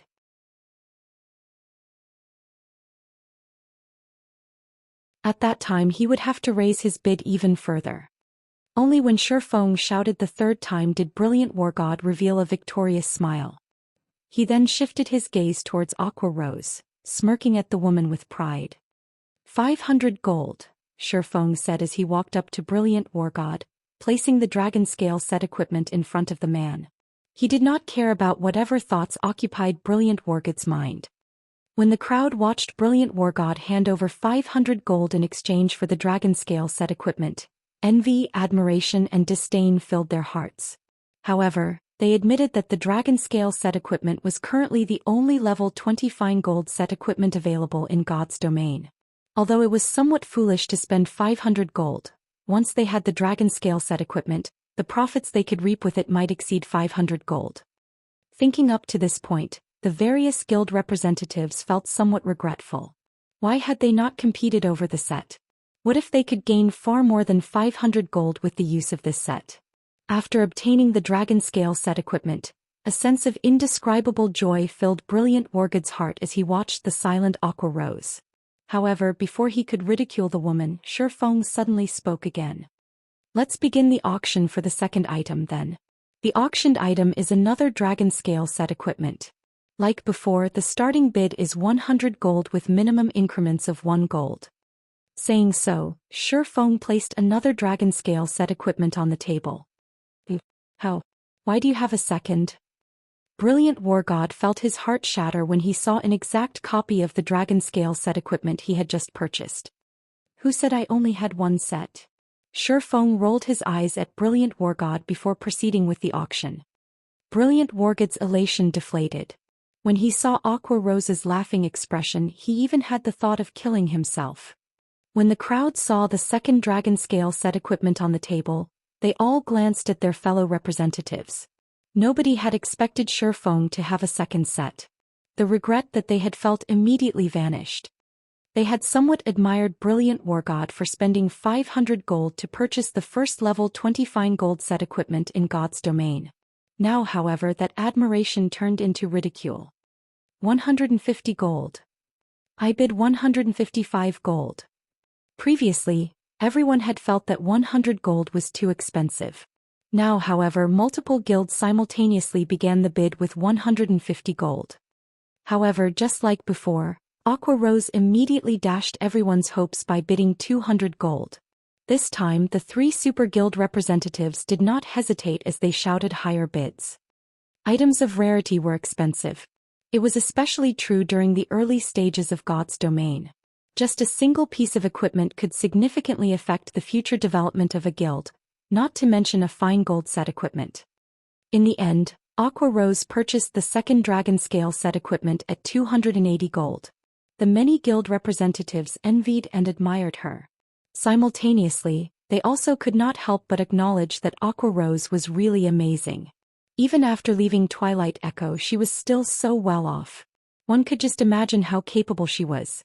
On the other hand, Twilight Echo had been so blind as to chase Aqua Rose out of the guild. As everyone admired Aqua Rose, interest in her guild also began to grow. It was difficult to breed a true dragon in shallow waters. Aqua Rose was undoubtedly a true dragon. No ordinary guild would be good enough to catch her eye. Soon Shifeng took out the third dragon scale set equipment, rendering the crowd utterly speechless. They had even started to suspect that the dragon scale set equipment was some kind of common good that could be purchased anywhere. However, nobody complained.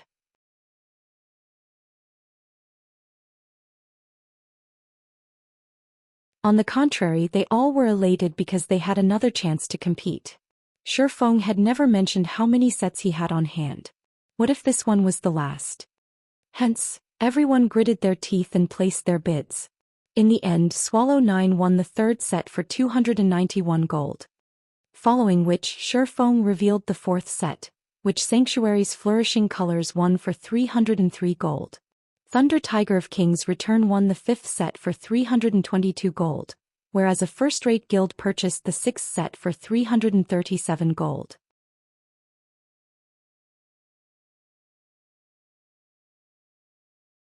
Initially, everyone had believed that Shifeng would reveal the seventh set. In the end, however, Shifeng announced that the sixth was the last he had on him. This revelation had caused the crowd to regret not bidding higher. None of the guilds had cared much for obtaining a fine gold set equipment when no one else had owned one.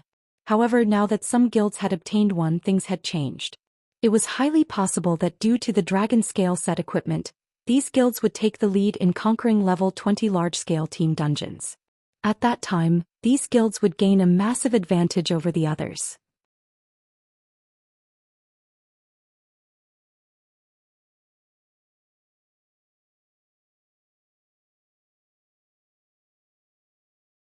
Chapter 472. Massive Profits. Rare items were expensive. Although Shifeng had over 100 copies of the Dragon Scale set equipment, if he wished to sell them at a good price, he could not sell too many at once. He needed to regulate the number of sets he sold. Currently, the 6 sets he had actioned would not sate these guilds' thirst. Even if he tripled or quadrupled that number, the price they were willing to pay would not decrease. However, Shifeng would not do so. 6 sets were the limit. If he sold any more, it would lead to everyone to believe that the Dragon Scale set equipment was easily obtainable. If he tried to sell it later, it would become impossible to get a good price. Although Shifeng had produced over 100 sets of Dragon Scale set equipment, they were not cheap to forge. Aside from the basic materials, each set piece required 10 Starfire essences. One Dragon Scale set equipment cost more than 10 gold to produce. After factoring in the forging success rate, a single Dragon Scale set equipment cost 30 gold. If anyone else forged the set, it would cost them over 100 gold. Naturally, Shifeng could not sell the Dragon Scale set equipment for a low price. Despite Shifeng stating that he did not have another Dragon Scale set equipment on him, none of the various guild representatives believed him. Shifeng had been able to reveal 6 sets in a row. No matter how one looked at it, Shifeng must have found a special channel to obtain the Dragon Scale set equipment. Unfortunately, only he knew his source. However, they could do nothing if Shifeng insisted that he had run out of stock. Many of the representatives who had failed to purchase a set for themselves struggled with their reluctance to accept the situation. On the other hand, Aqua Rose's appearance had incited a heated discussion. The crowd was quite curious about the guild behind Aqua Rose. Even first-rate guilds like theirs had to hesitate before finally deciding to bid for the Dragon Scale set equipment, their hearts aching at the expense. The guild behind Aqua Rose, on the other hand, was actually willing to spend so much gold just to purchase a Dragon Scale set equipment. It was really surprising. After the auction concluded, Shifeng did not linger in the restaurant. Instead, he left and searched for a hotel to rest and change his appearance using the demon mask once again. Sure enough, there are quite a number of people following me. Shifeng glanced at the players inside the hotel's lobby. The moment he came downstairs, these players had promptly turned to look at him. No matter what was said or done, the Dragon Scale set equipment was a level 20 fine gold set equipment. The various guilds' desire for the Dragon Scale set equipment was self-evident. Even if he did not sell the set in bulk, it's difficult to avoid attracting attention. These guilds would naturally try to discover the origin of the Dragon Scale set equipment. If these guilds learned that the Dragon Scale set equipment originated from Zero Wing would become a target. It was already troublesome enough dealing with one overwhelming smile. If other first-rate guilds and super guilds joined the fray, Zero Wing would be cut off from its path of survival. Currently, unlike other guilds that branched out to various cities and kingdoms, Zero Wing developed itself solely in White River City. In general, the guild was only famous in Starmoon Kingdom. Outside of Starmoon Kingdom, it was simply another unknown guild. To these first-rate guilds and super guilds in Blackwing City, Zero Wing was not even a speck of dust. It was not worthy of their attention in the least. No lion recognized the ants beneath its feet. Shifeng could cope in White River City while facing one overwhelming smile. However, Zero Wing would end up in an extremely precarious situation should the many large guilds present move against it.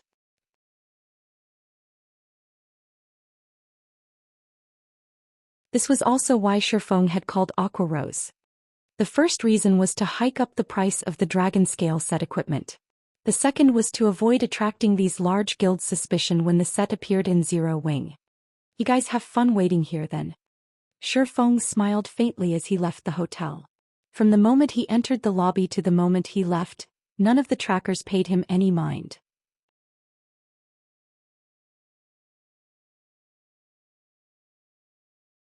After leaving the hotel, Shifeng immediately hailed a horse carriage and rode it to the Blackwing auction house. Other than holding the weekly large-scale auctions, the Blackwing auction house was also a hub for players to sell their items. However, the items sold here were only available through the Blackwing auction house. These items would not be available elsewhere. Although the sales scope was very narrow, Blackwing City's main role was to act as a trade hub. Guilds and players from various kingdoms and empires preferred to sell their items in the Blackwing auction house, as it was far more lucrative to sell them here than it was to use their respective auction houses. Upon his arrival at the Blackwing auction house, Shifeng placed 80 sets of the dragon scale set equipment up for sale without hesitation. He sold the sets in batches, selling only 2 or 3 sets at a time at intervals of around 1 hour. Meanwhile, the starting bid he set was 200 gold. After Shifeng finished his tasks, he left Blackwing City. However, shortly after Shifeng's departure, the Blackwing auction house exploded. It's actually the dragon scale set equipment. It can't be, right? Someone is actually selling the dragon scale set equipment on the auction house. The price is high. That person set the starting price at 200 gold. Players who frequented the Blackwing auction house drooled when they saw the dragon scale set equipment. Who knew how many items they had to sell to afford the price tag of this set equipment? News of the situation swiftly spread throughout Blackwing City. Previously, due to Shifeng auctioning the dragon scale set equipment, information regarding the set had long since flowed between the various large guilds. Moreover, the fact that the 3 super guilds had each purchased a dragon scale set equipment had placed a significant amount of pressure on the first-rate guilds, increasing their desire to own one for themselves. However, since Shifeng no longer sold the sets, they could only dream of owning one. Now that they had received news of more sets being available, they had to compete for them. For a time, the dragon scale set equipment's price increased rapidly.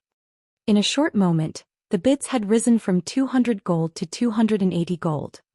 In the end, the first 3 sets of dragon scale set equipment in the Blackwing auction house had sold for 316 gold, 324 gold and 328 gold. In an instant, Shifeng had made a massive profit. However, Shifeng knew that this was only the beginning. The competition between the various large guilds was intense. It was of utmost importance to have a strong MT. Although the dragon scale set equipment was not particularly suitable for MTs, the set effects could increase an MT's strength significantly. This alone was enough to drive the large guilds crazy over the set. Hence, the price of the dragon scale set equipment would only increase from this point forward. Meanwhile, all of these gold coins secretly flowed into Shifeng's pockets with none the wiser.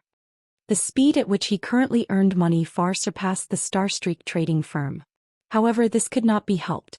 The Starstreak trading firm's scope of operations was limited to White River City and the few surrounding cities. Meanwhile, Blackwing City catered to players across all of God's domain. Even a dozen Starstreak trading firms could not compare to the Blackwing auction house. During Shifeng's visit to Blackwing City, Overwhelming Smile had not sat idle. The slightly over 100 mysterious experts had suddenly increased to more than 200.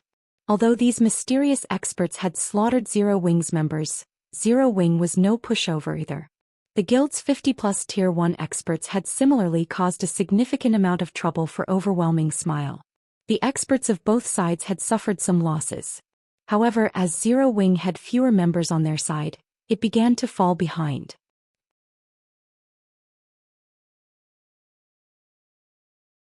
For a time, the level 20 maps around White River City had become the battlefield for the 2 guilds. This had frightened other players and nobody dared go anywhere near these battlefields. In just a few hours, both sides had suffered over 1,000 deaths. The gold coins each guild had to spend was also shocking. Each guild would most likely have to spend over 500 gold a day. Is Overwhelming Smile aiming for a swift conclusion?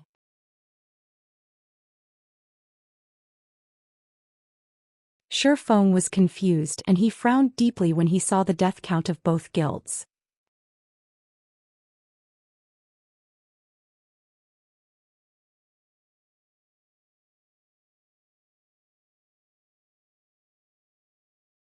Chapter 473, Black Dragon Phantom. Shifeng could not help but admire Overwhelming Smile's decisiveness. They had actually increased the number of well-trained open warfare experts they had to over 200.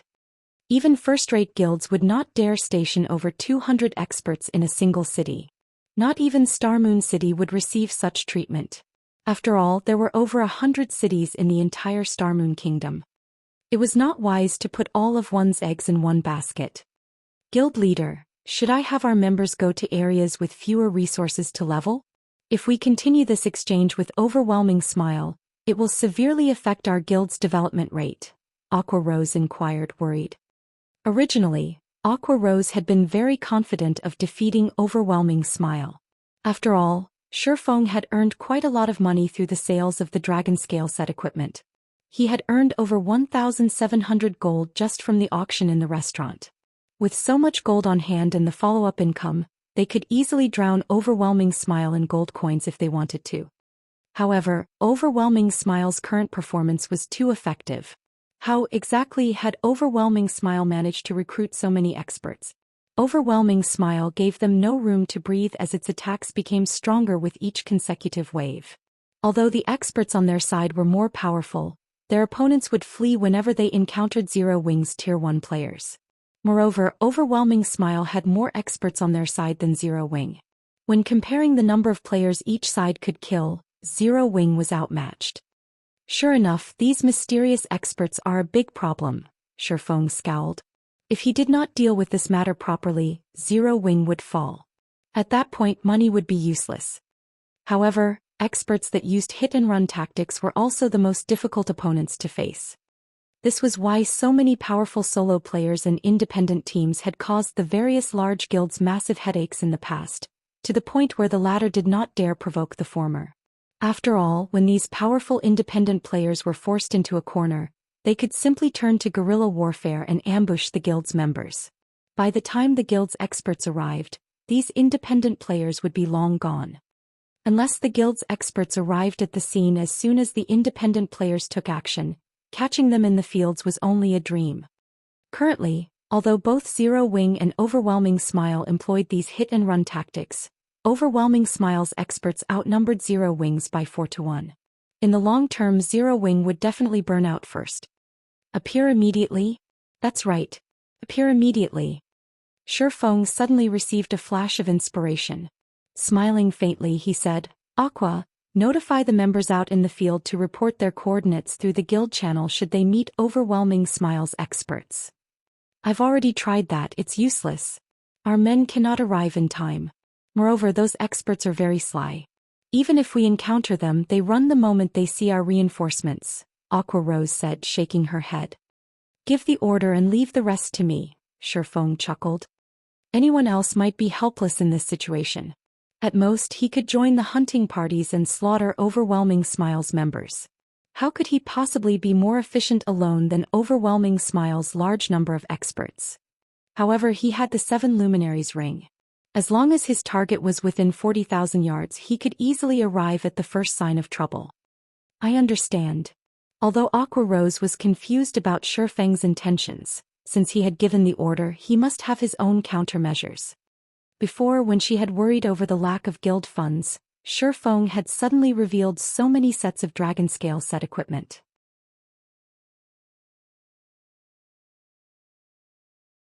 He had even converted them into a large amount of gold, utterly surprising her.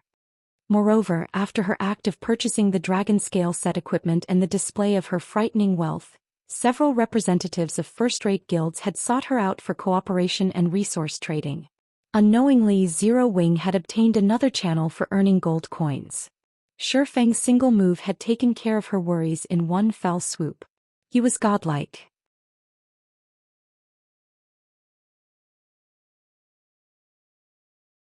Aqua Rose struggled to believe that someone like Shifeng had actually remained unknown all this time. It's about time I make Overwhelming Smile pay back some of its debt. Following which, Shifeng placed the remaining sets of the dragon scale set equipment in the guild's warehouse. Of them, 2 were available for guild members. He then took out 1 level 25 fine gold weapon and 10 level 25 secret silver weapons. Although his current combat power was already quite high, like a lion pouncing on a hare, it was necessary to go all out even when fighting a small enemy or tackling a minor problem. Hence, Shifeng intended to upgrade the Abyssal Blade's level. He was currently level 26. He could upgrade the Abyssal Blade to level 25. However, every time he upgraded the Abyssal Blade, the weapon would create quite a commotion. Hence, Shifeng left White River City, teleporting to the Watch Cemetery. Due to war, the Watch Cemetery had become a land of death. Even the sky here remained dusky and tombs crowded the cemetery. The majority of the monsters that appeared here were undead type, and although there were a lot of them, their HPs were relatively low. As it was a level 22 to level 28 map with an extremely abundant amount of resources, over a quarter of White River City's level 20+ players had come here to level up. The Watch Cemetery contained many treasure chests and hidden quests. However, the cemetery was most famous for its treasure chests. In the past, countless lucky independent players had encountered mysterious iron and even secret silver treasure chests here, obtaining plenty of top-tier equipment and items. Because of this, battles between players had frequently happened in the Watch Cemetery. Similarly, over half of the battles between Zero Wing and Overwhelming Smile occurred here. There sure are a lot of players who have died here. The moment Shifeng teleported to the Watch Cemetery, he was greeted by the sight of corpses littering the ground. The tragic scene could easily match the one in White Fog Canyon. This scene may have even been more tragic. After all, usually only elite players visited the White Fog Canyon, whereas ordinary players had come to the Watch Cemetery. One could just imagine how intense the battle here had been. Nobody should be able to discover me here. Shifeng found a hidden underground tomb. After investigating his surroundings and failing to discover any nearby players, he unsheathed the Abyssal Blade. Devour. Shifeng lightly tapped the Abyssal Blade's Level Up button. After Shifeng selected a level 25 fine gold weapon and 10 level 25 secret silver weapons, the silvery gray Abyssal Blade suddenly released a black fog. Compared to the previous level ups, the black fog was denser this time. The 11 sacrificial weapons instantly transformed into ash when they came into contact with this black fog. In the next moment, the power within these weapons flowed into the Abyssal Blade. Immediately, Shifeng felt the Abyssal Blade release a massive pulse. Rather than a pulse, it was more like a heartbeat. Each consecutive heartbeat grew clearer and more intense. In the next moment, the Abyssal Blade struggled free from Shifeng's hands, sending Shifeng flying into one of the walls of the tomb. What's happening? Shifeng watched the hovering Abyssal Blade, surprised. This was the first time he had encountered such a rejection. As the pulses grew more intense, the tomb began to tremble. Suddenly, a large boom resounded as the entire underground tomb collapsed and vanished, revealing the dark gray sky above. Soon after, the Abyssal Blade fragmented and transformed into a massive pitch-black heart. Along with the heartbeat, the phantom of a massive black dragon emerged. The black dragon was over a dozen meters tall, and its bone-chilling eyes focused on Shifeng.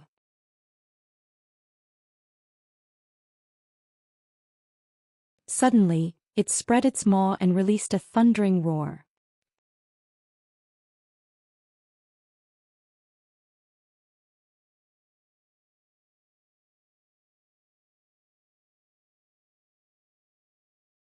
Chapter 474, Abyssal Upgrade.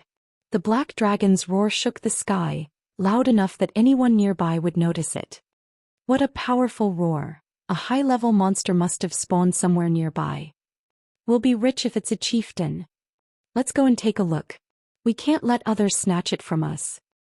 When a team of over 20 players a short distance from the tomb noticed the black dragon's roar, they finished off the monsters they currently faced and rushed over to the tomb. The Watch Cemetery was a land of treasures, and one could even discover a treasure chest by accidentally falling into a hole.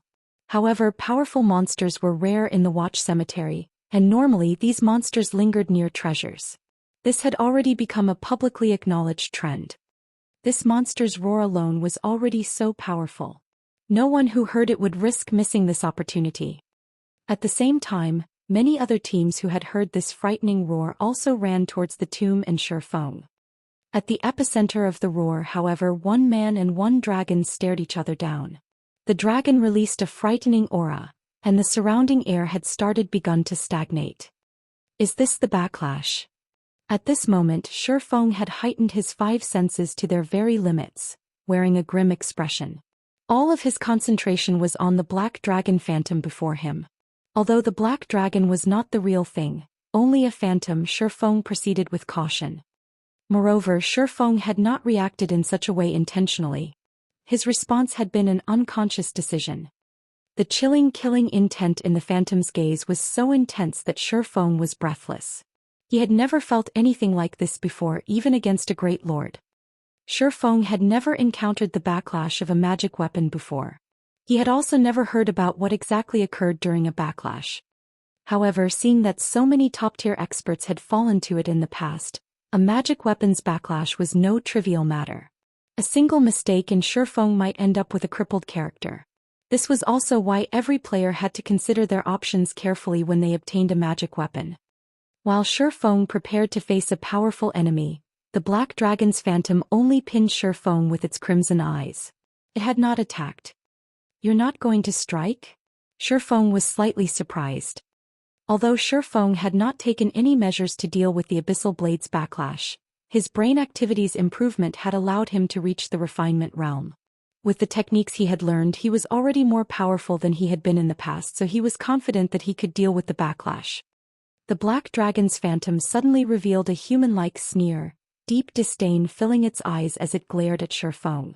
Following which the phantom vanished, leaving behind only a pile of ruins and the Abyssal Blade, which buried its blade in the ground.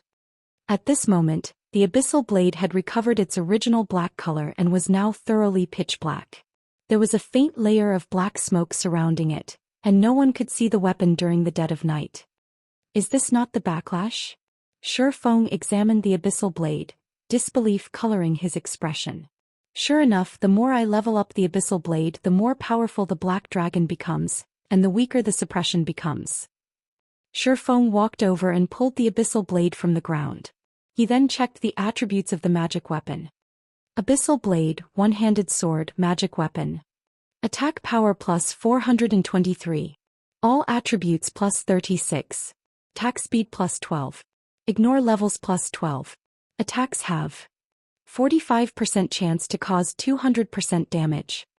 20% chance to cause 300% damage. 20% chance to induce Doom Curse, reducing all attributes by 40% for 35 seconds.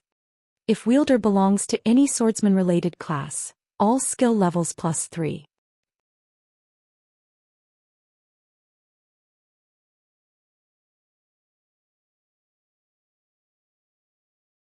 Increase free ability points received for every increase in level by 2 points.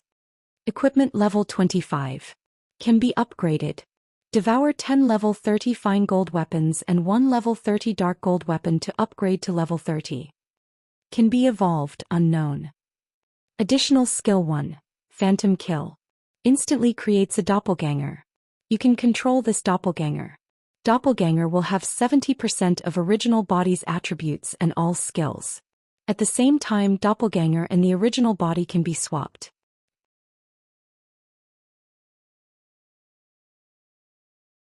Duration, 45 seconds. Cooldown, 5 minutes. Additional skill 2. Abyssal Bind. Binds enemies and prevents movement, reducing defense by 100%. Duration, 4 seconds. Cooldown, 1 minute. Additional skill 3. 9 Dragon Slash.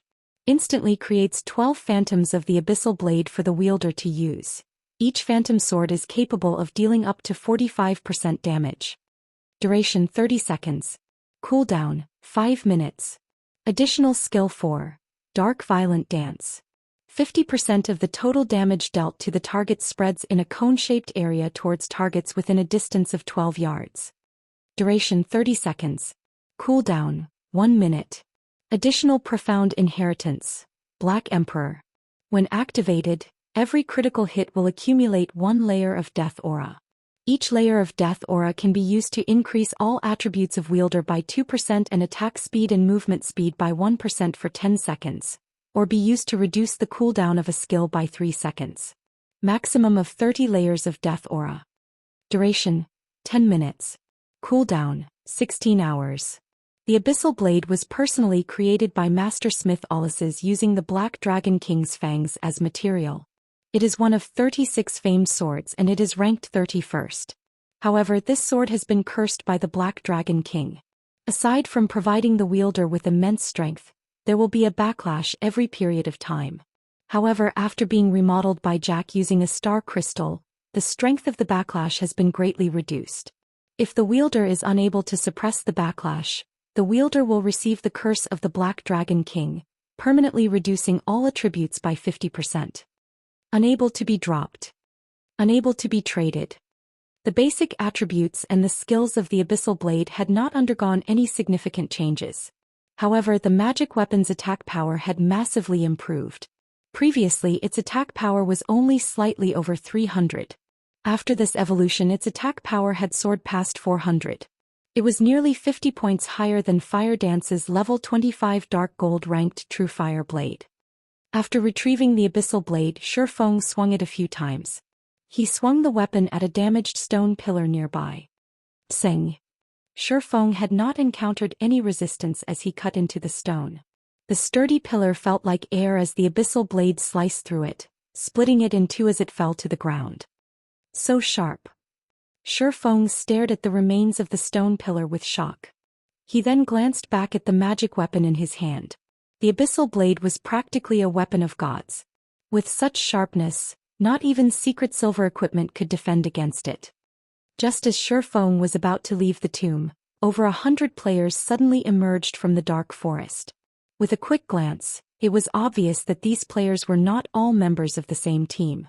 These new arrivals were also independent players. What happened here? These players were stupefied upon arriving at the thoroughly ruined underground tomb. Currently, the underground tomb looked more like a crater. Someone's there. A ranger with sharp eyesight pointed at Shifeng, who was preparing to leave the area. Suddenly, everyone shifted their gaze towards Shifeng. At this moment, Shifeng wore a black cloak that obscured his appearance. He had also hidden the glow effects of his equipment. However, judging by the fine workmanship of his equipment, it should be of high quality. At the very least, his equipment should be mysterious iron rank or above. Shifeng was also level 26, so one could easily tell that he was not someone to provoke. Just as these independent teams hesitated over whether to take action against Shifeng or not, another party emerged from the forest. Every member of this party was level 25 and above, and all of them were as robust as a bear. The other players avoided eye contact with these newcomers, intimidated by their cold gazes. Most importantly, all of their names were Crimson.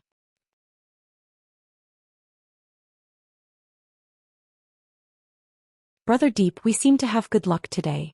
With such a large commotion, a treasure must have spawned here. That brat definitely has the treasure. Yeah. His level is quite high as well. If we kill him, we will not have wasted a trip even if there is no treasure. This six-man party paid no attention to the 100-plus independent players standing in the distance. Instead, their eyes were glued onto Shifeng, looking at him as if he belonged only to them. Just who are these people?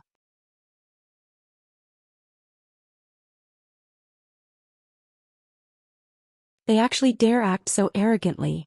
A male player from one of the independent teams grumbled.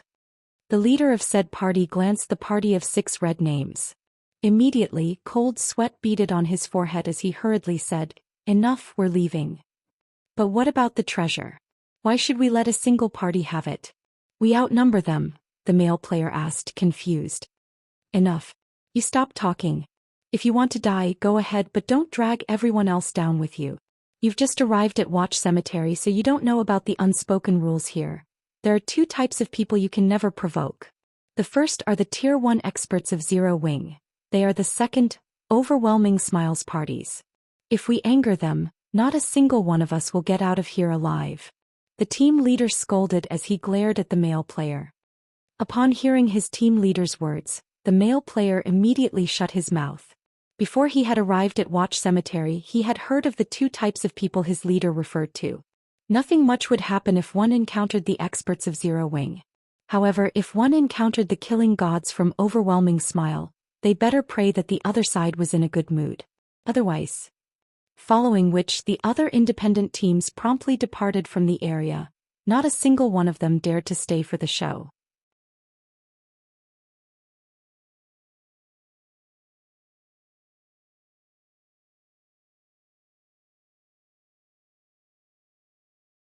Chapter 475 Silent Massacre. As the independent teams departed, many had sent pitying gazes to Shifeng. That fellow sure is unlucky. If we had gotten a hold of him, we would have let him live so long as he handed over the treasure. Now that those people have arrived, he won't survive. I heard that those red names seem to have some sort of special treasure that causes the players they kill to drop more items than normal. It's not seem to, but must have. One of Overwhelming Smile's expert parties killed a friend of mine, and he lost 3 pieces of equipment when he died. He had even dropped some of the items from inside his bag.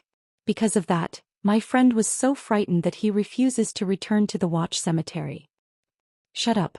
We need to hurry up and leave this area. We won't be so lucky if we encounter those killing gods a second time. That's right. Let's get out of here. Although these independent teams possessed the numerical advantage, the expert parties of Overwhelming Smile were like fearsome tigers. They picked up the pace, leaving as quickly as possible. Shortly after the independent teams left, the expert party from Overwhelming Smile approached the motionless Shifeng. Brother Deep, that fellow must be scared stupid. He isn't even trying to escape. How boring, a simple and honest-looking berserker laughed as he watched Shifeng. And here I thought that we had encountered a somewhat powerful player that can use for exercise. Killing noobs has become really boring. Enough, little whistle. Don't think that I don't know what's going through your mind. You just want to test out your new battle axe. Since this player has a fairly high level and is traveling alone, he should be relatively skilled. You can take care of him. The level 26 assassin referred to as Brother Deep laughed as he glanced at the simple-looking berserker. Right, his items seem quite good. Don't forget to use that thing. We might get some good stuff from him. Leave it to me, the berserker little whistle squinted as he smiled at Shifeng, excitement flashing in his eyes. Step by step he approached Shifeng slowly. He also retrieved a black potion from his bag and emptied the contents into his mouth. This thing seriously tastes horrible. If you didn't seem to have some valuable stuff on you, I wouldn't have to suffer such a nasty fate. Brat, stand still. I'll be done in just a second. Saying so, Little Whistle raised his blood-red battle axe and swung it down towards Shifeng. Although this swing seemed casual at first glance, it contained speed, accuracy, and ferocity that far surpassed any ordinary player's attack. Moreover, the battle axe flew towards Shifeng's neck, making the attack difficult to dodge. Little Whistle's casual yet well-calculated attack was clearly a habit developed after many years of training. He was unlike other players whose attacks would contain many unnecessary actions and were easy to dodge. Boom. The battle axe struck the ground heavily. Huh. I missed? Little Whistle looked at his battle axe, which landed next to Shifeng's feet. He had aimed properly. Did I have too much to drink earlier? However, just as he was about to lift his blood-red battle axe once more, he suddenly saw a streak of black light flash across his eyes. Before he could react, his field of vision began to flip. In the next moment he felt a slight pain, and his vision began to gray as his body fell to the ground. As Little Whistle was a red name, over half of his equipment dropped upon his death. Immediately after, his immortal soul flowed into Shifeng's hand. Although he can't be considered an expert, he is still a skilled veteran. He is significantly stronger than an elite player. It's no wonder a single party has been able to wipe out teams easily. Shifeng thought as he frowned at the berserker lying at his feet.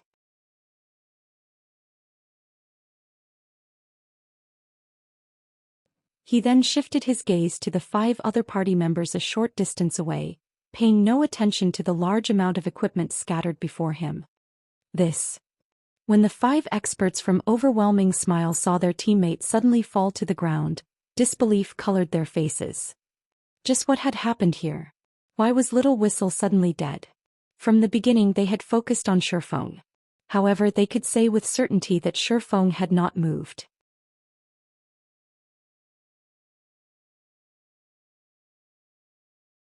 They only saw a streak of black light flash across Little Whistle's body. Black light. Right, it's that black light. Everyone be careful. That brat has some sort of special item. The assassin named Brother Deep cautioned his team. He immediately activated stealth and melded with the darkness. The other 4 party members responded by unsheathing their weapons, watching Shifeng's every action. They had finally understood that they had encountered a slightly more difficult foe.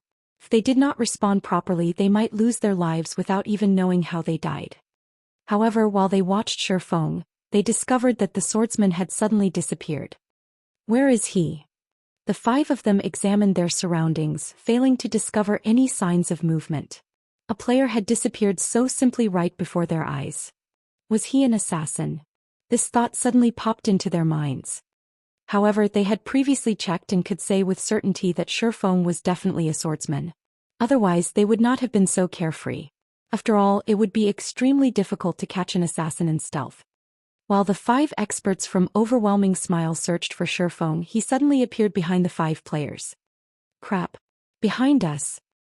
All five players were war veterans, so their sensitivity towards danger was extraordinary. They instantly discovered Shifeng turning to attack him.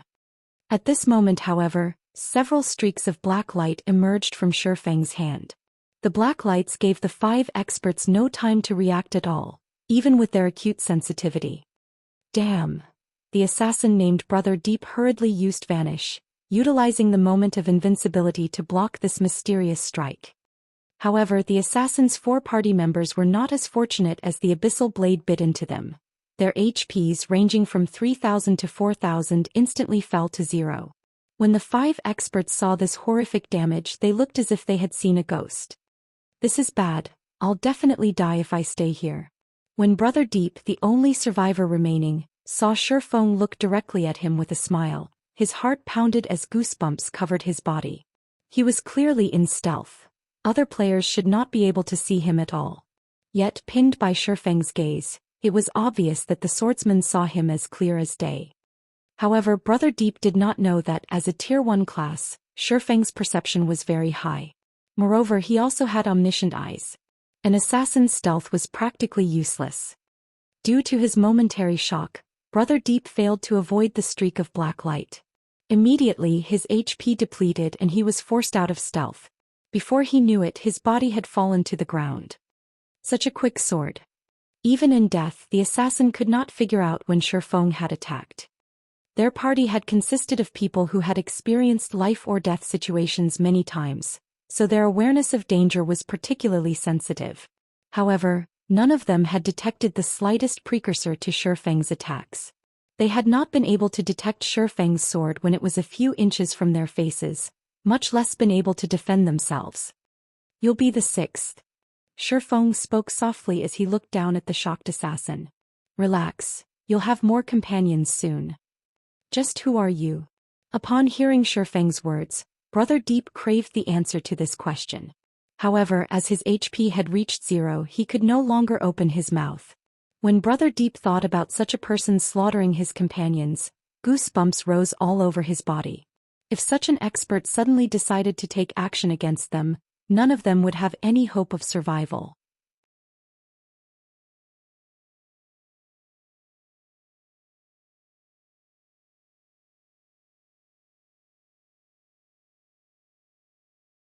Chapter 476, Haunted. Only after finishing off Overwhelming Smile's expert party did Shifeng begin to loot the items they had dropped. Since Overwhelming Smile and Zero Wing had labeled each other hostile guilds, none of the members of either guild would receive any crime value when killing each other. However, aside from slaughtering the members of Zero Wing, the expert parties of Overwhelming Smile also frequently killed players who possessed high-quality equipment, resulting in them becoming red names. As red names, the penalty they received for dying multiplied, resulting in them dropping an abundance of items when they died. The 6 Overwhelming Smile experts had dropped a total of 54 items. Of them, 45 pieces were equipment, with a majority of the equipment being secret silver rank, and only 8 being fine gold rank. However, this was a significant harvest. In addition, there were 9 items had dropped from the experts' bags. Of the 9 items, 7 had dropped from the first berserker Shifeng had killed. In God's domain, the chance of players dropping items from their bags upon death was minuscule. However, as the Overwhelming Smile experts were red names, this chance had been multiplied by several times. Even so, it was still a very small chance. The fact that Shifeng had obtained 7 items from a single player's bag, in addition to the 45 pieces of equipment from killing a 6-man party, was mainly due to this berserker dropping all of his equipment. He had nothing left. It was unbelievable. Just how abysmal is this fellow's luck? Did he do something to anger the heavens? Not even someone who had killed thousands would have such a fate. Shifeng could not help but pity the berserker lying at his feet. Regardless of how Shifeng felt, he still pocketed the berserker's items. However, when he looked through the items, he discovered a dozen bottles of a black potion. Isn't this the potion that berserker drank before the battle? Shifeng examined the black potion and suddenly recalled the berserker's comment. He had not given the man's words much thought at the time, but as he looked at the potion now, he realized that it was something special. The black potion would actually increase the drop rate when killing players. However, the potion's effects similarly affected its user, and if the user died, their drop rate would multiply as well. This was the first time Shifeng had seen or heard of such a potion. There were over 10,000 types of potions in God's domain. Although he had played the game for over a decade, he was still ignorant of many of the items in the game. It was especially true for original creations of master alchemists, master forgers and other lifestyle masters. Shifeng then read the black potion's data. Sure enough, this potion was crafted by a player. Shifeng could not help his shock upon reading the information of the black potion. This potion is called Haunted. Once consumed, the PvP drop rate increases from 100% to 300%. Meanwhile, if the user is killed by another player, their drop rate increases from 200% to 600%. Haunted has a duration of 5 minutes and a cooldown of half an hour. Whoever made this potion is amazing. Shifeng wanted to meet Haunted's creator. Unfortunately, the creator was displayed as unknown. It was clear that Haunted's creator wanted their identity to remain hidden. Shifeng had a significant understanding of God's domain. There were indeed tools that could increase a player's drop rate when killing other players, and every one of these tools were precious. However, Shifeng had never heard of a potion with such a function. It was inconceivable that such a potion had appeared. The current players of God's domain were still very low level, and the materials they could obtain were limited. To create such a powerful potion with such limited materials, this alchemist must be a genius.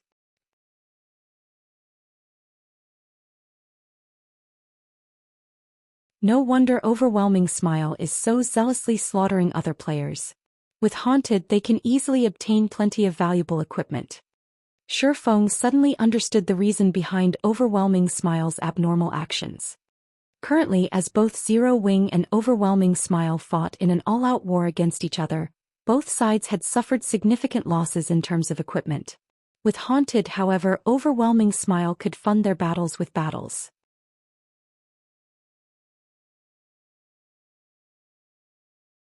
The more well-equipped the player they killed was, the higher the quantity and quality equipment they could obtain. Normally, players would only drop one piece of equipment upon death. A single player had over 10 pieces equipped. If only one out of those many pieces dropped, the chances of obtaining a good equipment was relatively low. After consuming Haunted, however, the members of Overwhelming Smile could obtain up to 3 pieces of equipment from the players they killed, significantly increasing their chances of obtaining good equipment. Since this is the case, I won't have to be polite with them. Shifeng revealed a faint smile as he stored the 12 bottles of Haunted in his bag. In reality, the PvP drop rate relied heavily on the luck attribute. Shifeng's current luck was relatively high. If he activated Divine Providence, he could raise his luck to 25 points. If Shifeng killed an ordinary player, even without consuming Haunted, it was almost certain that player would drop 2 or 3 pieces of equipment. Moreover, there was a relatively high chance for those 2 or 3 pieces to be the best pieces said player wore. If he included the effects of Haunted. Considering the situation, Shifeng began to search through the guild channel, looking for any guild members in Watch Cemetery who had encountered an ambush. Perfect. You'll do. After a moment, sure enough, some members had reported through the guild channel that Overwhelming Smile's experts had ambushed them. They were in the Watch Cemetery. Immediately, Shifeng input the coordinates into the 7 Luminaries ring and activated space movement. He then jumped into the spatial crack that appeared before him. In one of the gravel-filled prairies of the Watch Cemetery, a team of over a dozen players ran desperately for their lives. As they ran, the ranged classes on this team attacked the 6 robust-looking players pursuing them. If this happened anywhere else, it would confuse any onlookers. The side with more players actually fled from the side with less players. In the Watch Cemetery, however, nobody would find this scene surprising because the side with less players consisted of bloodthirsty lunatics with astonishing strength. Moreover, this party of lunatics consisted of only melee classes. There was not a single ranged class in their party. Damn, why aren't any of my attacks hitting them? One of the escaping male elementalists grumbled, dismayed as he watched the distance between his team and their 6 pursuers decrease. Hold on for a little longer. The Tier 1 experts of our guild are heading towards us right now. A level 24 ranger, the leader of the team, tried to encourage his team members as he attacked with a frost bolt. Everyone on the team nodded to their team leader's words, newfound hope blooming in their hearts. The group of overwhelming smile experts behind them was simply too powerful. Before they had realized they were being ambushed, 4 of their team members had died. Although they tried to retaliate, the experts dodged or blocked most of their attacks. Only a small number of control skills had any effect. Unfortunately, none of those skills were fatal. As soon as the battle had begun, they had sent out distress messages through the guild channel, reporting their current location. Fortunately for them, one of their guild's Tier 1 expert parties was only a short distance away from them. They would be safe as long as they could reach that Tier 1 expert party. Everyone stop, the ranger shouted when he saw a cloud of cold air rising from the ground in front of them. Before any of them had noticed, another party had appeared. Moreover, the shield warrior standing in the lead was currently using a magic scroll. Unfortunately, the ranger's command was too late as a gigantic icicle suddenly emerged from the ground.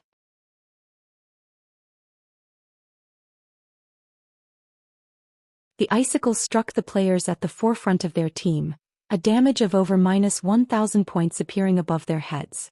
Simultaneously, frost shrouded their bodies, massively reducing their movement speed. We're finished. Despair filled the ranger's eyes as he stared at the massive icicle in front of them. They had barely survived the pursuit of a single party of experts. Now that another party had appeared blocking their path, they no longer had any hope of escape. Haha, come on, keep running. I want to see how far you can get.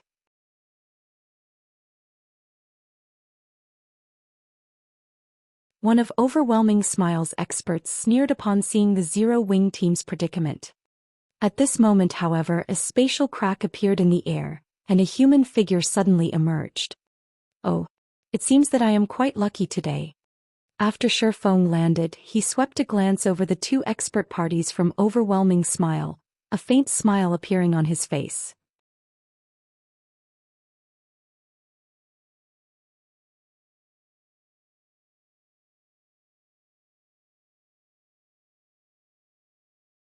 Chapter 477 Youlan's Worries.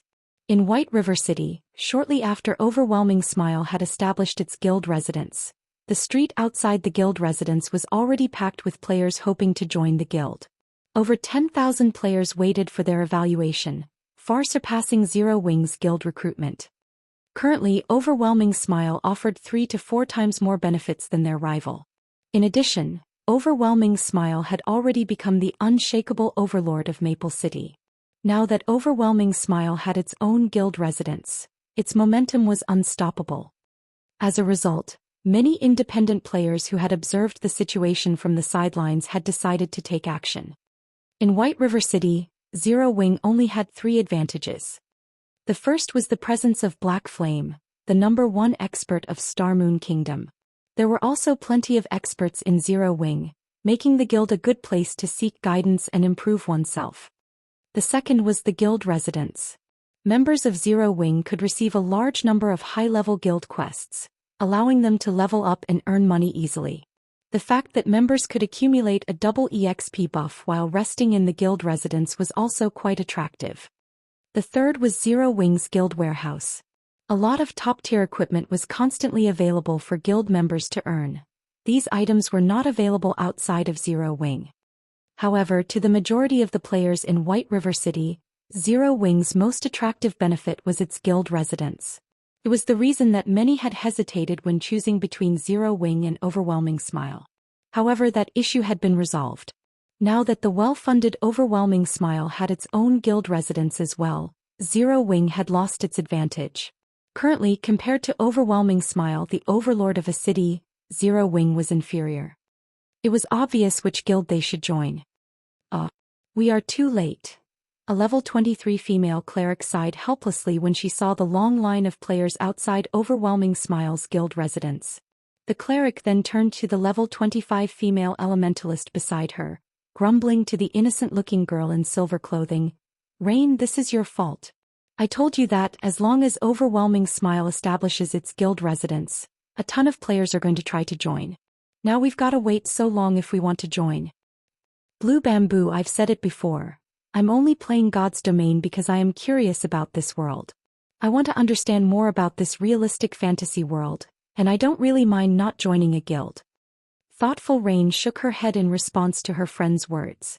She was not particularly interested in joining any guild. Rain, you're wrong about this. God's Domain is such a vast world and there are plenty of dangerous places. If we're not strong enough, how can we explore those places? Meanwhile, joining a guild is undoubtedly the fastest way to grow stronger, the female cleric named Blue Bamboo countered. Just look at how poorly we are faring right now. We bought a majority of our equipment. To make things worse, our equipment is crappier than what guild members have. In that case, shouldn't we join Zero Wing? Thoughtful Rain asked, confused. I hear that Zero Wing's warehouse contains plenty of top-tier equipment that no other guild can match. Speaking of Zero Wing, Thoughtful Rain suddenly recalled the man named Yi Feng who had helped her before. She remembered that he was one of Zero Wing's members. The library emblem he had given her had helped her greatly, and she wondered how that man was faring. Don't you know? A war has recently broken out between Zero Wing and Overwhelming Smile, and each report is more amazing than the last.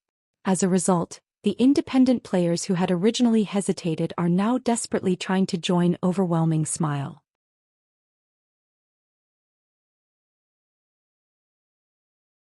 Do you know why? Blue Bamboo asked mysteriously. That's because Zero Wing no longer has an advantage over Overwhelming Smile.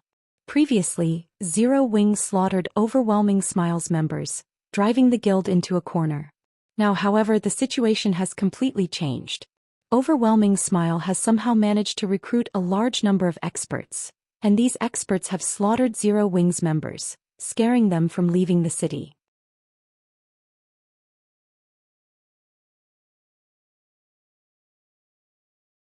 It probably won't be long before Zero Wing is destroyed, which is why so many players are rushing to join Overwhelming Smile. Moreover, Overwhelming Smile no longer targets Maple City. It has shifted its focus to White River City. The fact that the guild has established its first guild residence in White River City rather than Maple City had made that obvious. If we don't join Overwhelming Smile now, it will only be harder to do so in the future. Thoughtful Rain nodded, seeing the logic in Blue Bamboo's words.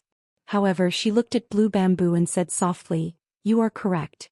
However, I still don't want to join Overwhelming Smile." Saying so, Thoughtful Rain immediately turned and left. Fine then. I'll listen to you, but you better not regret your decision later. Blue Bamboo took one last glance at Overwhelming Smile's guild residence before following Thoughtful Rain. Meanwhile, inside Overwhelming Smile's guild residence, all of the guild members were currently in a celebratory mood. Initially, Zero Wing had been a thorn in their side. Now, however, their problems had been solved. With over 200 experts from their guild ambushing the members of Zero Wing, the war had turned to their favor. Many of Zero Wing's members were too afraid to leave the city. This greatly boosted the pride of everyone from Overwhelming Smile. At this moment, however, the atmosphere in the guild residence's meeting room was extraordinarily tense. What? You're saying that Little Deep's party was completely wiped out? How is that possible? Feng Xianyang was unable to stomach the news he had just received. The new batch of underworld guards that had been sent consisted of live combat veterans. Although not all of them were experts in God's Domain, they were only slightly inferior. Even if these underworld guards encountered one of Zero Wing's Tier 1 expert parties, they could still drag one or two of their opponents to the grave with them if they went all out. However, a single player had annihilated one of these parties. They could not even escape. How could Feng Xianyang possibly believe this? Young Master Feng, there are countless experts in God's domain. The underworld guards aren't invincible either. There is nothing strange about the slaughter. However, based on Little Deep's report of their assailant, it is likely that they ran into Black Flame. We already know the majority of the experts in White River City. Aside from Summer Sunshine, Black Flame is most likely the only player capable of this massacre, Youlan explained. Feng Xianyang had never watched a battle between true experts of God's domain. However, Youlan had personally witnessed Black Flame and Summer Sunshine's frightening encounter. Hence, she was not the slightest bit surprised about the appearance of an expert capable of destroying an underworld guard party single-handedly. You're saying that Black Flame is responsible? Is Black Flame really that strong? Feng Xianyang asked skeptically. In his opinion, Black Flame was just a frog in a well. How could he possibly defeat a party of underworld guards by himself? Young Master Feng, I guarantee that Black Flame is more than capable of performing such a feat. However, this is not the most important information we have received. Based on what Little Deep said after they died, they could not log into God's domain for some time. Moreover, every underworld guard is currently a red name. If they die, they will lose at least half of their equipment. We will suffer a massive loss. Now that Black Flame has involved himself and is using such methods, if he focuses on hunting down the underworld guards, it will be a disaster for us. I suggest that we have the underworld guards stop their ambushes, retreat from the watch cemetery and go elsewhere to level up, Youlan suggested. From the moment she met him, she had never been able to see through the man known as Black Flame.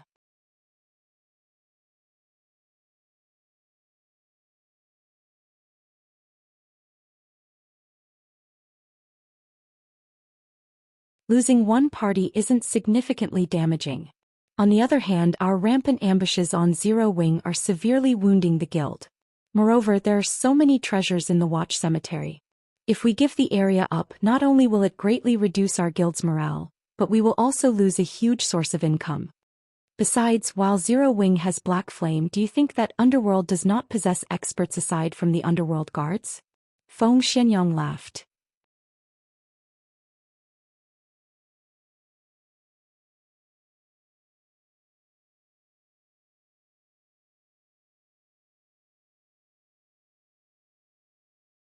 Chapter 478, 7 Ghosts. Have they arrived as well? Yolan's beautiful eyes widened upon hearing Feng Xianyang's words, shock coloring her features. Although the Underworld guards were the core combatants of Underworld, they were not the peak combatants. Even so, the Underworld guards were only slightly inferior to the peak combatants of other first-rate guilds. They were more than enough to deal with second-rate guilds. Since Feng Xianyang had said as much, the new arrivals were not members of the Underworld guards. Instead, they should be the peak combatants of Underworld, the 7 Ghosts. That's right. To eliminate Zero Wing quickly and ensure that we obtain White River City, upper management has sent us 2 ghosts. With the 2 of them, Black Flame's good fortune will come to an end, Feng Xianyang laughed. Since 2 of the 7 ghosts have arrived, Black Flame's hunting spree will no longer be an issue. On the contrary, this is our chance. Youlan nodded as she revealed a smile. Underworld was a massive organization, and those who joined the Underworld guards were already considered experts. Meanwhile, the 7 ghosts stood out among the Underworld guards and stood at the peak of the organization. The 7 ghosts held very high positions in Underworld, and even Feng Xianyang had to treat them with respect. Every one of the 7 ghosts was an extraordinarily talented expert carefully selected by Underworld. Moreover, they had received Underworld's unreserved nurturing and hell-like training. Their strength had long since surpassed the realm of ordinary humans. If several ghosts worked together, even an expert like Summer Sunshine would be helpless. Now that Black Flame was going all out in his hunt of the Underworld guards, this was very good news for Overwhelming Smile. If the 2 ghosts found Black Flame while he was on his hunting spree, perhaps they could kill Black Flame and utterly destroy Zero Wing. Just as Feng Xianyang and Youlan discussed Feng, the man currently faced off against 2 Underworld guard parties in the Watch Cemetery. Good luck. What an arrogant little brat. The 2 Underworld guard parties glared at Feng, before turning to each other, smiling. The members of Zero Wing also watched Feng, who currently hid his appearance under his black cloak, astonishment filling their eyes. Shifeng had accidentally appeared and claimed to have good luck. Did he not know that the two parties surrounding them were the famous killing gods? Every one of these players was a demon who could slaughter people without batting an eye. Those who encountered these killing gods had only one ending: death. We have to hold our ground. Our guild's Tier 1 experts are almost here. We'll be saved as long as we hold on for a little longer, the leader of Zero Wings' team said, gritting his teeth. A thread of hope appeared in the eyes of Zero Wings members. When they looked at the two underworld guard parties surrounding them, their gazes burned with fighting spirit. Oh, you guys must have a death wish. Old Six, you deal with these guys. I'll deal with the new brat, a youthful-looking level 26 swordsman named Fifth Ghost ordered with a deep voice. The youth was tall and robust, and he was currently garbed in golden battle armor. Brother Five, you're too cunning. This is the first expert we've found after such a long hunt, yet you're sending me to deal with the trash while you steal the expert for yourself. The level 26 berserker named Sixth Ghost complained. That brat is a swordsman. I'm also a swordsman while you're just a berserker. Naturally I should deal with him. If we meet a berserker you'll deal with them. Deal. Fifth Ghost laughed. The berserker named Sixth Ghost could only nod in response. He then looked towards the underworld guards saying, leave these people to me. You guys only need to prevent them from escaping.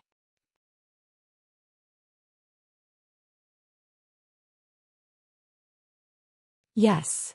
The underworld guards immediately took up their formation. However, when Zero Wings members heard that the man named Sixth Ghost intended to deal with them alone, they rejoiced.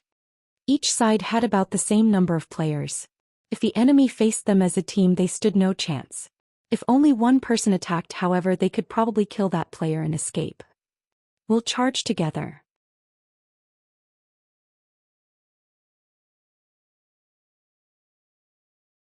After we get rid of him, we can take the opportunity to break through the encirclement, the ranger team leader whispered. At this moment, when Shifeng saw Sixth Ghost approach the group, he suddenly said, no, you guys aren't his match. In a moment, run in the opposite direction.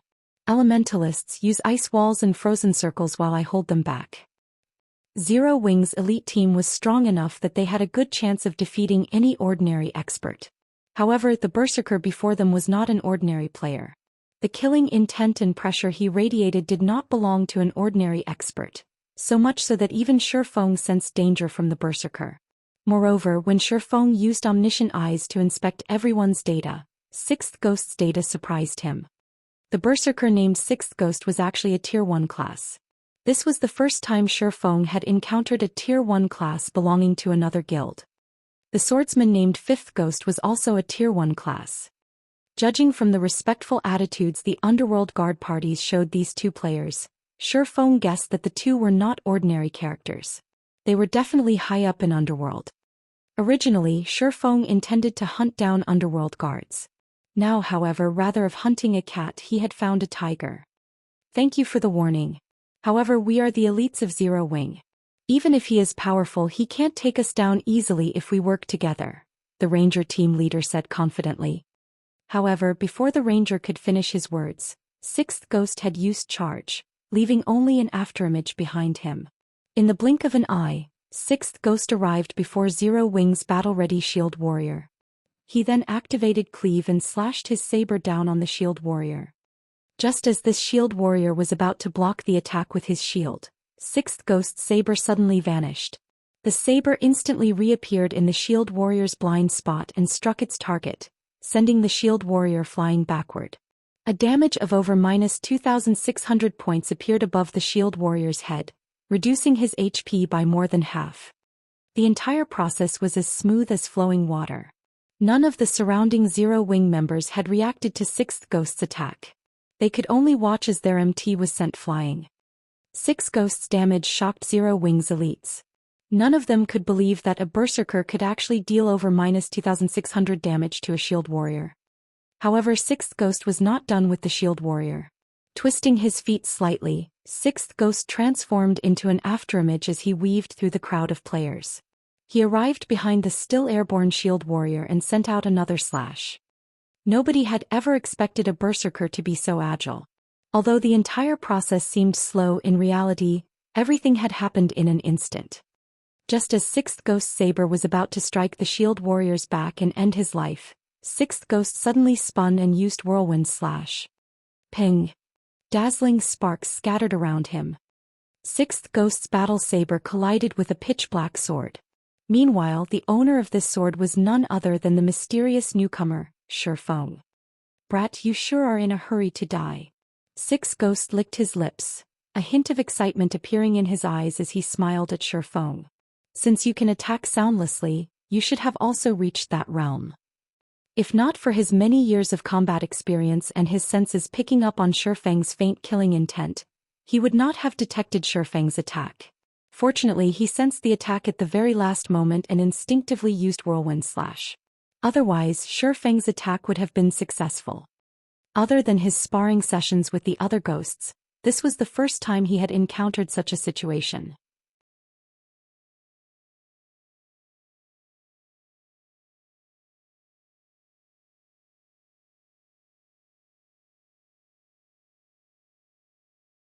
Chapter 479, Triple Cut. Saber and sword intersected, scattering sparks.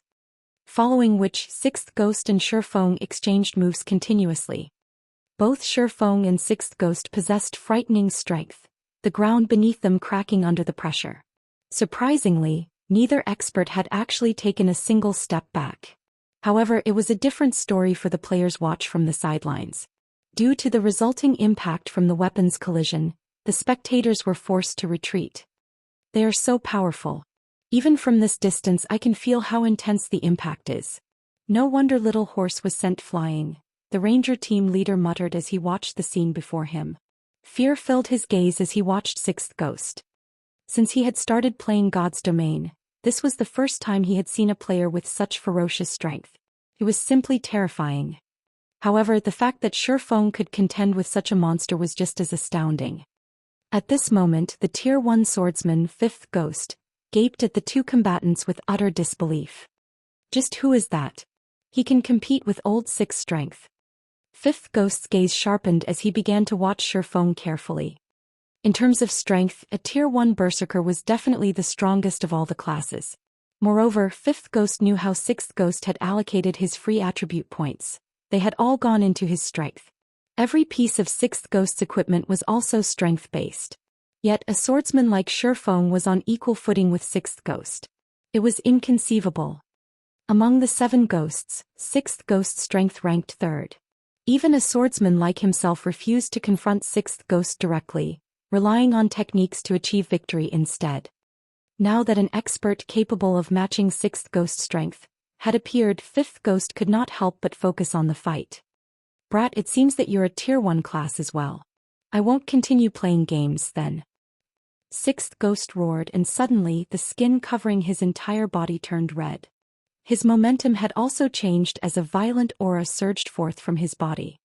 This move was a Tier 1 skill belonging to Tier 1 Berserkers, Bull's Rage, which increased the player's strength by 20% for 15 seconds. 6th Ghost's strength had already been quite high.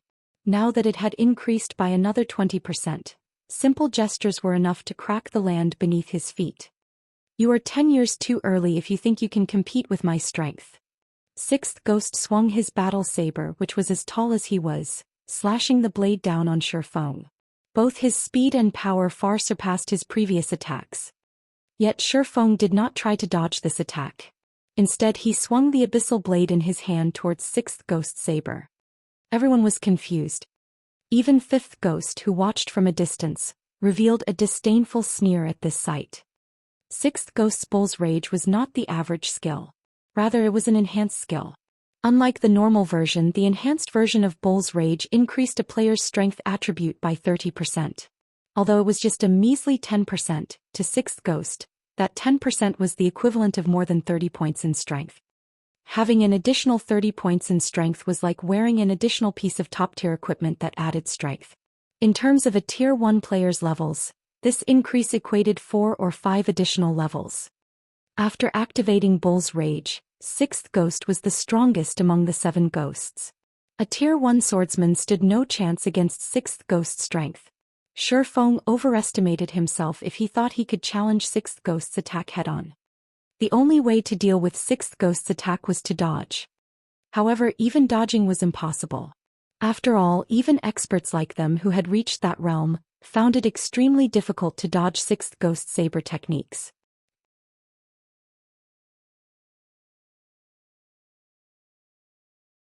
Everyone pictured Feng's figure flying backward the instant the saber and sword collided. Boom! The ground beneath both combatants' feet cracked, the impact of the collision creating a dust storm that enveloped the battle. Sixth Ghost's eyes widened with shock upon seeing Feng block his attack with just one hand. He had already activated Bull's Rage, yet Feng still blocked his attack.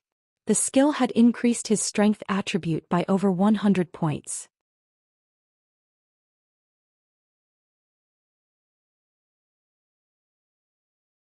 This increase alone was already as much as what an ordinary player possessed. Yet, Feng had blocked it. The onlooking crowd gaped when they saw the small crater below the fighter's feet. Are they NPCs? None of them could believe what they saw. Was this really a battle between players?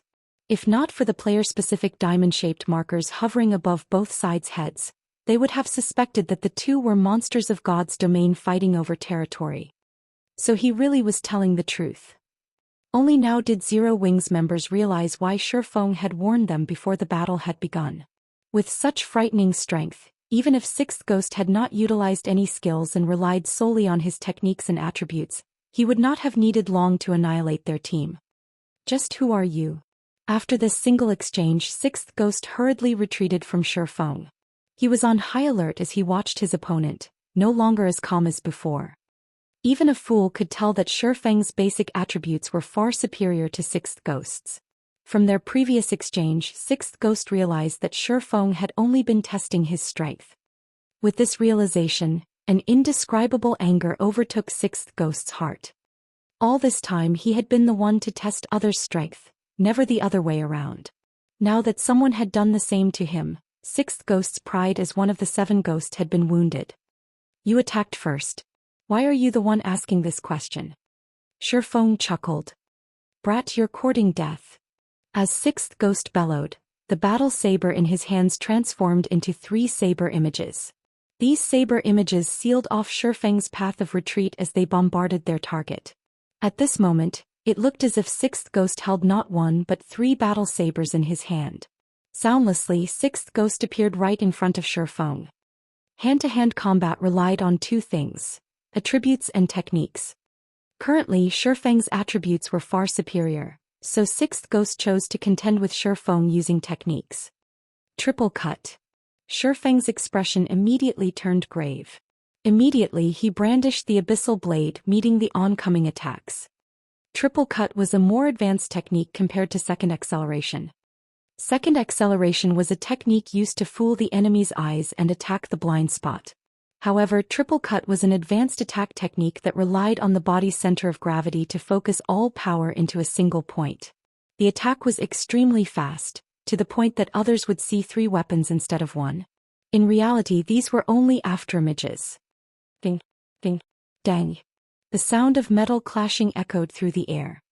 For a time, the area between Sixth Ghost and Feng had become a whirlwind of blades. The constant and deafening clangs of metal on metal made everyone's ears ring. However, when they looked at the battlefield, they failed to see any collision between weapons. Such a powerful triple cut. Although Feng had not received any damage, he struggled to defend against Sixth Ghost's attacks with the Abyssal blade. Even though he was significantly faster than Sixth Ghost, he could do nothing but defend himself. This was the first time Feng was at a disadvantage against a berserker in a contest of speed. Feng had to admit that an advanced attack technique could increase a player's combat power significantly. Fortunately, he was quite a bit faster than Sixth Ghost. He had also already entered the refinement realm. He could perceive both attacks and dodging maneuvers meticulously. Otherwise, he would have already died under Sixth Ghost's triple cut. However, although Feng struggled to cope with the attacks, Sixth Ghost was not having an easy time either. Even after using Bull's Rage, every time he crossed blades with Feng, he could feel his hands tremble from the resulting impact.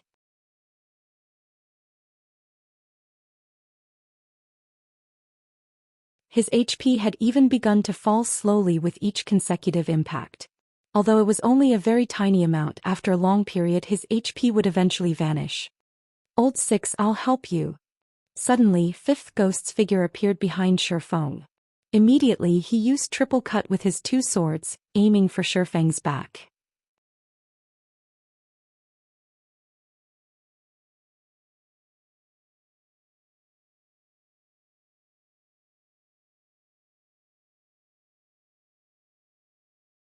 Chapter 480. Stepping into the second phase. Fifth Ghost was a Tier 1 swordsman. Although he did not possess Sixth Ghost's frightening strength in terms of speed, he was significantly superior to the Berserker. In particular, Fifth Ghost's control over his center of gravity when using the advanced attack technique Triple Cut surpassed Sixth Ghost's. In addition, Fifth Ghost had used Wind Blade, increasing his speed significantly. At this moment one could even vaguely see a fourth afterimage of his sword. Presently, Shifeng had already focused all his power into defending against Sixth Ghost's attack. He simply had no time to consider Fifth Ghost. When Fifth Ghost saw his sword piercing Shifeng's chest, a sinister smile appeared on his face. Brat, although your strength is quite good, you are still 10 years too early if you think you can fight against us 7 ghosts. Brother 5, be careful. Sixth Ghost suddenly shouted in panic when he saw Fifth Ghost's delighted appearance. Fifth Ghost immediately sensed that something was wrong because his instincts were telling him right here and now that he had already arrived at death's door. He then realized the sensation he felt with his hand, when his sword stabbed into Shifeng, was as if he had just pierced through air. Suddenly he felt goosebumps rising all over his body. He immediately activated his life-saving skill, Defensive Blade, and abruptly leaped forward. However, he was still a step too slow. At the same time as he activated Defensive Blade, Fifth Ghost felt chilling sword auras striking at his back. These piercing sword auras were the attacks Shifeng had launched at Fifth Ghost upon arriving behind the ladder using silent steps. If Fifth Ghost had not activated Defensive Blade at the first sign of danger, allowing him to negate several instances of damage, he would have become a corpse by now. Just who are these people? Shifeng knitted his brows slightly. Shifeng found it truly hard to believe that such experts would actually appear in Underworld. He had also never heard of such experts in his previous life. After using silent steps, he had swung the Abyssal Blade immediately. At such a short distance, as well as with the element of surprise, experts of the same level definitely would not be able to react in time. Yet Fifth Ghost actually managed to activate Defensive Blade and leap forward before the Abyssal Blade landed on his body. Furthermore, from the attack Fifth Ghost had sent out before, Shifeng could clearly perceive just how powerful Fifth Ghost was. When Sixth Ghost used Triple Cut, he was able to apply the technique only to a normal attack. He could not use the technique with a skill. On the other hand, Fifth Ghost was able to integrate Triple Cut together with a skill.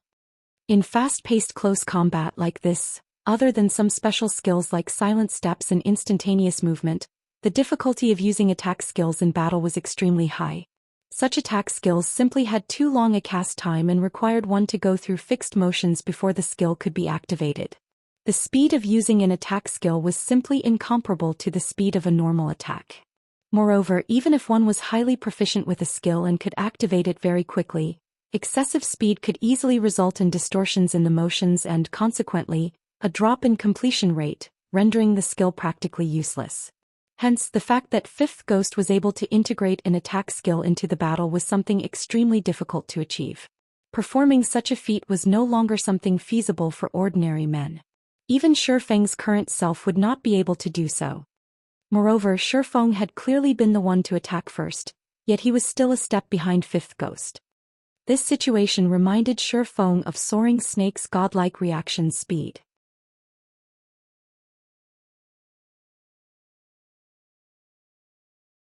Fifth Ghost might be similar to Soaring Snake, both of them possessing a reaction speed of less than 0.1 second. Shifeng estimated Fifth Ghost's reaction speed at around 0.7 second. However, it was obvious that Fifth Ghost was more proficient at utilizing his reaction speed to his advantage. Originally, Shifeng had thought of following up his victory with a hot pursuit. However, upon noticing Sixth Ghost charging at him, he had no choice but to shift his focus. Brat, not bad.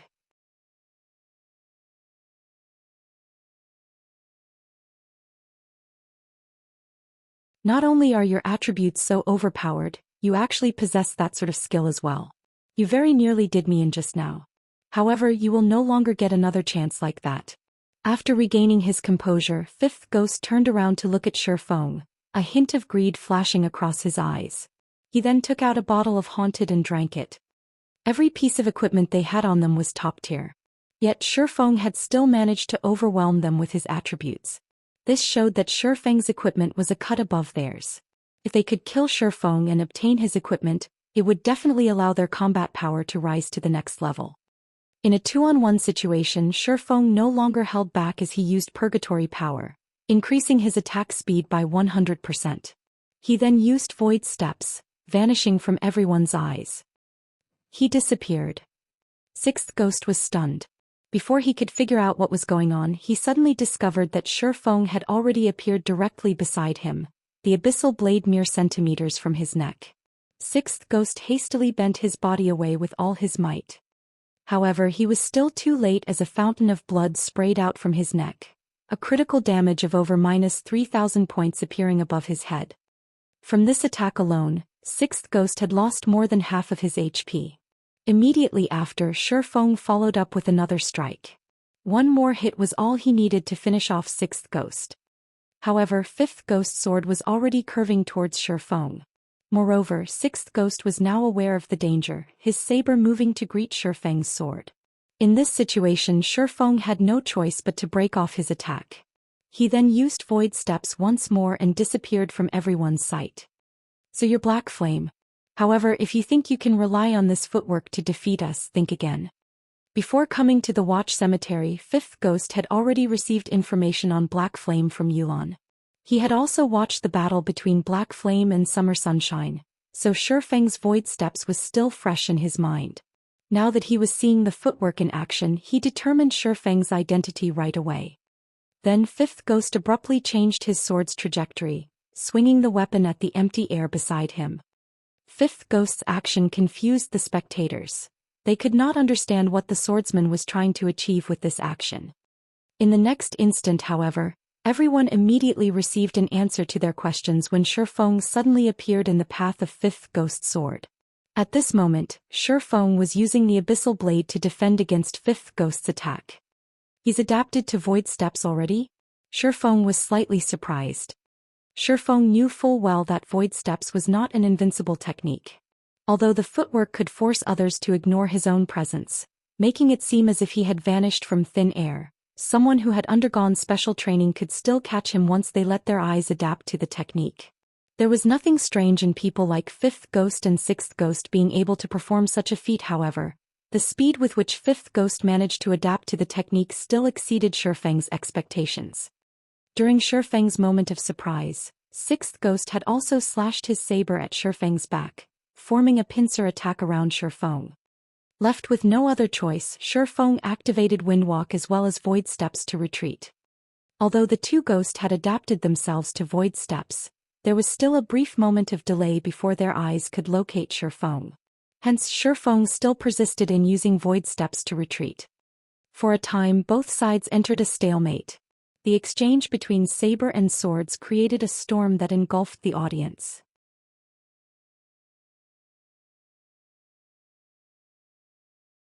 The surrounding spectators were shocked by this scene, and not even their eyes could keep up with the three combatants' actions. Looking at the high-speed battle between the three, even breathing seemed superfluous. Despite Shifeng's attack speed receiving a huge boost and the significant effect of Void Steps, Shifeng was still forced into passivity.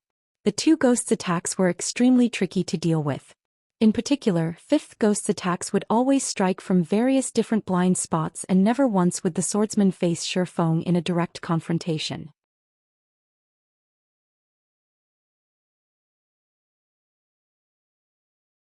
If not for the fact that Shifeng had already entered the refinement realm, his grasp over attacks and movements becoming extremely precise, he would have long since lost his life to the two ghosts. Although Shifeng was currently locked in a passive state, he was enjoying every moment of this high-speed battle. Ever since the increase in his brain activity, he had not had a chance to familiarize himself with the sudden boost to his perception as well as the sudden enhancement in his control over his own body. This battle was the perfect opportunity to get used to his new improvements. Chances to fight against experts were extremely rare, let alone against experts who were capable of forcing him into such dire straits, where even the slightest mistake could cost him his life. Moreover, Shifeng could not help but admit that the coordination between 5th Ghost and 6th Ghost was indeed very amazing. Regardless of how he tried to attack or dodge, he could never fully defend against the attacks of the two ghosts. As a result, he had lost close to half his HP already. However, under the steady onslaught, the accuracy of Shifeng's actions was also gradually increasing. The damage the ghosts inflicted was also gradually decreasing. Their attacks really are precise. At this moment, even Shifeng could feel himself growing mentally tired. Die. 5th Ghost took advantage of the moment Shifeng used Void Steps and vanished to slash at the latter's back, giving Shifeng no chance to dodge or block at all. At the moment of life and death, a slight change came over Shifeng. Suddenly, Shifeng's movement stopped. In the next moment, 5th Ghost's sword actually brushed past Shifeng's body. However, 5th Ghost did not stop his attacks as he continued brandishing his two swords. 6th Ghost kept hacking at Shifeng with his saber as well, not giving him any chance to dodge or block. Yet, no matter how hard they tried to hit Shifeng, he always managed to avoid their attacks ahead of time. It was as if Shifeng had long since known the trajectory of their attacks. So this is the second stage of the refinement realm, the flowing water realm. It's no wonder I wasn't a match for those people in the past. Shifeng could not help but smile while dodging the two ghosts' attacks.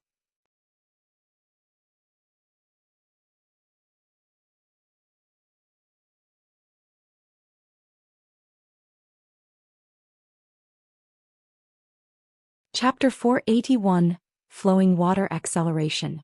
5th Ghost and 6th Ghost immediately detected the sudden change in Shifeng, and the two ghosts promptly distanced themselves from their target. As experts of God's domain, their perception of danger was far superior to ordinary players. On the other hand, the dazed players watching Shifeng's battle were confused by the two ghosts' actions. There were no visible changes to Shifeng's outer appearance, and neither were there any changes to his attributes. So why did 5th Ghost and 6th Ghost suddenly choose to back away from him? Was it just my imagination? 5th Ghost somewhat doubted his own senses. He could not understand why Shifeng would suddenly undergo such a drastic change. Originally, the pressure 5th Ghost felt from Shifeng was that of a tiger. However, in the blink of an eye, Shifeng had transformed into a violent dragon. Moreover, it was a violent dragon with extremely sharp fangs and claws. Let alone them, even ordinary people would know to distance themselves from Shifeng upon sensing such a radical difference. Since you guys aren't going to take action, then don't mind if I do, Shifeng said as he revealed a meaningful smile. He then raised his sword and slowly approached his two opponents.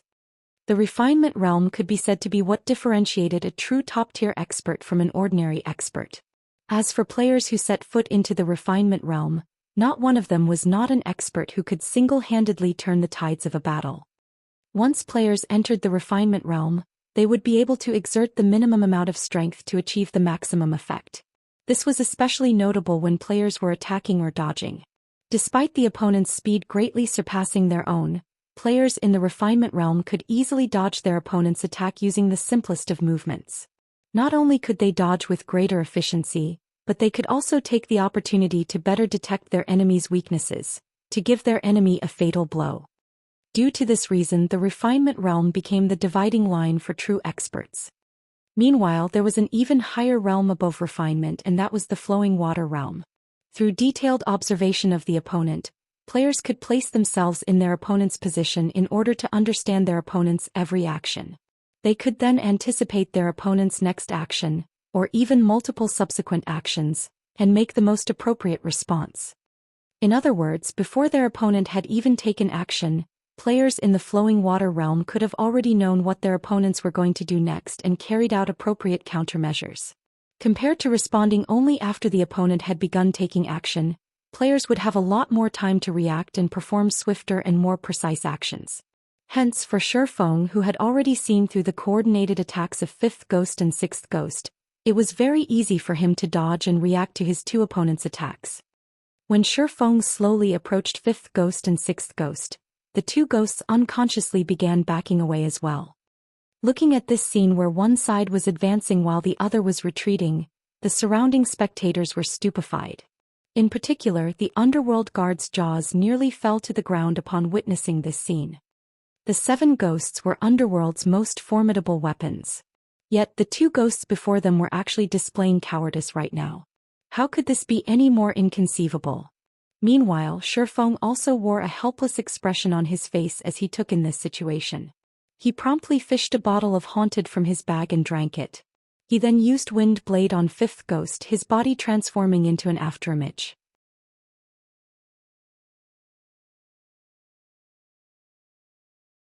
In the blink of an eye, Shifeng appeared in front of 5th ghost and swung the Abyssal blade at the other swordsman. Shifeng's slash was unimaginably fast. The spectating crowd only saw a flash of black light. They could not make out Shifeng's sword at all. So fast. 5th ghost was greatly alarmed.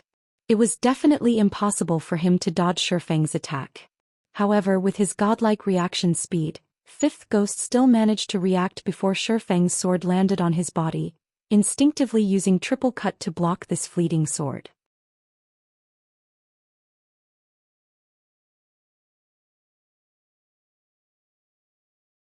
Dang! Sparks scattered into the surroundings. At the moment of imminent peril, 5th ghost succeeded in blocking Shifeng's attack with the sword in his hand. As a result of the impact, however, 5th ghost was forced to retreat numerous steps before he could stabilize his body. His entire hand also numbed from the impact. How could this be? This is triple cut? 5th ghost and 6th ghost both looked at Shifeng with horror-filled expressions, as they were extremely familiar with Shifeng's previous attack.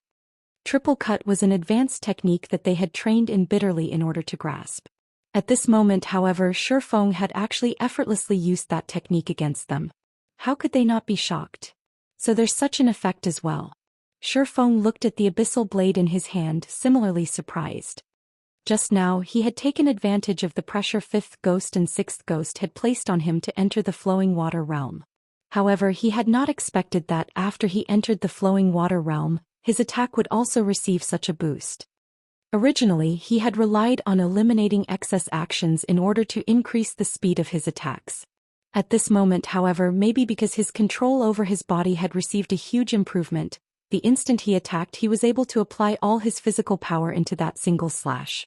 As a result, not only were there no excess movements in his attack, but his attack had also received a huge acceleration, which allowed his sword to reach its maximum speed in the shortest amount of time possible. Taking 5th ghost as example, if the initial acceleration of 5th ghost sword was counted as 100 and his sword's maximum speed as 20, then from the moment he started swinging his sword he would need 0.2 seconds for his sword reach its maximum speed. As for Shifeng, his current initial acceleration would be 200. If his maximum speed was similarly 20, then he required only 0.1 second to reach his maximum speed. Hence, his sword could reach his target much faster than 5th ghost's. However, this was assuming both sides possessed the same maximum speed.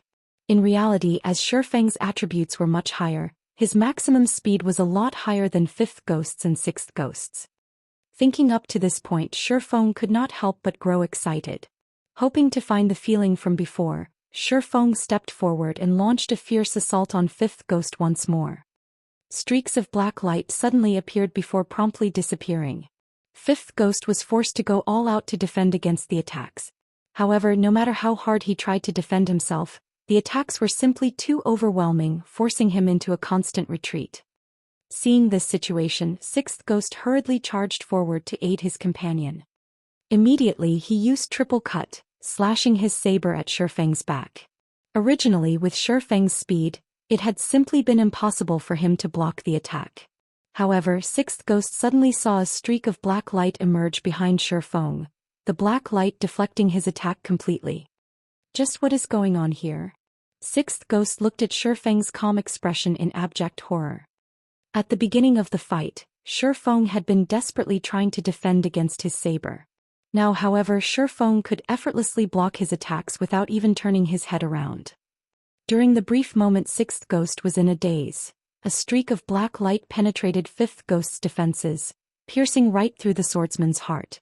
A critical damage of over -3,000 points promptly appeared above his head as the massive impact sent his body flying backwards. Because of the impact, Fifth Ghost's defense crumbled, allowing several more streaks of black light to land on his body. In the blink of an eye, Fifth Ghost's HP reached 0.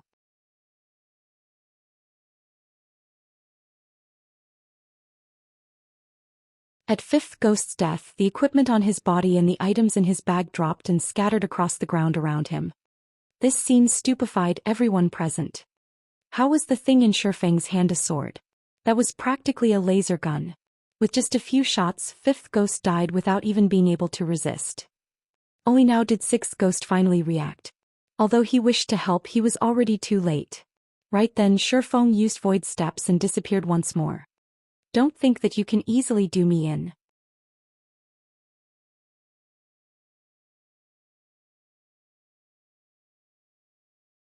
Sixth Ghost bellowed as he used Whirlwind Slash, sweeping his battle saber around himself. In the next moment, however, a streak of black light shot at Sixth Ghost's weapon. Boom! Sixth Ghost's battle saber was abruptly stopped cold. Immediately after, another streak of black light pierced Sixth Ghost's body, instantly ending the berserker's life. Once more, equipment and items were scattered across the ground. The members of the Underworld Guards shivered and paled at the sight of Fifth Ghost's and Sixth Ghost's bodies lying on the ground. They promptly turned around and fled. As Underworld Guards, they knew full well just how powerful the two ghosts were. Working together, the two of them could easily annihilate 4 or 5 Underworld Guard parties. Meanwhile, the fact that Shifeng succeeded in defeating the two ghosts all by himself showed that he was also fully capable of annihilating their two parties. If they did not escape, only death awaited them. Want to escape? Too late. Shifeng immediately changed the aura of space to the aura of wind, increasing his movement speed greatly. He caught up with the fleeing Underworld Guards in no time, and just like a whirlwind sweeping away the clouds, he practically killed each Underworld Guard with just one hit. In the blink of an eye, the 10 remaining Underworld Guards were turned into a pile of corpses, their equipment and the items inside their bags scattering all over the ground around their corpses. You're tuning in to the Zhou Xian's Legacy YouTube channel. Don't forget to subscribe and join us on this journey to catch the most captivating stories.